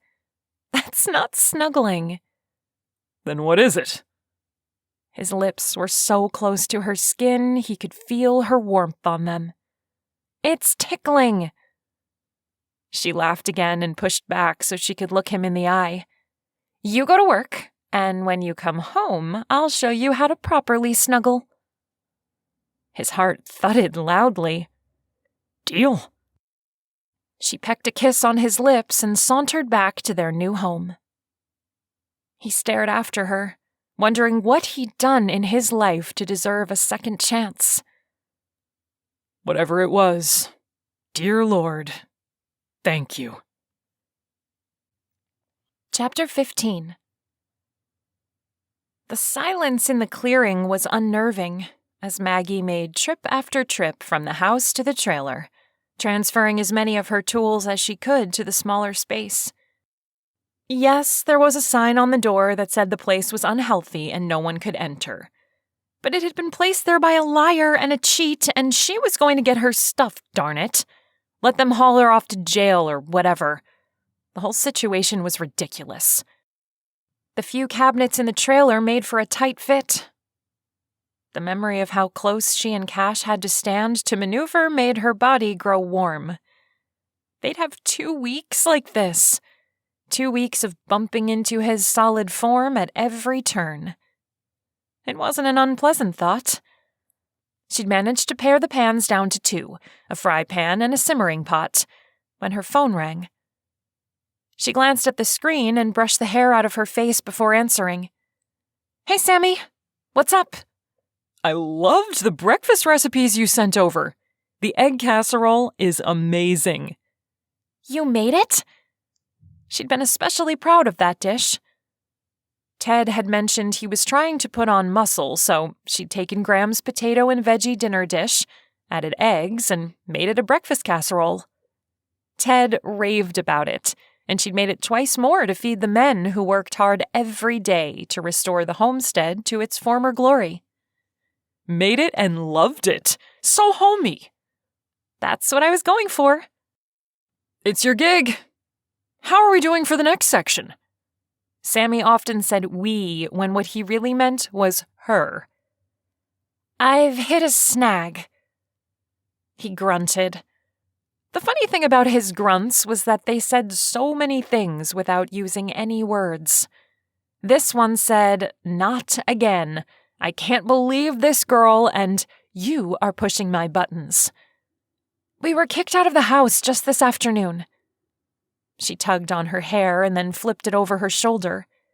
I'm on a small stove with limited dishwashing ability. Try no dishwasher and just her own 2 hands. Did you get a roommate? I, got married? It came out as a question because she wasn't sure how he was going to take the news. It's a long story. Sigh. It always is. You're writing a cookbook, not a novel. Get it together.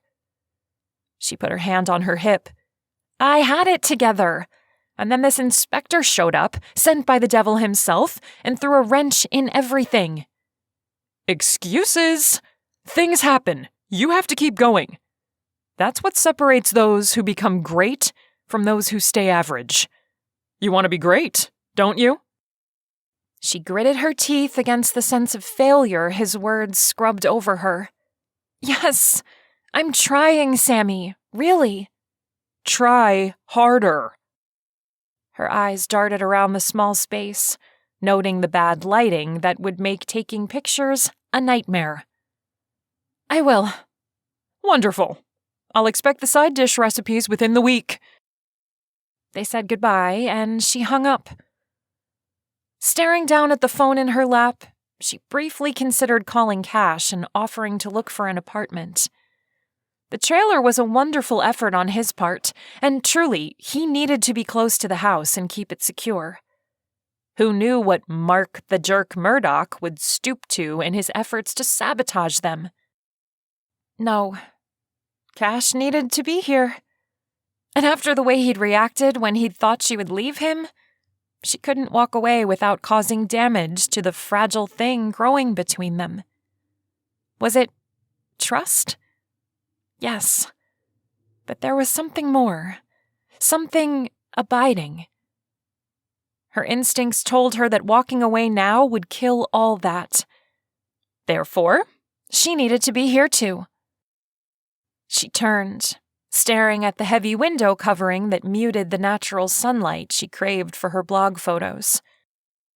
Lifting the shade, she struggled to get it all the way up.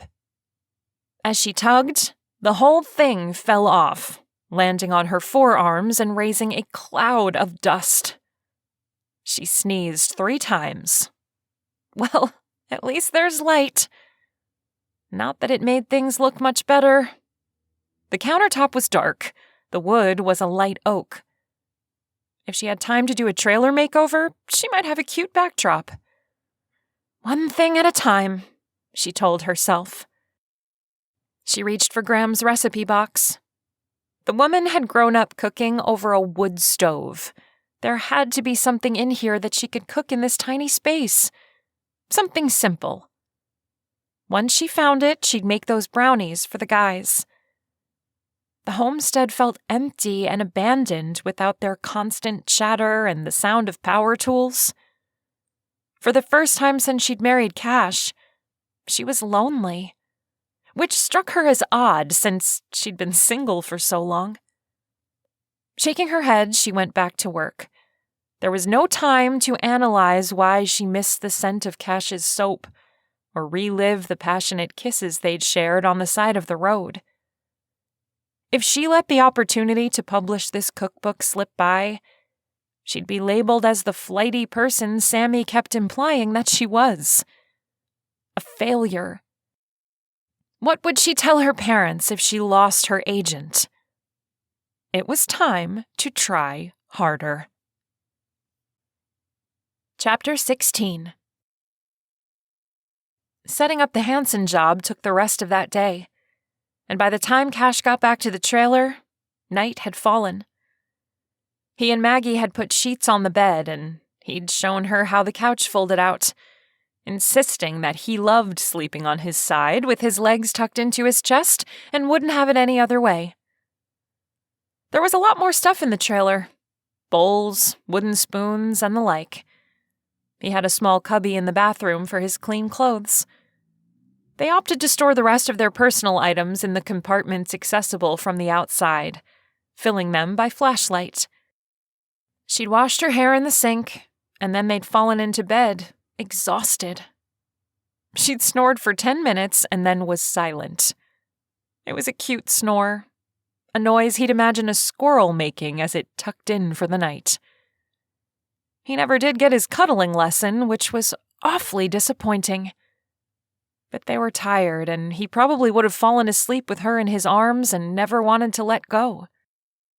He needed to be able to let go, because she still had the option of backing out of this whole thing when the house was done.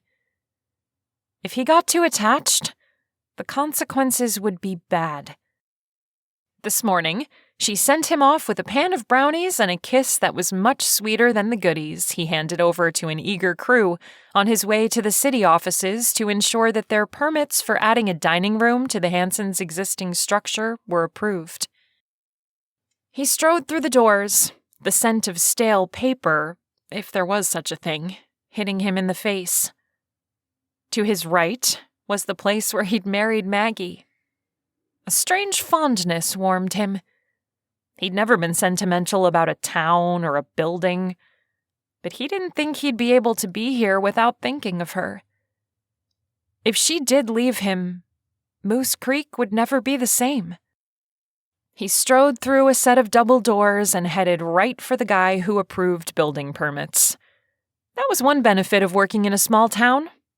There wasn't enough money for gatekeepers. Hey, Jackson.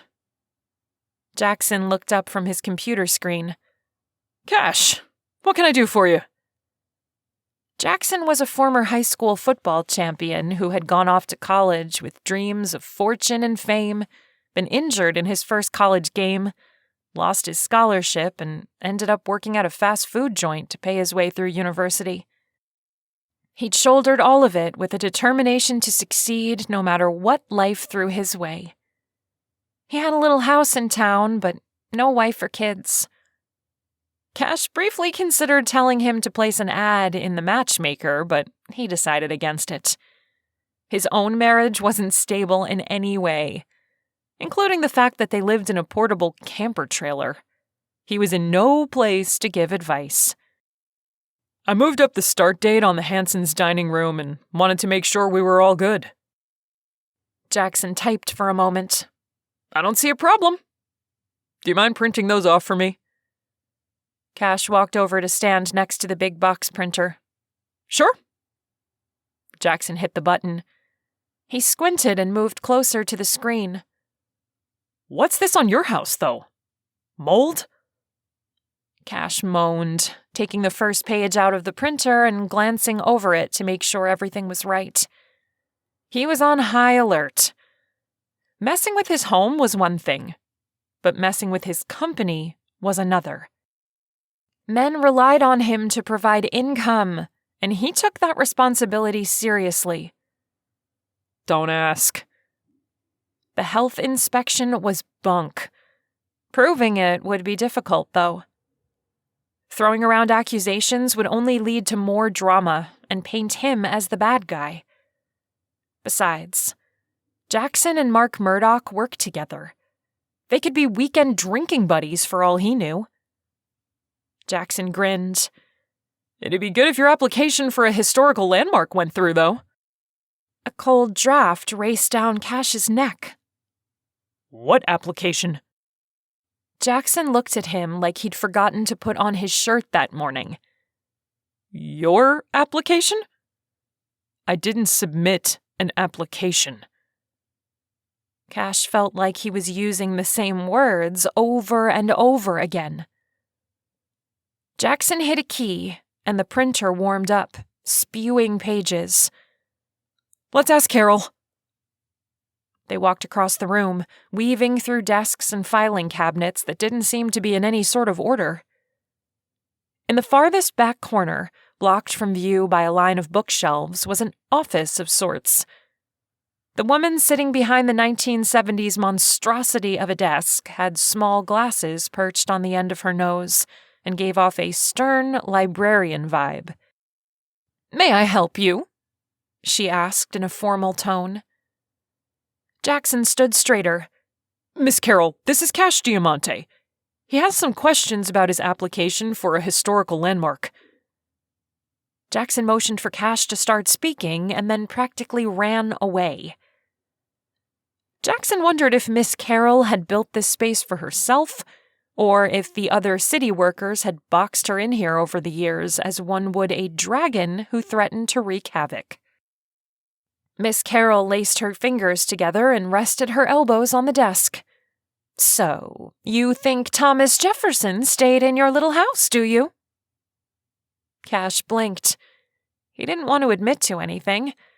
If he confirmed the information, then he'd also imply that he wanted landmark status, which he wasn't sure he wanted yet.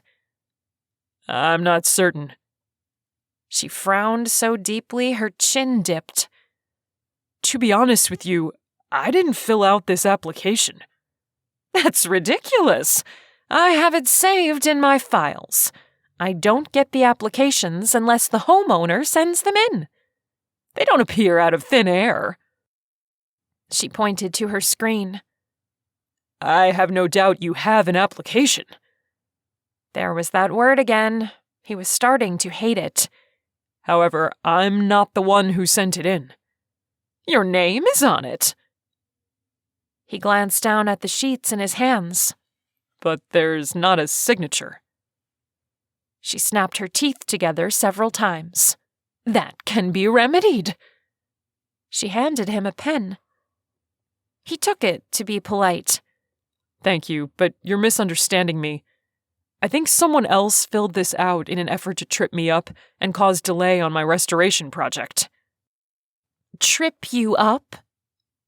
"How long would the investigation take? And what would it mean for my current permits?" "Well..." She stood and grabbed a pamphlet off the desk behind her. There were several laid out in orderly stacks. Most of them had a layer of dust that dimmed the shiny paper. "As you can see on this chart," she flipped to the backside, "the process can take anywhere from 3 months to a year, depending on the evidence you have. If historical documents have to be dated, then it could be longer than that." "Right." He rubbed his thumb along his chin. "And would I be able to continue working on the house?" "Oh, heavens, no. You'd need to wait until a certificate is issued, and at that point, your building materials and contractors would need to be approved in order to maintain your status." "Upgrades?" Maggie's kitchen came to mind. She loved it, including the pastel blue fridge from the 70s that weighed twice as much as the behemoth stove he'd moved in for her. "Minimal, basic, nothing too modern. You'd want to keep to the original as much as possible." "That's what I thought." He was actually on the list of approved restoration contractors, but he didn't feel like this was a good time to point that out. "So, what do we do about this?" He held up the app. "You sign it, and I can continue my research." "And if I don't sign?" "Why wouldn't you?" "Because I didn't fill this out." She put both hands on her hips. "Mr. Diamante, I don't know what kind of game you're playing here, but I've already invested a considerable amount of time in researching your home. My time is taxpayers' money, and I consider wasting it an insult to the town of Moose Creek." Cash swallowed back the first comment that came to mind. Not all city employees felt that way. When I find out who did this, I'll let you know. She harumphed. In the meantime, He ripped up the papers. consider this withdrawn. She gasped, splaying her hand across her chest as if he'd sworn the biggest of swears at her. He lifted an eyebrow. You know that was just a printout, right? She threw a hand in his direction and sat down with a huff. I don't want to see your face again. He nodded once and took his leave. The rest of the office was the same as it had been when he'd walked through the first time, except he felt like he was on shaky ground. Who was Miss Carroll friends with? Would she blackmail him? Make things as difficult as Murdoch had? Maybe that was Murdoch's plan all along. Why do the dirty work when you can poke a bear to do it for you? He waved at Jackson, who was on the phone, on his way out. Dang it! All he wanted to do was finish his house, move in with Maggie, and have quiet nights at home. She had a way of filling the space with this sense of belonging, and anyone could get in on it. Even him. And he'd never felt at home anywhere. As he drove out to the Hansons' place, he worried that he hadn't solved a problem, but stirred up a hornet's nest. Chapter 17.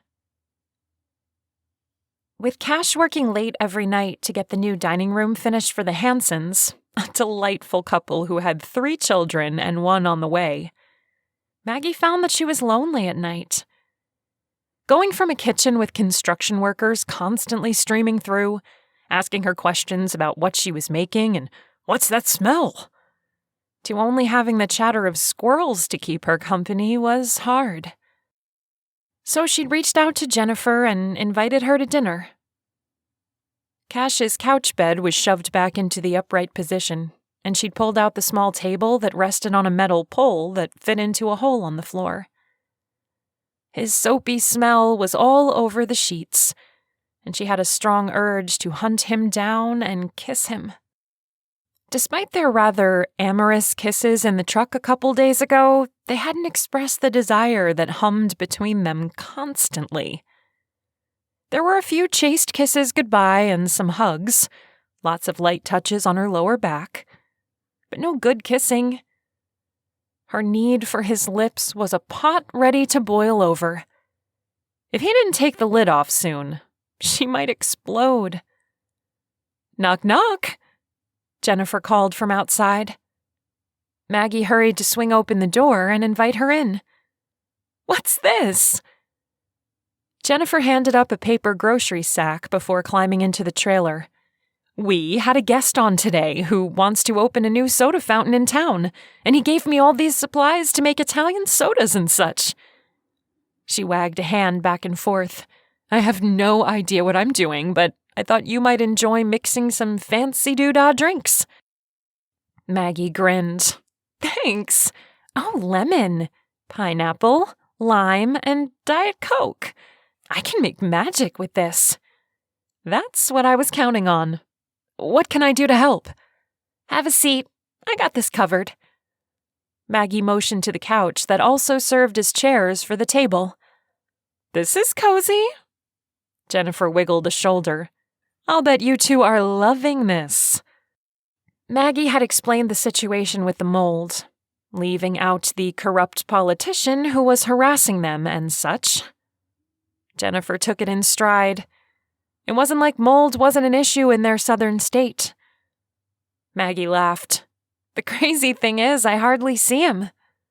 She opened the miniature oven. It would have been cute if she didn't have so much cooking to do. Who knew the Easy Bake Company had a trailer division? Her smallest casserole pan barely fit. The smell of warm marinara sauce, sausage, and melted cheese filled the air. What did you make? Jennifer leaned forward, her arms resting on the table. Maggie dropped a hot pad on the counter and then put the dish on top. This was my great-grandma's go-to recipe for a quick meal. that took her 2 hours to make. What? Jennifer laughed. I cut it down to 10 minutes of prep with 30 minutes of cook time. She mentally patted herself on the back before reaching above Jennifer to retrieve some plates. A pre-made salad and store-bought Italian bread joined the main dish on the counter. I think of the time that woman spent feeding her family, and I half cringe and half burn with jealousy. She began plating food. Explain, Jennifer said good-naturedly. Well, Maggie put the plates on the table and started on the drinks. Her time was spent doing something she loved. Many of her recipes are originals. I can't find them on the web. And she took so much pride in what she did. I mean, I do it because I want to have a pretty picture for my blog, but she did it to make her family feel loved. There's something to that, right? Food is totally a love language, Jennifer agreed. She took the cup Maggie offered and set it next to her plate. Maggie joined her at the table, handing her a fork. I told you it would be casual. Jennifer smiled. Do you mind if we say grace? Not at all. They bowed their heads, and Maggie offered a blessing over the food. At the last second, she added her gratitude that she'd made a friend in Jennifer. When she lifted her eyes, Jennifer beamed. Okay, I'm prepared to be wowed. She took a bite of the Italian bake and moaned. This is so good! Thanks. Maggie tasted it herself. I'm not sure I'm putting this one in the book. It might just be mine. For your family, Jennifer added. Yeah. Agreeing as if she and Cash were going to stay together forever and have children and settle into this beautiful house and all that entailed. It might not be, but it might. And I made it for you because I wanted to thank you for your sage advice in the produce aisle. Jennifer's eyes went wide as she tried to chew faster so she could talk. What advice? She choked and had to take a drink. Maggie laughed. Careful there. Jennifer drank again, rolling her hand for Maggie to continue. About forgiving things. She speared a piece of sausage, but didn't eat it. Who did you have to forgive? If you don't mind my asking. Honestly, I'm a curious person, which makes for a great reporter, but sometimes a nosy friend. At least you can trust that I won't broadcast this. She locked her lips. What's said in the trailer stays in the trailer. Or you can tell me it's none of my business. It's fine. When Cash and I dated before, he broke up with me out of the blue and broke my heart.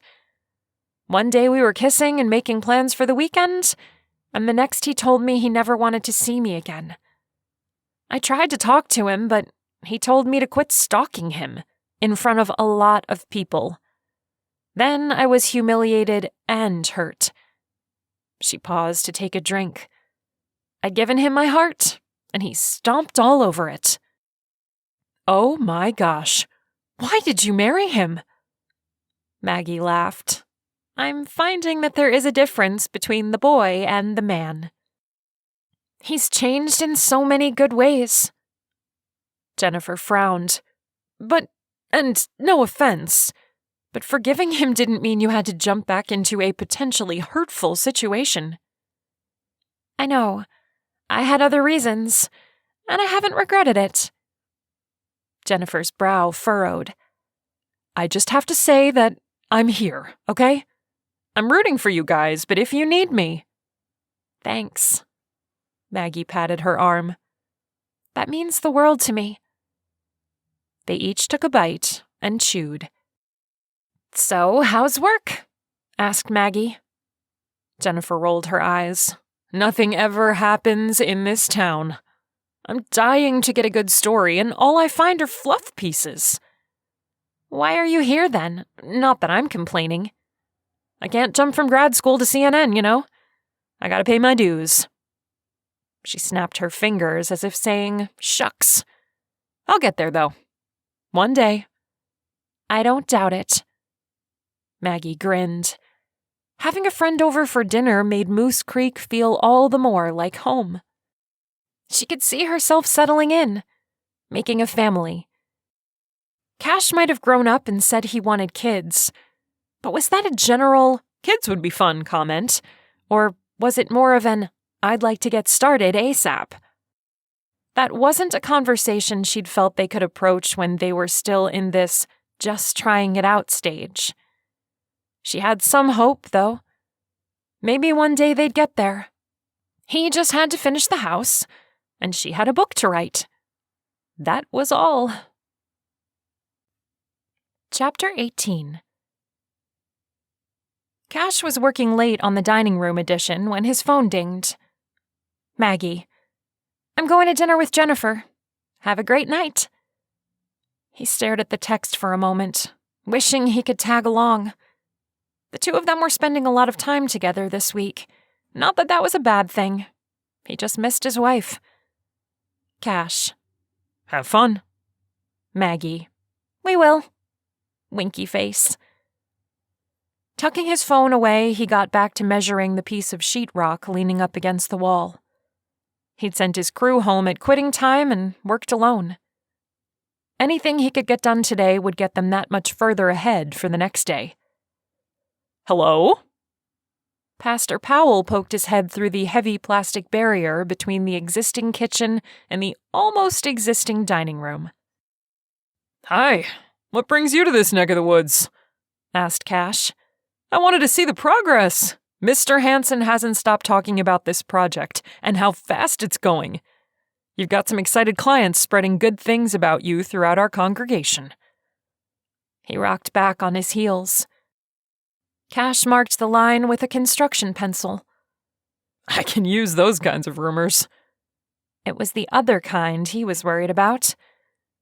No matter who wanted to hire him, if he couldn't get plans approved or had constant interference from the city, his reputation would deteriorate. Seth circled the room, taking in the positions of wires hanging from the ceiling and poking out of the walls. How are things going with Maggie? Cash glanced over his shoulder to make sure the Hansens weren't listening in. He'd had a front row seat to their family life. The more he saw, the more he wanted this for himself. Even when the kids screamed and there was mac and cheese on the floor and blankets everywhere, the feeling in this house was different than the one he'd grown up in. And he liked it. Good. He glanced down, pulling the tape measure out and then letting go so it pulled back in on itself. I guess. Guessing is not a good idea when it comes to a wife. He gave Cash a warning look. Cash shrugged. I've been working late the last 5 nights. We don't have much time for us. Seth smacked his back. Make time! Put this all away and get back to that house and tell her you miss her. When Cash hesitated, Seth's jovial expression lowered to one that was more guarded. I sense there's something holding you back. Did you guys have a fight? No, nothing like that. Cash swiped his X-Acto knife down the material and made a clean cut. So you have a beautiful woman, and you're not running off to spend time with her? That's normal. Yeah, I get it. Keep on, brother. Cash laughed. Have you ever wanted something so bad that you're afraid to go after it?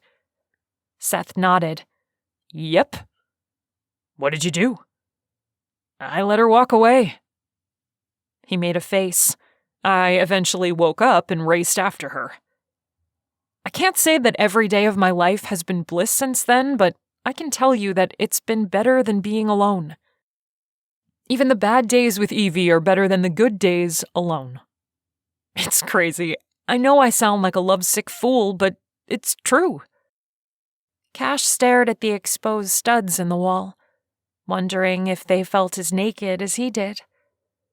This feeling of being seen was hard for him to get used to, and it had kept popping up since Maggie had come back into his life.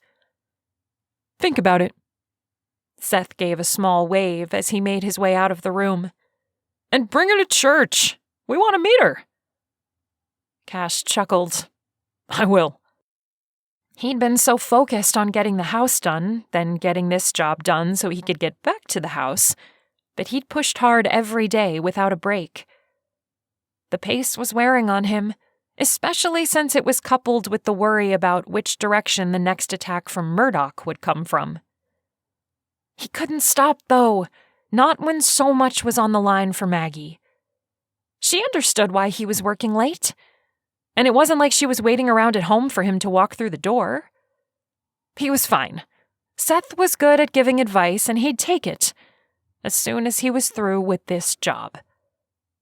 He picked up the piece of sheetrock and fit it into the opening. Chapter 19.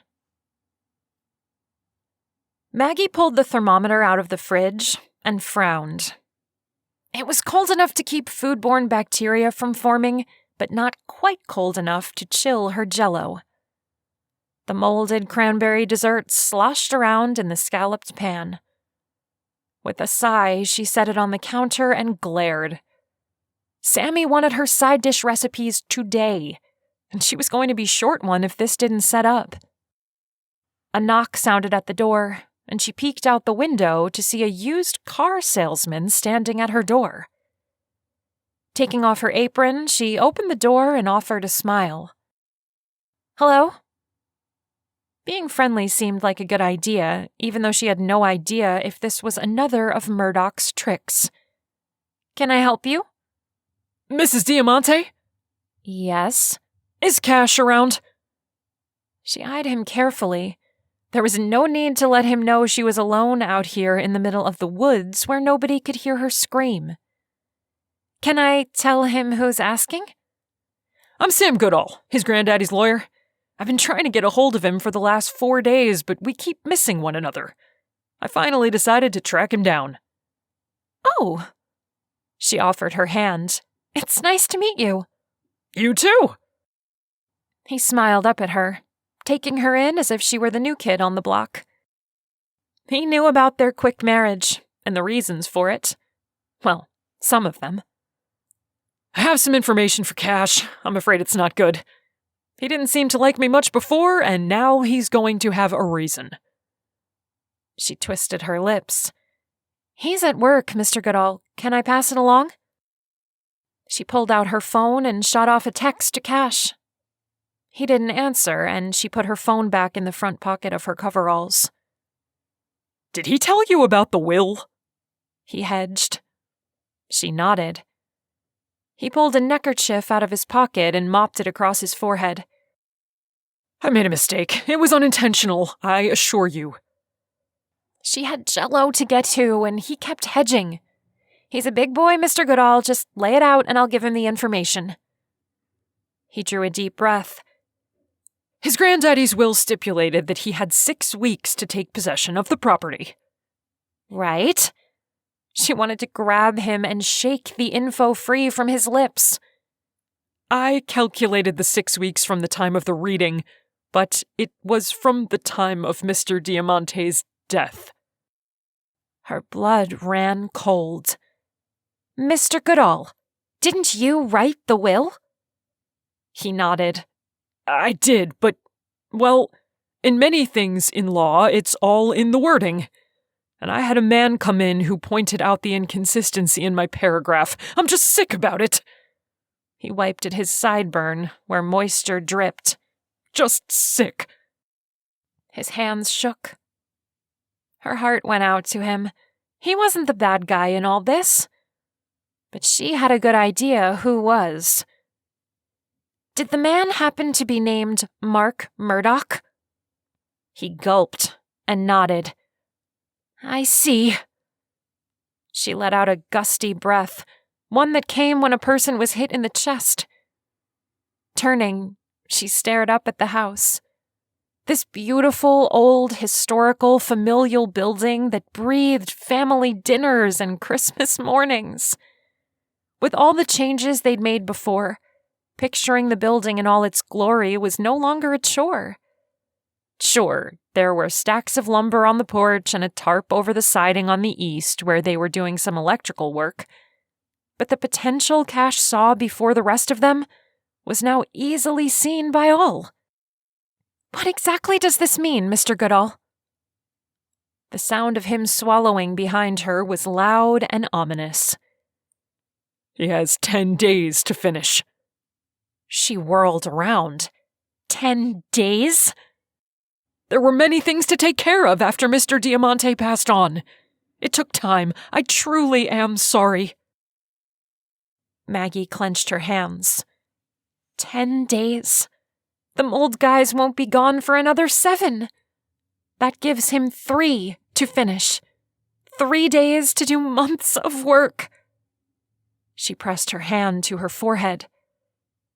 Cash had been halfway through several projects when they'd been shut down. The bathrooms, now the plumbing overhaul. Maybe if that was all he had to do, they'd be okay, but there was all the trim work. He'd shown her pictures of what he had planned. They were stunning and would take time. Staining the trim would take a week by itself. His only hope was if she got started on it now. Mr. Goodall rubbed his lips together. I'll send Cash an email tomorrow. Is there anything I can do? I don't think so. She bit back all the mean things that came to mind. Another man's mistake could cost them everything.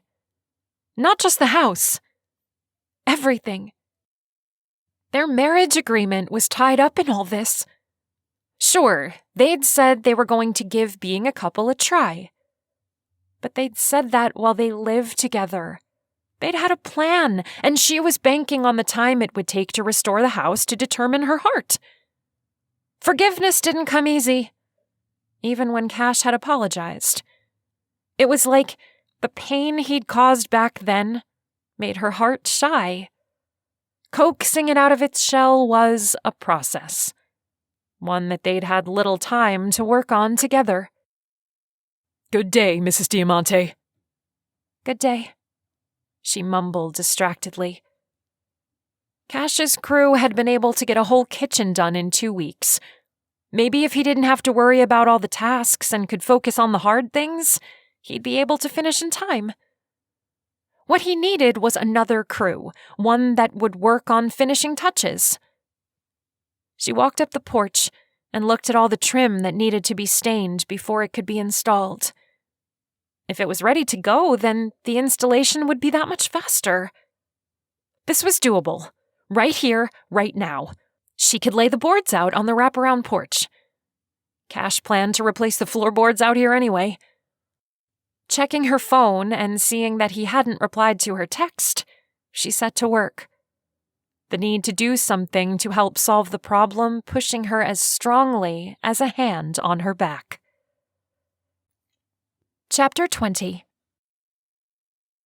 Cash drove down the tree-lined, bouncy road to his house. What a day.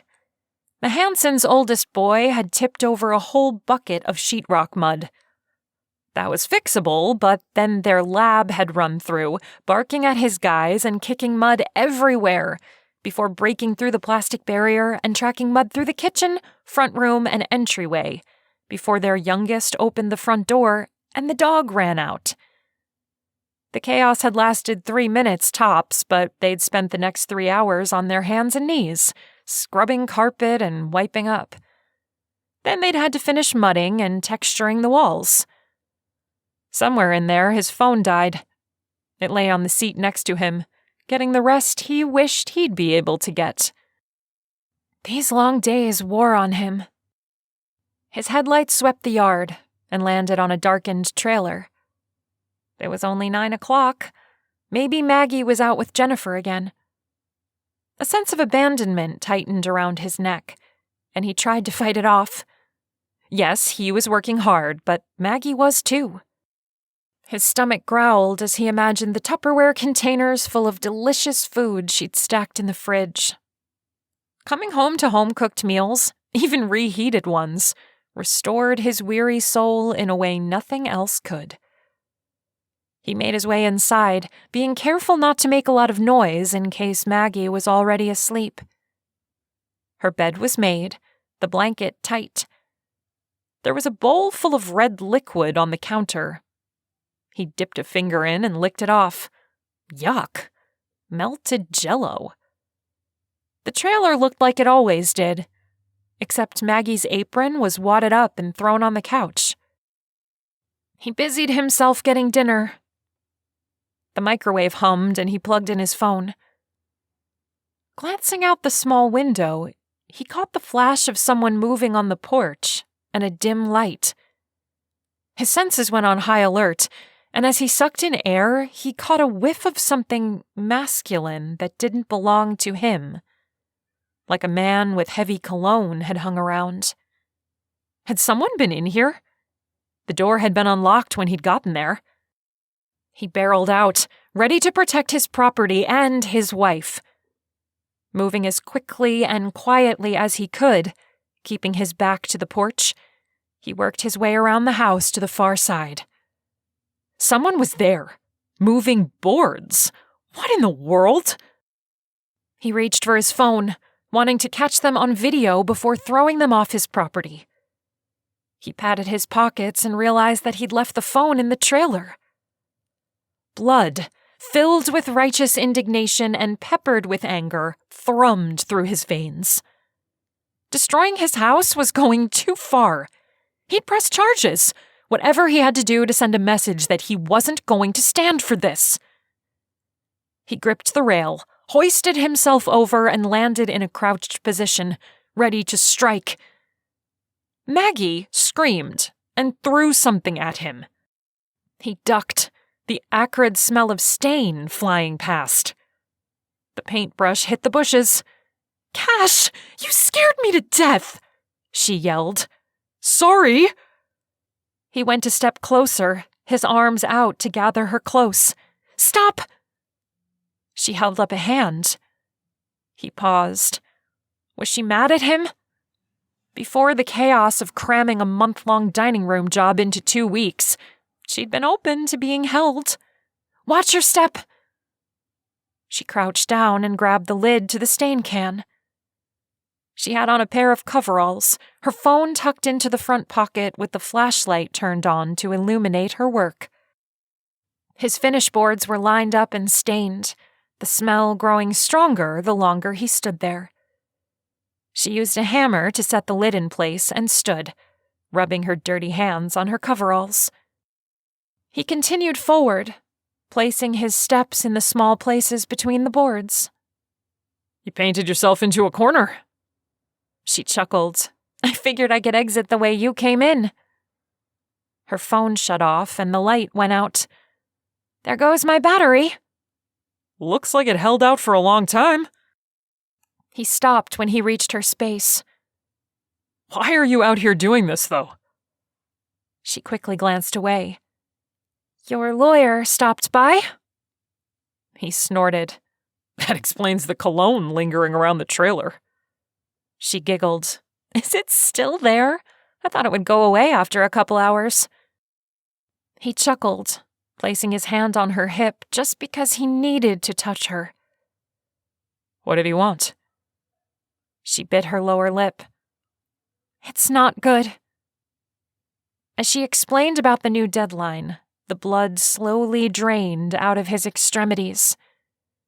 "But I figured that if we work together, we can get it done." He shook his head.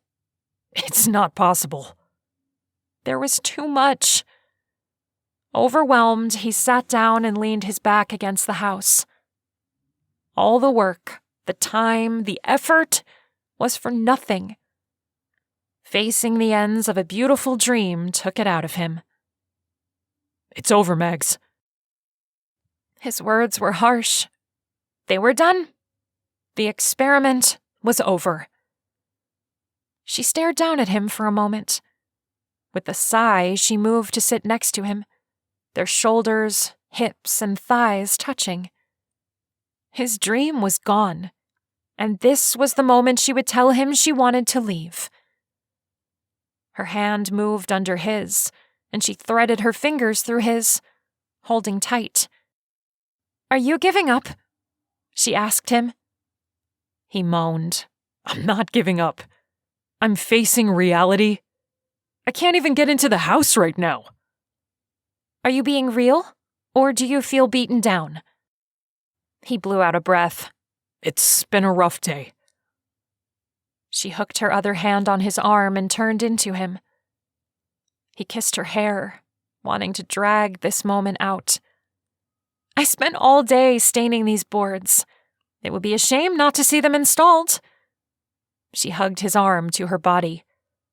What do you think about getting them up for me? The rooms need paint first. She melted a little more into him. I can paint. I'm actually pretty good at it when I don't have to throw my paintbrush at a crazy man who jumps out of the bushes. He shook his head. I have a crew. But your crew needs to work on the bathroom. That bathtub should be installed.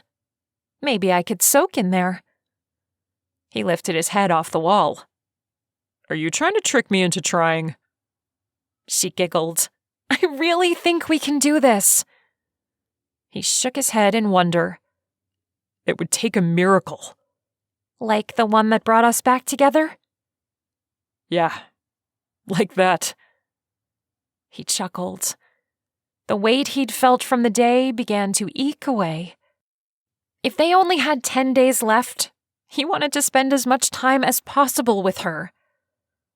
Bringing her hand to his mouth, he kissed her palm. I guess that makes us partners. She smiled, moving her open hand to cup his cheek. We should seal the deal. The scent of wood stain mingled with her skin, and the light vanilla that followed her around like pixie dust. He traced the outline of her lips with his eyes. What do you have in mind? Her hand slid into his hair. Oh, I don't know. He wrapped his arms around her, drawing her closer. I have a couple ideas. He leaned in, letting himself get lost in the softness of her. Show me, she whispered. His lips hovered over hers. Words he shouldn't say to a woman who was going to leave him filled his head. He knew better than to put them out there to stand as walls and keep Maggie from kissing him. She wanted this, wanted him in this way right now. If this was all she ever gave him, it would be enough. A whimper escaped her lips, and she closed the distance between their mouths.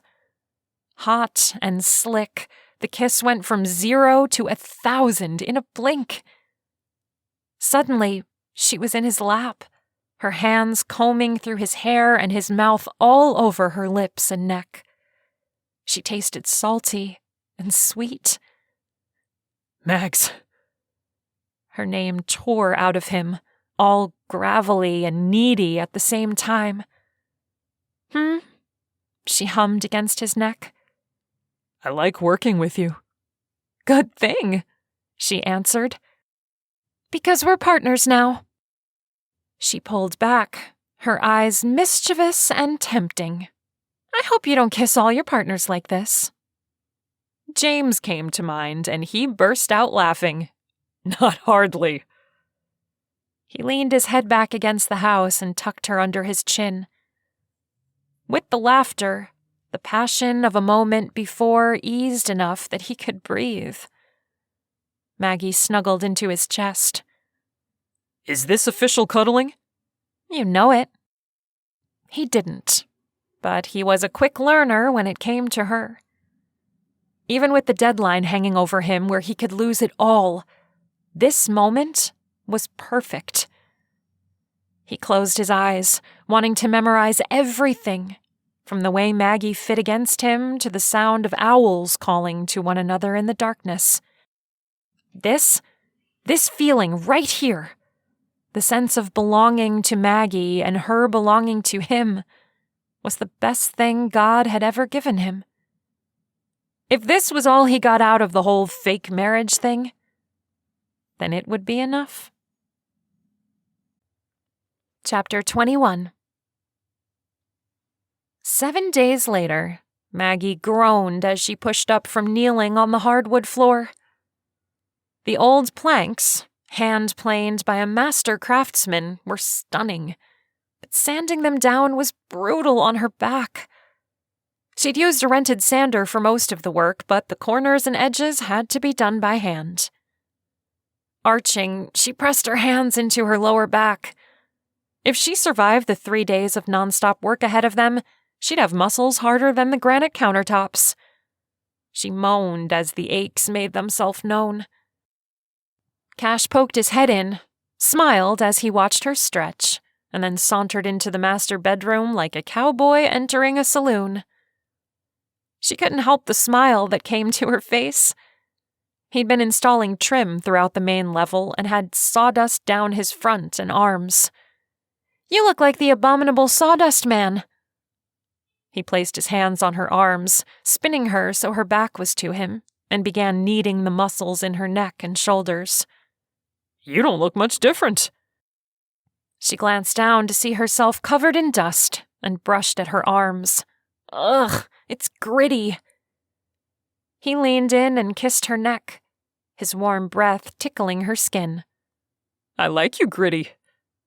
She giggled, tipping to give him better access and melting into his touch that didn't let up. "I just need to vacuum and wipe the floor, and we can finish it tomorrow."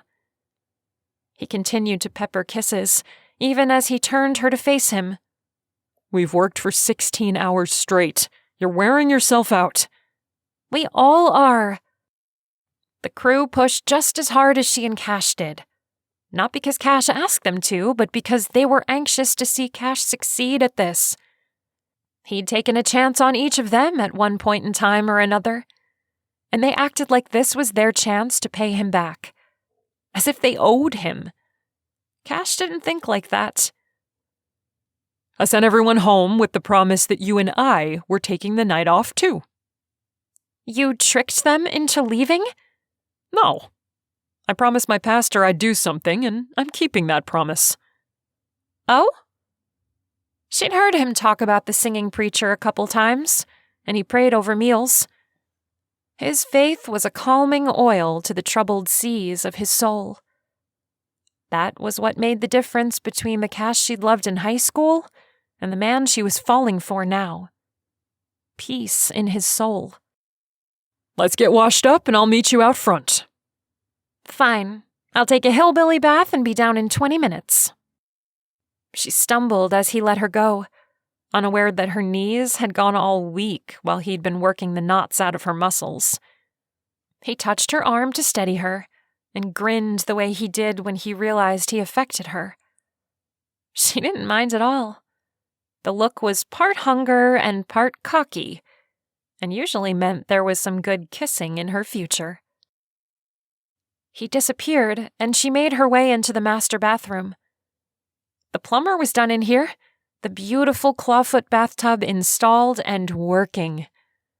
The tile in the shower and tub surround were finished today. They had to set for a couple days before the grout could be applied. She stood in the tub and used the hand sprayer to wash off with cold water. The water heater would arrive tomorrow. The whole experience was chilly and felt more like getting sprayed with the garden hose than relaxing. But at least she was able to wash the sawdust out of her hair, and she didn't scream this time. She could swear she'd heard Cash laughing just outside the door this morning when she'd done this for the first time. She emerged 15 minutes later with dry hair and shiny skin. Blow-drying took longer than the shower, but she'd reveled in the warmth on her scalp. She opened the front door to find Cash, who was scrubbed clean as well and looking hot in a black t-shirt and pair of dark jeans, leaning against a motorcycle. Details of the bike hit her like blasts of warm wind. The retro blue gas casing, the same color as her 70s fridge, the mirror she'd bought him for his birthday, and the footrests they'd scrounged from another bike at the recycle yard. Her eyes flooded with tears as she was suddenly a 17-year-old girl so in love with a boy. "You kept it," she whispered. They used to work on the bike together. Well, she'd hand him tools and talk his ear off while they ate cookies she'd baked. He'd listen to everything she said, even when he looked like he was thinking hard about the engine trouble or the sputtering noise from the exhaust pipe. Cash watched her, his eyes creased, pensive. My best memories were with you and this bike. She made her way down the steps and reached out to touch the handle. I feel like I'm in a dream.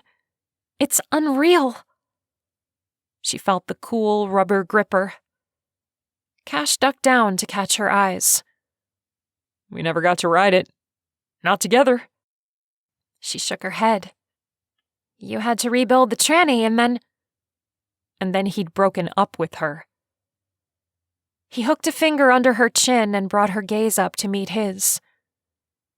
Ride with me now? Being on this bike would be like closure and a new start all in one. She grinned. You mean it actually works? His face lit up. Took me years, but I didn't give up on it. She wrinkled her nose. Why not? Because it was the closest I felt to you.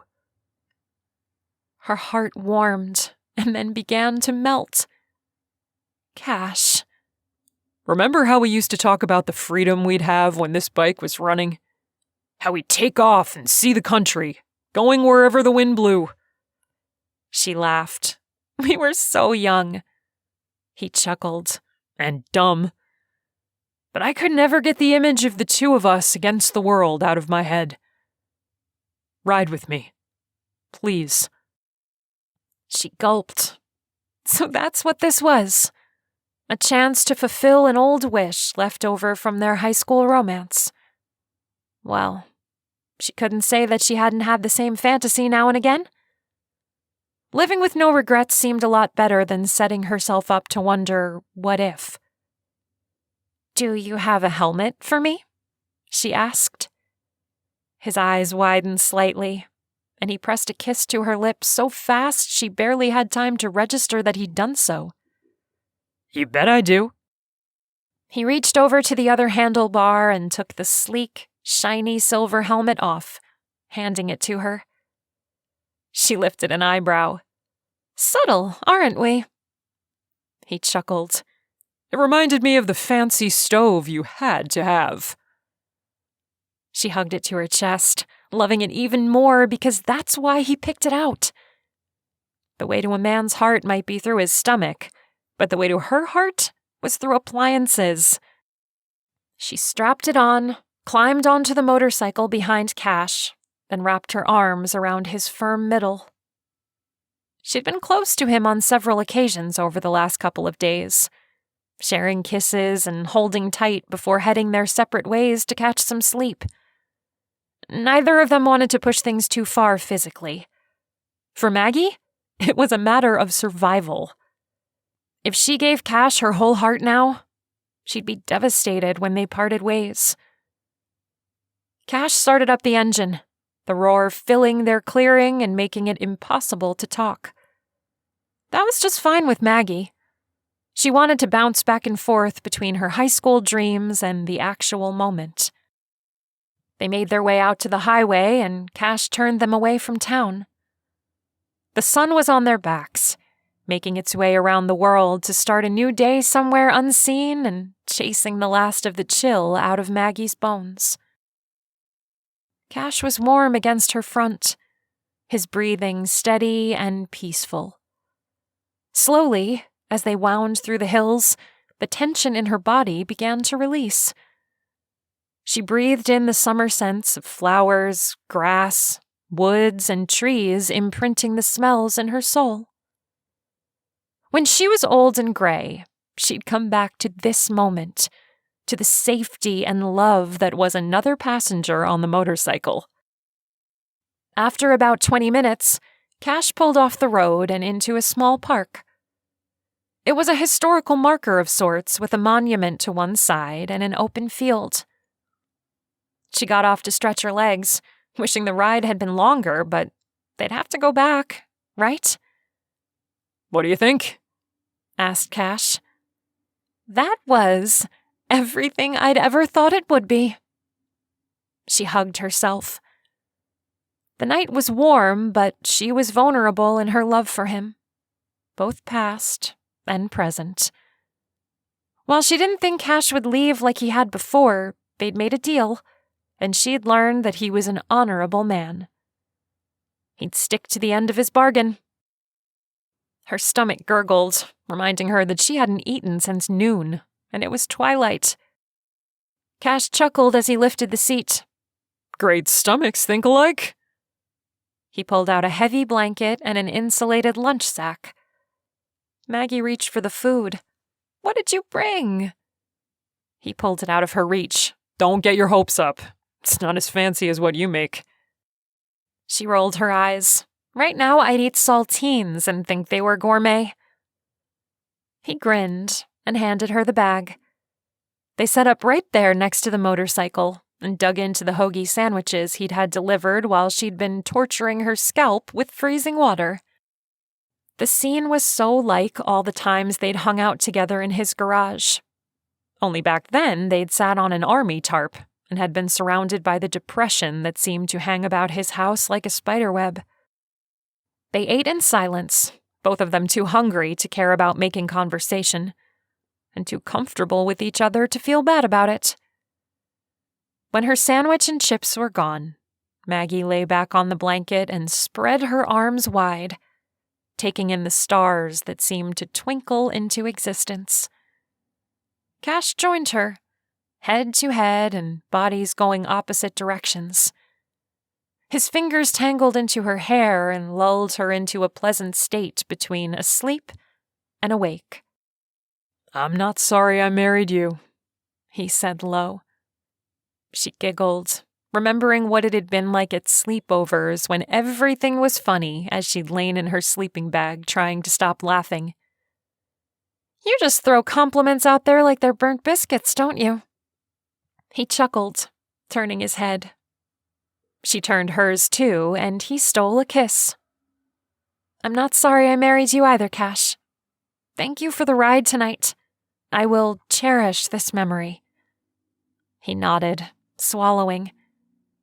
The depth of emotion in his eyes told her he knew exactly how she felt, having finally gotten to fulfill one of their silly dreams together. Somehow, it meant more to her now than it would have back then. She flopped back onto her back, not able to stay in the intensity of the moment with him for the rawness of it. Look, the summer triangle is there. Cash pointed up, tracing the shape. Maggie groaned. I hate astronomy. I only took it because you made me. Cash chuckled. I thought it would be a good excuse to make out on the football field. I didn't know Mr. Adair was going to make us study charts for hours. He was the worst. She lowered her voice into a mocking tone. Know your place in the universe, young Padawans, or be destined to lose a fight with an alien and fail my class. Cash chuckled again, his fingers wrapping her hair in tangles and then smoothing them out. It was practically melodic. How close are we to making the deadline? She asked softly. He had lists in his head. How he kept everything straight was a mystery. It's going to be close, and a lot will depend on if the inspector is in Murdoch's back pocket. I'm scared to even consider it. But you've worked with the inspectors for years, right? Cash nodded. I believe he's a good person. I just have to pray that he does a fair job. She pressed her lips together. What happens if you don't pass? Their deal was that they had their marriage annulled when he got the title to the property. If he didn't get it... I can't even think about that. He sat up suddenly and then pushed to his feet. He held out his hand to help her up. Come on. Tomorrow will come bright and early, and we have a lot to do. Her heart fell. She'd broken the spell of the magical motorcycle ride, the stars overhead, and the warm air on their skin by asking about a future with him. Maybe he didn't see one. Maybe this whole thing was about letting go of her forever, checking off the should-haves on the bucket list. She took his hand and let him pull her up, using the momentum to fall into his arms. He held her tight, and she had to wonder if it was because he wanted her to stay or because he was getting ready to let her go. Chapter 22. Cash measured the wall for the third time. 17 3/16, he muttered to himself. He couldn't seem to wrap his brain around numbers today. A sure sign that he was tired and pushing himself hard. Or that he'd been up way too late last night thinking of Maggie. Boss? James hurried into the room. There's something you should see. Cash tapped the tape measure and let it roll back into the holder. Coming. He had a pit in his stomach, and he wasn't sure why. Something in the way James continually darted glances over his shoulder as he led him outside and around to the back of the house. Who are you? Cash asked point blank of the guy in dress pants, a button-up shirt, and a tie, measuring the back wall. He turned and grinned wide. Hal Meacham! He walked over, his hand out. Cash shook it out of habit, confused. What's going on? He motioned to the tape measure and then over to the house. Strangers on his property were quickly becoming his biggest pet peeve. Oh, sorry. I should have been more clear. I'm Greg's assistant. Uh-huh. Cash nodded. He looked to James to see if the name rang a bell. James lifted a shoulder. And who's Greg? The engineer you hired to create a plan of the building? Cash's jaw went hard. James shifted to a fighting stance, his arms tense and his fists ready to strike. Hal took a couple steps back, clearly taken by surprise at James's reaction. Cash grabbed James's arm. Easy. He stepped between the two of them. Hal, you seem like a nice guy. Hal nodded, his eyes on James. You're just doing your job, and I can't fault a guy for that. Cash gave James a look that told him to cool it.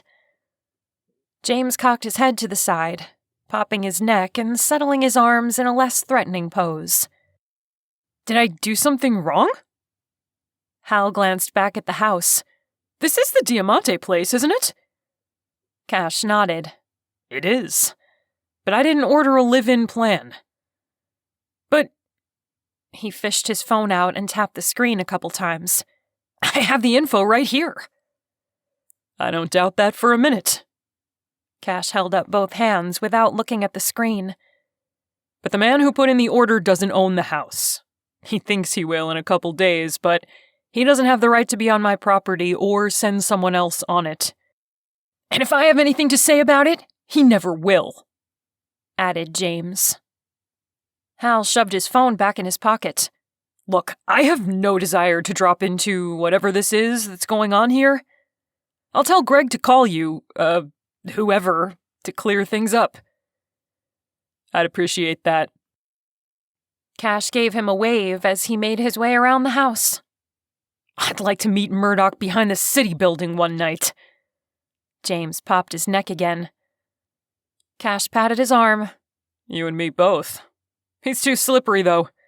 We'll be lucky to press charges at the end of this. He's covering his tracks. Shoot! I should have asked that guy for a copy of the work order. Don't worry about it. Getting the house will be revenge enough. Cash nodded. He might be a Christian, but he believed in karma, and Murdoch had a whole bucket load of it coming his way. I can't worry about him right now. That's what he wants, to distract us from getting done. Right. Let's get back to it. They made their way back inside, where they'd been working on the finish trim. He needed to stop daydreaming about his wife and focus on the house. A task easier said than done. Chapter 23. Maggie was in the master bath, slathering grout on the wall and then wiping the excess off with a rubber trowel. The fact that the grout was the same consistency as her royal icing helps her adapt to the job. The ache in her arms made her wish she was piping lace on a wedding cake instead of being here. Maggie? Timmy called through the house. You have a cute visitor. Maggie grinned to herself. She could just picture Jennifer's blush at Tim's words.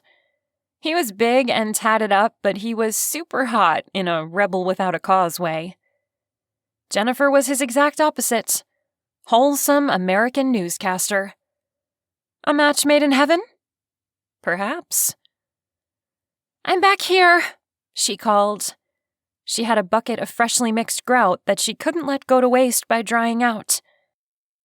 It was work or sleep at this point of the project. If she stopped, she'd be counting Z's before she hit the floor. She scooped up a trowel full of grout and was working it over the tile in a rainbow swipe when the door slammed open, startling her enough that she let it all plop onto the cardboard laid down to protect the floor. "What in the world?"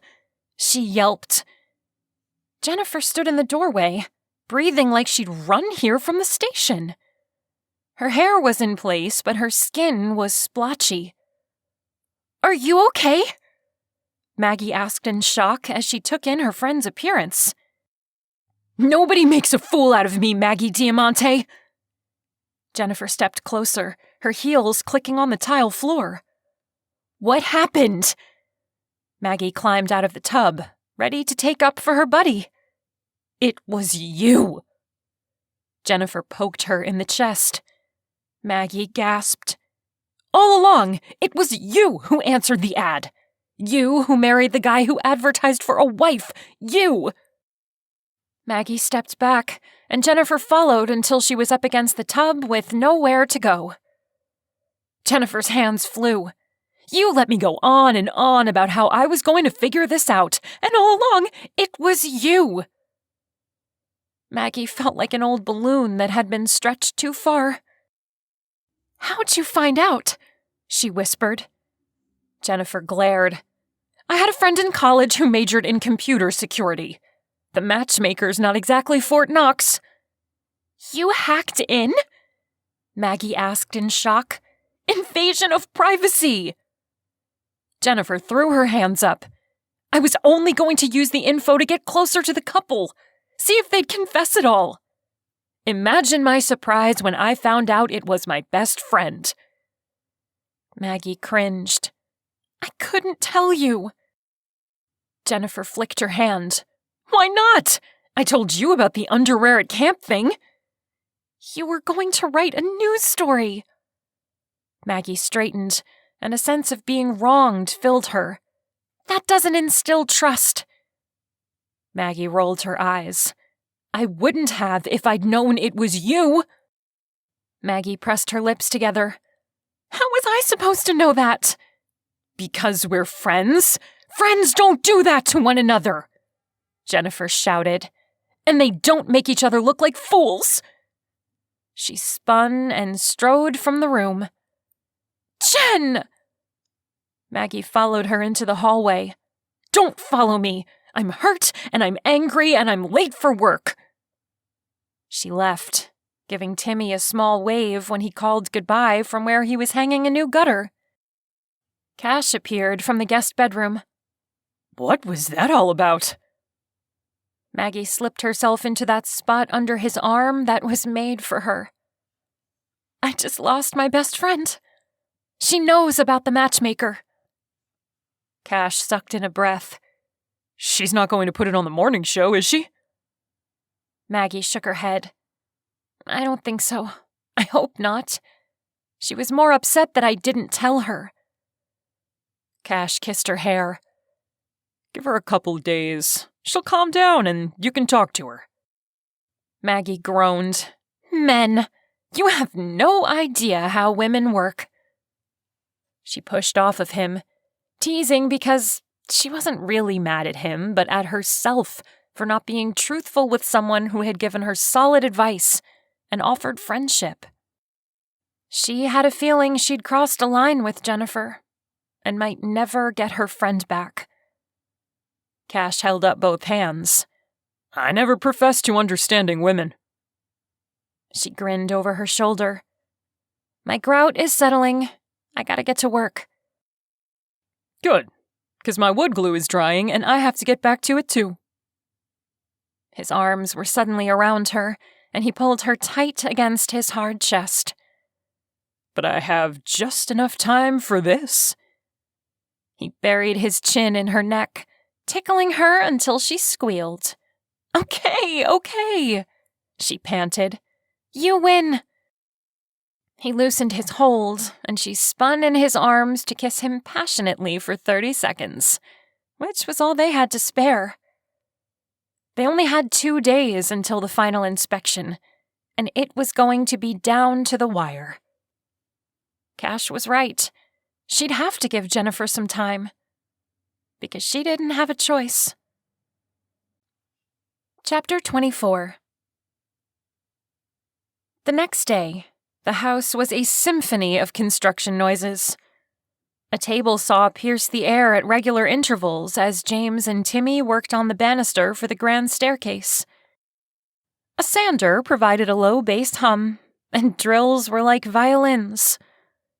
All of it was music to Cash's ears, because it meant they were going to be done on time. Sure, they'd have to work until midnight, but they were going to make it before Jackson showed up at 8 a.m. the next morning. Boss, called James from across the room. We need more gray paint. It's on the porch. I'll get it. He grinned to himself. He'd have to walk past Maggie on his way out. She was painting the front door. He was feeling so good, knowing they were going to have the house and the world to conquer together after that he might just steal a kiss. As he rounded the corner and caught sight of Maggie, his heart swelled and he had to stop moving because he'd stopped breathing.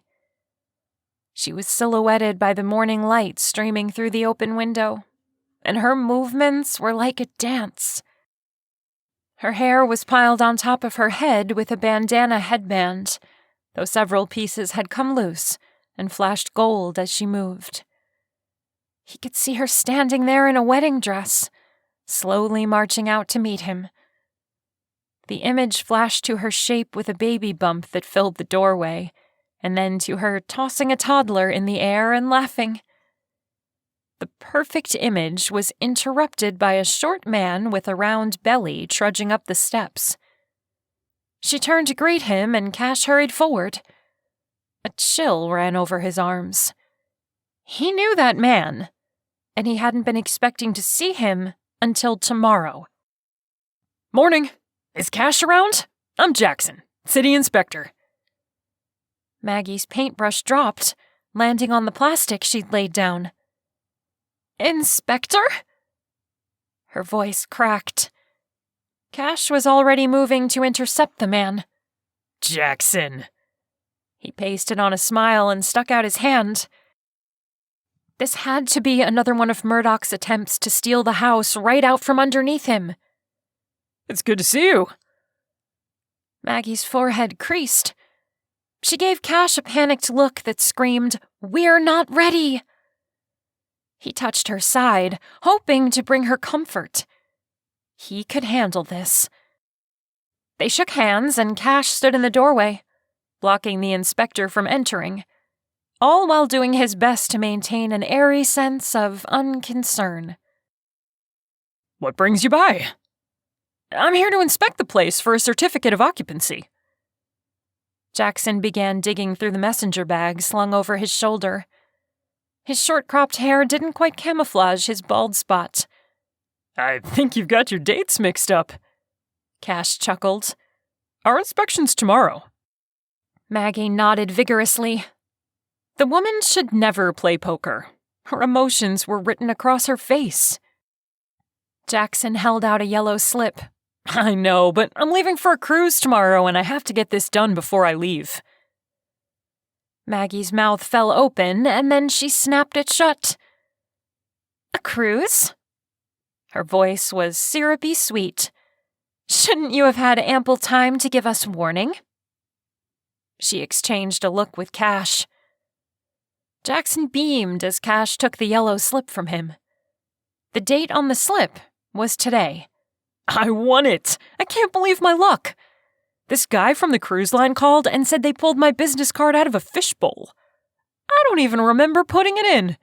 It's just the coolest thing that's ever happened to me. Cash's blood pressure began to rise. Jackson continued. I only had a day's notice, and I know you guys have to be all figured out by tomorrow, so I moved you up. He glanced back and forth between them. Cash did his best to hide his horror. Murdoch had beaten them. He'd bet his business that the guy had paid for the trip out of the taxpayers' pockets, just to yank the rug out from under Cash. Jackson, I gotta tell you, we aren't ready. We need today to finish up. Jackson frowned. There's nothing I can do about it at this time. It's either now or never. Cash's heart sank to the plastic tarp under their feet. He pushed off of the wall and stepped aside. Have at it, then. Jackson grinned, obviously riding his good luck high. He paused at the unfinished railing and made a note on his tablet. "What's going to happen?" Maggie asked in a hurried whisper. Cash shook his head. We won't pass. He groaned. Normally, he'd give us a checklist and we could finish up what he found and then have a reinspection for occupancy. But if he's leaving town, then we're sunk. He wanted to sink into the floorboards. Maggie's hand fell away from his arm. "Can we call in another inspector?" You're not getting it, Cash snapped. This is it. We're done. Moose Creek has one inspector and he's skipping town to sip fruity drinks and salsa on a ship. "We're done?" Maggie asked. "You don't mean we're done?" She wagged her finger back and forth between the two of them. Cash turned. The deal's off. I didn't uphold my end of the bargain. I didn't even give you the kitchen you asked for. He dropped his chin to his chest and scrubbed his hands through his hair. Some fake husband I turned out to be. Cash. Maggie whispered his name. It sounded like a caress, but it only reminded him that she was a better woman than he deserved. She'd put her dreams on hold to help him reach his. And what did he give her in return? Failure. "Cash, we can still—" He spun on her. Still what, Maggie? His words were loud and harsh and stabbing through the air. Her eyes went wide with hurt and confusion. He wanted to stop, but she had to understand there was no hope of saving the house. We're done here. In fact, I should tell the guys to stop. From right this moment, I'm spending my own money to fix up someone else's house. He stormed inside and started barking orders. Maggie didn't follow. He glanced over his shoulder to see her put the paintbrush in a plastic baggie, and then put the lid on the paint can. The slope of her shoulders was made of sorrow and loss. She understood. And he was a snake for being the one to make reality sink in. Chapter 25. Maggie stood by the trailer she and Cash had used to sleep in and throw together sandwiches on their short breaks from working nonstop on the house for the last week. They'd been so close. But it wasn't the loss of the house that had her fighting back tears as the crew packed up their tools and loaded pickup trucks. It was hearing Cash say, "We're done," over and over again in her head. He'd broken his promise. Which one? The one to love, honor, and cherish her? Because he hadn't broken that one. Not yet. And that was the one she cared about the most. What was a book deal she'd worked for 7 years to get if she didn't have the man she wanted to spend the rest of her life with? Didn't he see that she was willing to give up everything for him? To live in a trailer and work construction just so they could steal kisses between projects.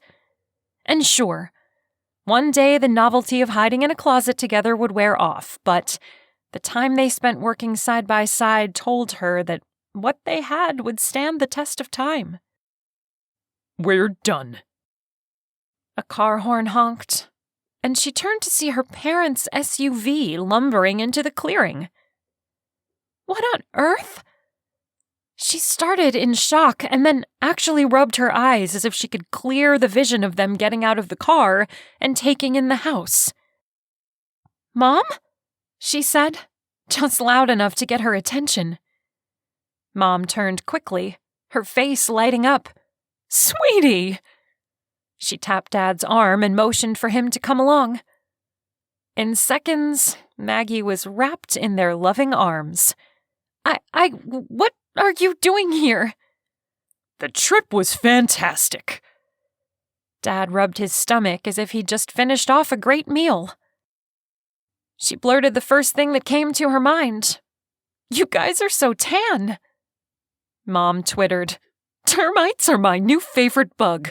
Seriously, if it weren't for them, we never would have taken this trip." Dad leaned over and kissed her cheek, looking as smitten as ever with his wife of almost 40 years. "That's great, but what are you doing here?" A couple trucks pulled out. She glanced over to see Timmy waving at her.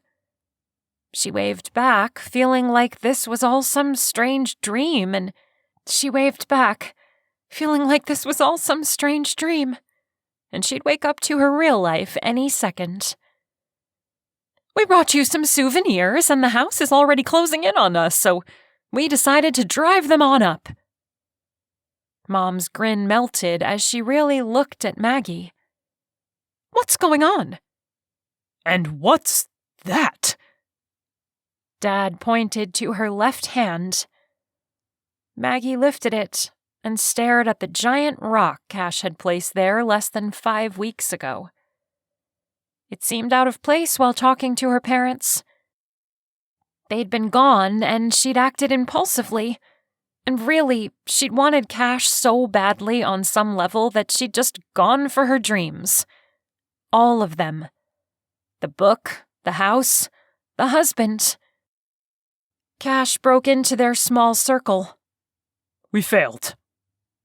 He took Maggie's lifted hand, turned it over, and slapped a red paper into it. As he closed his hand around hers, the paper crumpled between their palms. I'm sorry, Mags. I guess some stars just can't line up. Maggie gasped and tightened her grip on his fingers. Cash Diamante? Dad growled.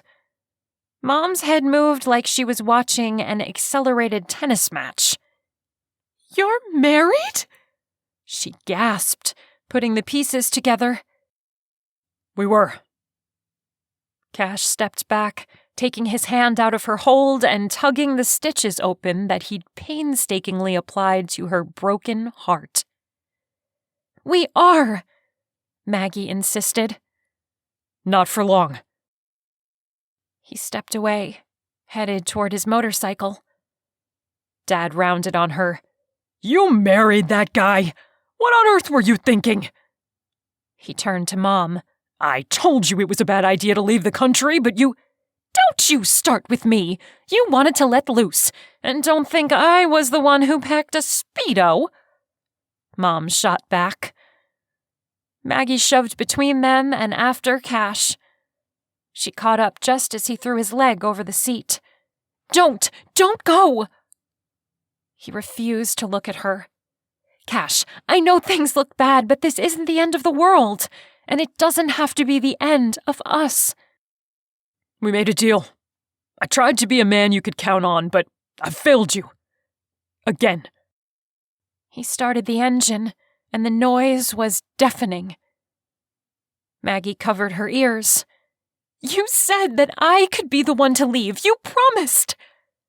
She yelled, her throat trying to close off with emotion even as she shoved the words out. Then go, he yelled back. I'm not keeping you here. She stared into his deep gray eyes. willing him to fight for her as hard as he'd fought for this house.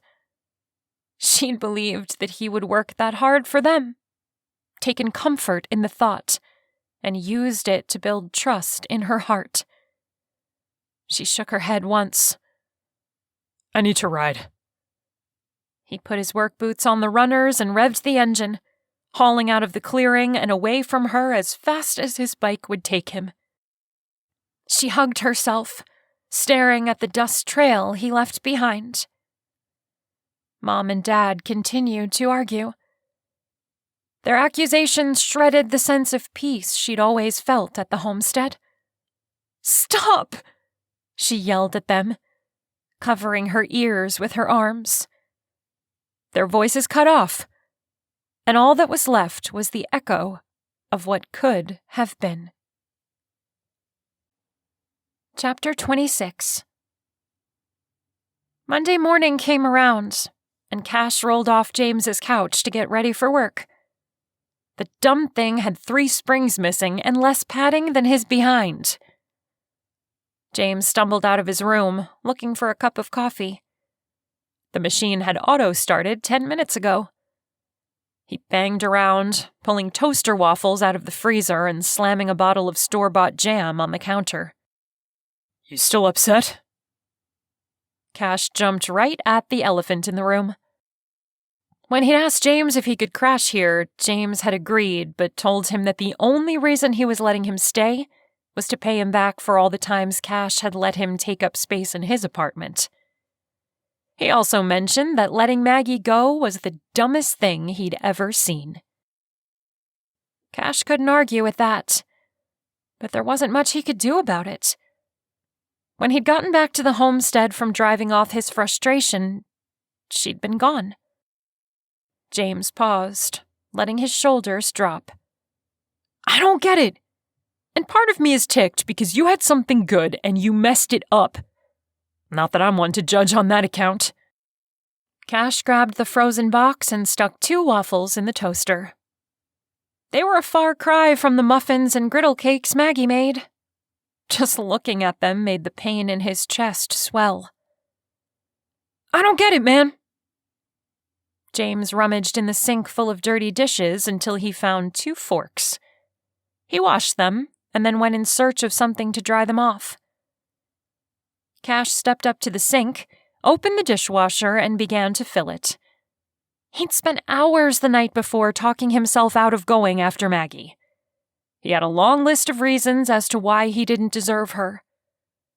The first was that he'd given her first rights at leaving and she hadn't used them. She's better off without me. That's bull, James muttered. He found a roll of paper towels and dried the forks just as the toaster popped. He pulled the waffles out and put them on a plate. Cash put 2 more in and went back to the sink, motioning for James to eat first. She's too good for me. That one I agree with. James pointed his fork at Cash. But it's still a bull bleep reason to take off. Cash finished loading the dishwasher, added the soap, and started it. There were still dishes in the sink, but they'd have to wait for the next load. Fine. The truth is, a woman like her deserves the homestead. She'd fit right in with the fancy appliances and the custom moldings and lighting. He glanced down at his ripped jeans and t-shirt with paint stains on it. Our paths cross, but they'll never line up. The sooner I realize that, the better off we'll both be. James stared down at his plate. I hear what you're saying, but the look on her face. Cash's throat closed off, and he had a hard time bringing in air. Let's go. The guys will beat us to the job site if we don't stop chatting like a bunch of schoolgirls. He cleared his throat several times as he grabbed the waffles and shoved one into his mouth on his way to the door. Chapter 27. These look good. Maggie lifted her stare from the paninis and blinked at her mom. She came out of the memory cloud that seemed to descend on her whenever she held still for longer than a minute. This time, she was lying on a blanket, and staring up at a clear night sky full of stars, Cash's fingers twisting her hair and then combing it free. "I hope you like it." Maggie smiled in an effort to put on a good face. Mom must have caught the sorrow in her heart reflecting in her eyes, because she put an arm around her and pulled her close. "You'll get over him. You did it before. You'll do it again." Maggie stiffened. The difference back then was that I wanted to. This time, I have no desire. "Maybe if you took off the ring?" Mom hedged. Maggie cupped her right hand over her left and held it close. No.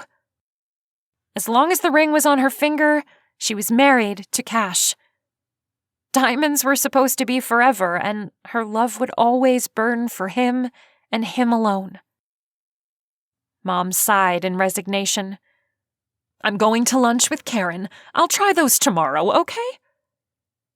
She picked up her purse, which was on the counter next to the fridge, where she'd stored it for 30 years. "Have a good afternoon." "Thanks." Maggie slipped the panini onto a plate and stared at it. She wasn't hungry, and her taste buds seemed to have fallen over. The world held no flavor. She suddenly wished for a friend like Karen. Too bad she'd messed up with Jennifer, too. Maybe I'm destined to be alone. If only Murdoch hadn't sent the inspector a day early. She huffed. It wasn't like he'd sent him, or like he'd manipulated him. The whole thing rubbed her the wrong way. Dad came in, following his nose. "Is that lunch?" He rubbed his palms together. Maggie shoved the plate his way. "It's all yours." He grinned, taking a big bite. "So good." She chuckled and then fell silent, listening to Dad chew. "What's eating you?" Maggie had sobbed the whole story out on the ride to her parents' house. They'd listened, exchanging worried glances, then told her that she was too isolated in her life, that online friends and followers weren't real people, and she'd been ripe to be taken advantage of.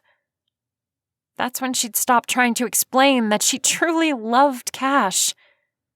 They didn't understand and thought she was reaching for an old boyfriend because he'd supplied a need for companionship. If only they knew how much she really needed him. I'm still ticked off that the city has that beautiful house. I put a lot of work into it and saved them thousands of dollars in remodel fees. But I can't afford to sue them for payment. Dad's chewing slowed down. "Maybe you don't have to sue them." Maggie turned, giving him her full attention. "What, you think if I sent them a bill, they'd pay it?" He snorted. "Not likely. But a little bad publicity can make people do the right thing. You have all sorts of contacts in the media. Maybe one of them could help." You're right. Maggie reeled with the knowledge and the idea. I can't believe I didn't think of this before. She hopped over and pecked a kiss on her dad's cheek. I know just who to call. He grinned. "Go get him." She went to her old room for some privacy. This call might be a bit dicey, and she didn't want distractions. Pacing the fluffy carpet in her socks, she dialed Jennifer. It rang several times before going to voicemail. She checked the clock. The Moose Creek morning show was done filming for the day. Jennifer should be able to answer. She fired off a text. I'm sorry. I really am. I need your help.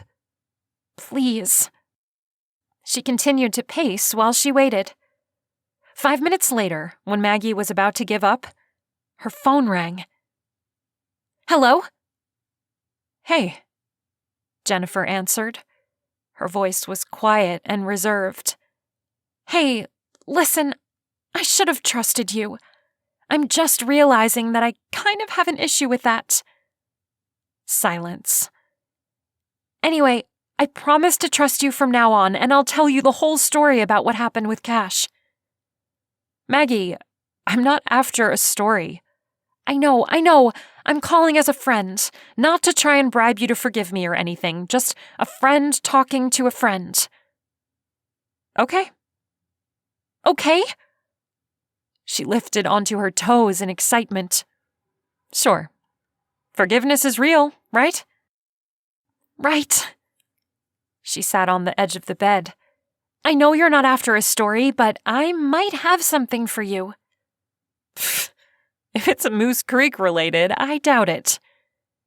How do you feel about corrupt city officials? This time, the silence was punctuated with interest. Tell me more. Tucking her legs up under her, Maggie related the story, from the moment she'd seen the ad in the matchmaker to when Cash had driven away, including every trick Murdoch tried to ruin their chances. Do you think there's anything there? Let me dig into it, but yes. I can't promise that you'll get your house back, but if what you suspect is true, then Murdoch will no longer serve the people of Moose Creek. She sagged with relief. I'm not looking for revenge. I just want our house. I know. We'll see how it shuffles out. Thanks, Jennifer. When can you come up for a visit? We need a serious girls' night to talk about your man. For the first time in days, Maggie warmed. How about Friday? Chapter 28. It's 55 5/8. Cash called down the hall to Harry, who was measuring studs and cutting them in the other room. This small space couldn't hold the table saw. Boss, you got a visitor, called Cal. Cash's heart leapt as it did any time someone out of the blue showed up. It happened more often than he'd ever thought it would on the job site. The crunch of tires on asphalt hadn't registered with him before. Now he couldn't not hear it as every part of him longed for Maggie to come back. Instead of Maggie's messy hair and adorable nose, he found himself staring into a television camera. What the? He covered his face from the light. Cash Diamante, what can you tell us about Mark Murdoch's supposed illegal activities in relation to your house? Asked Jennifer. Cash bit back the curse words that sprang to mind to describe the man who had stolen his family's house. Excuse me? He craned his neck to see Maggie's reporter friend standing with a mic in her hand. Murdoch has been removed from public office due to his illegal activity, some of which is linked to your house. Do you have a comment? She grinned like she was delivering good news. As the words sank in, Cash's arms were numb in shock. He dropped his tape measure to the floor with a thunk. Say that again? Jennifer stepped forward and sliced her hand across her throat, telling the camera guy to turn it off. The light went dark, and she smiled at Cash. It's our lead story tonight. Citywide corruption and all that. Mr. Diamante! Goodall came running into the impossibly small space, his tie thrown over his shoulder. He pressed past the cameraman, who grunted at being jostled. They were pressing the fire marshal's occupancy rules in this small office space. Cash put a hand on his arm. Breathe, man. Mr. Goodall gasped as if he'd run clear from his office. The city renounced their claim on your home. The homestead is yours. If Cash hadn't already dropped everything in his hands, he would have done so at that announcement. You're kidding. Mr. Goodall slapped him on the back. They called 10 minutes ago. Apparently they got some bad press. He winked at Jennifer. She lifted both her hands. The power of the press at work. Cash laughed. What's going on, boss? James asked from the doorway. The crew gathered behind him. Cash glanced around at the people who'd gathered to tell him the good news. His heart dropped. The one face he wanted to see wasn't there. We're going home. He nodded to Mr. Goodall. The crew let out very manly yells, shaking the rafters of the small house he'd bought with the plan to flip it. Get back to work, he yelled good-naturedly. They laughed, but went on their way. Goodall smacked his back again. Call me tomorrow and we'll go over all the paperwork. I have another stop to make today. His eyes twinkled in a way that said he was up to something. Cash nodded. Soon it was just him, Jennifer, and a cameraman. I just need a quick soundbite, she said. Cash drew in a breath. It was Maggie, wasn't it? Jennifer pressed her lips. Thad, why don't you wait outside for a minute? Thad swung the camera off his shoulder. He left without a word. Camera operator was a good job for him if he spoke this much all the time. How is she? He asked, not daring to say her name for fear it would crumble the parts of him barely holding it together. Jennifer glared at first. She was fierce and protective of her friend. Cash couldn't blame her. He silently pleaded with her to be truthful. Just a soundbite would do. She blew out a breath, making her lips flap. Fine. She's hurting and mad and doing her best to hold it together. You are a horrible husband. She poked him in the shoulder. And you don't deserve her. So I don't know why I'm telling you that if you called, she'd come back. It was his turn to blow out air. Her words hit him square in the gut. She squinted at him. Have you lost weight? He chuckled, thinking of the frozen waffle he'd taken 3 bites of that morning. I don't eat well now. She sniffed. Serves you right. Softening, she added, but seriously, call her. He lifted a non-committal shoulder. She called Thad back in, and he gave her a quote she could use on the news that night. He worked until quitting time and then stayed long enough to make sure the house was secure. It was small and in a good neighborhood. It should sell well.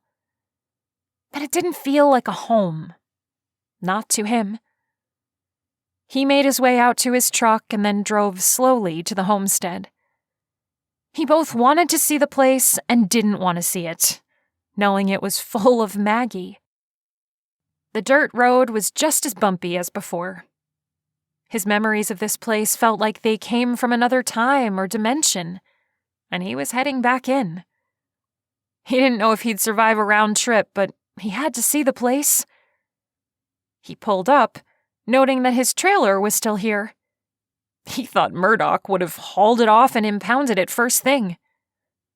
Paint cans and buckets of sheetrock mud were piled on the porch.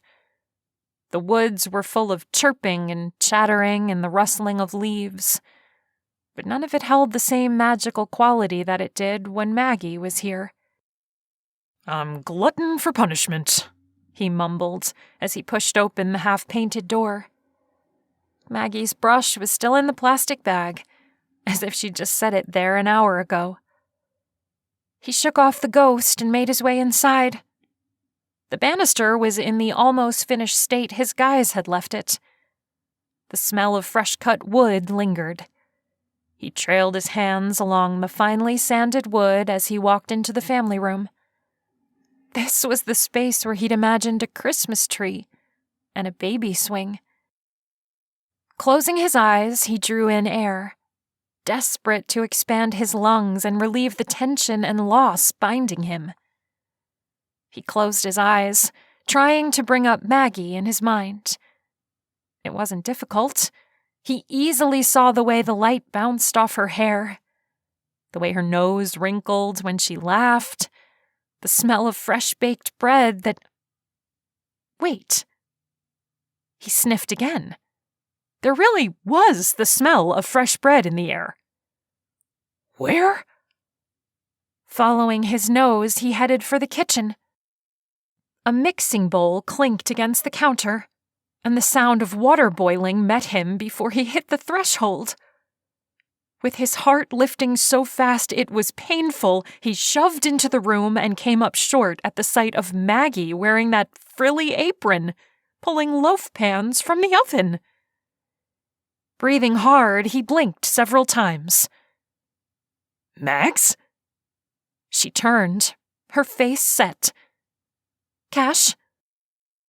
Okay, she was ticked. What's going on? She slammed the pan down. I'm cooking in my kitchen. I see that. He advanced slowly, his arms out to the sides. She continued, tossing things around as she spoke. We didn't sign a prenup, so according to Mr. Goodall, half this house is mine, and I'm taking this half. She made a motion with her arms as if cutting the house in half from north to south. Cash paused, the info like a lighthouse beckoning him to come safely to shore. Is that right? He squinted. Yep. Fine. I want the master bedroom. She whipped around, glaring at him. I grouted that tile myself. I installed the appliances. He countered, taking a step closer. She snorted. Fine. I want the cupboard under the stairs. He stepped again. Okay. I want the family room. Study. Library. Step. Billiard room. She glared. There isn't a billiard room. Step. He was almost close enough to touch her.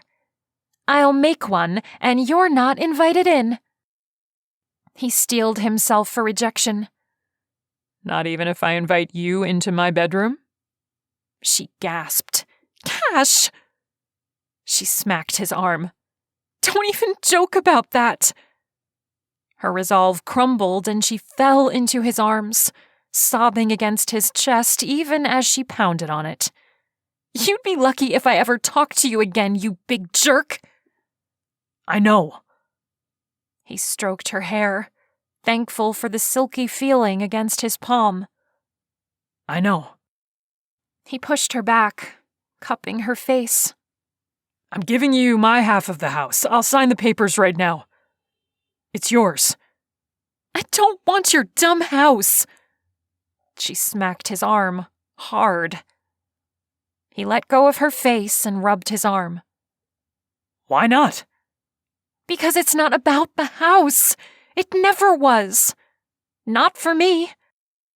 She sniffed, wiping her nose with her apron, then yanking it off and wadding it up.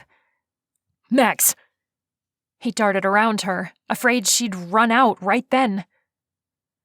I was trying to tell you that it's not about the house for me either.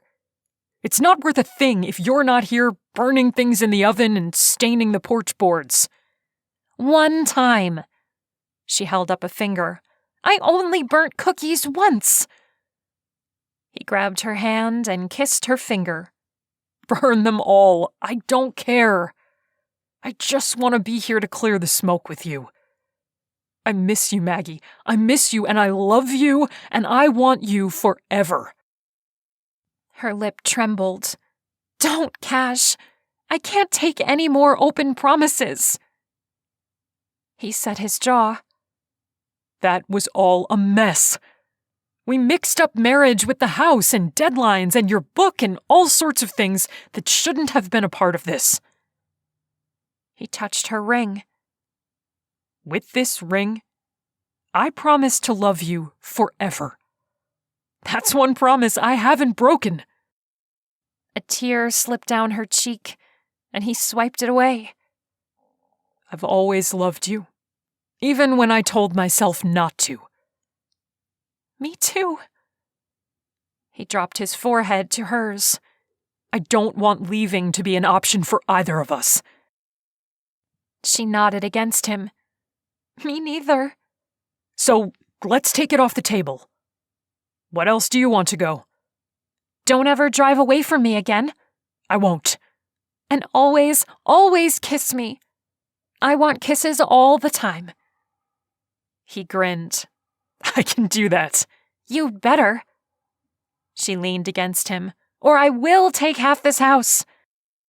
He laughed. I'm giving it to you anyway. Consider it a belated wedding gift. Cash, she whispered. I don't have one for you. All I need is this. He dipped his head and pressed his lips to hers. She tasted salty from her tears and sugary because that was just her. I love you, Maggie, he said as he moved to kiss her jaw and then her neck. I love you too. He paused. Marry me. Again? His words were muffled against her skin and she held her breath. He pulled back. I know a preacher. She laughed. Yes. He picked her up and spun her around before setting her on the counter and kissing her the way he should have from the very beginning, like he had eternity to do it right. Epilogue. 1 year later. It's a good turnout this year. Cash looked around the church lawn at all the people from the congregation who had gathered to celebrate the first week of summer. Almost double than what was here last year. Seth smiled. They're here for more of Maggie's cooking. Stop. Maggie placed a bowl of Italian noodle salad on the buffet table. Her cheeks turned a pretty shade of pink, and Cash couldn't help himself. He had to kiss her. When he did, he pulled back to find Evie grinning at the two of them. Look at you two. Who would have thought an ad in the Matchmaker would lead to all this? She circled her hand, indicating the two of them. Maggie stiffened. How did you hear about that? Cash rubbed her shoulders. She had a tender spot when it came to their reconnect story because of the trouble it had caused with Jennifer. Not that there was any problem there now. The two were thick as thieves. Evie laughed. Who said I was talking about you? She kissed Seth's cheek and then winked. Maggie's jaw dropped. You're kidding! Seth chuckled. Nope. Maggie turned to Cash. He rubbed the back of his neck. Actually, it was his idea. He hooked a thumb at the preacher. Maggie burst out laughing. I never would have thought. Maggie! Mrs. Kindle called. She waved her hand in the air. They all turned to see her bustling through the crowd. Will you sign my book? She thrust a copy of Homestead Cooking at Maggie. I simply love your twice-baked mashed potato recipe. I make it every Sunday now. Maggie smiled. That's such a big compliment. Thank you. She took a moment to talk about the recipes and sign the book. Cash couldn't be prouder of her accomplishment. Her blog had exploded with the posts about the house and their refinishing process, including recipes in each article and a snippet of their love story. It was so big, her agent insisted she include them in the actual book, and it sold to one of the big publishing houses in a bidding war. She was already halfway through the sequel, Homestead Baking. Sorry we're late. Mom dropped a bag of chips on the buffet table and brushed off her palms. She and Dad had bought the small house here in Moose Creek that Cash had flipped. They loved having less yard to care for and more freedom to travel. He'd felt strange calling them Mom and Dad at first, but as the first year went by and they accepted him as their own, it became less so. Sometimes he wished he'd made a different choice and had held on to Maggie the first time around. But then he'd hear Maggie say, timing is everything. And he'd trust that it had all happened the way God meant it to. Being apart from her had been hard, but the sweetness they'd found together was worth waiting for. He'd do it all again if it meant he could spend his life with his woman. Cash? She snuggled into him. Do you want to join the volleyball game? He shook his head. Actually, I was thinking about a refresher course on cuddling. At the church picnic? Her eyes bugged out. He laughed, kissing her hair. How about tonight? At home? Her eyes sparkled. I think I can work that in. Deal. He kissed her again. Let's show the youth group how to play volleyball. She giggled. Heaven help them. He laughed. There was no stopping the two of them now that they were together. And who knew? There could be a new generation of Diamantes in the homestead within the year. And that was news he was eager to hear. This has been The Black Sheep, Master Builder's Fake Marriage, the Bride's Wanted Matchmaker series, Book 3. Written by Lucy McConnell, narrated by Liz Crane. Welcome back. I hope you enjoyed The Black Sheep, Master Builder's Fake Marriage. Said that title pretty quick that time. There are other books in this series. There are other audiobooks up on YouTube. There will be things here that tell you what to do to find them. I'm also going to put a link down in the description where you can pick up this book on Amazon and read it if reading is easier for you to do right now. Don't forget to hit the like button and the subscribe button. And if you want an ad-free experience, you can follow me on Patreon. For small town romances, you can check out the Snow Valley series and the Harvest Ranch series. And anyway, I hope you enjoyed this. It's been a lot of fun spending time with you and sharing these books with you. And yeah, I'll see you on the next audiobook.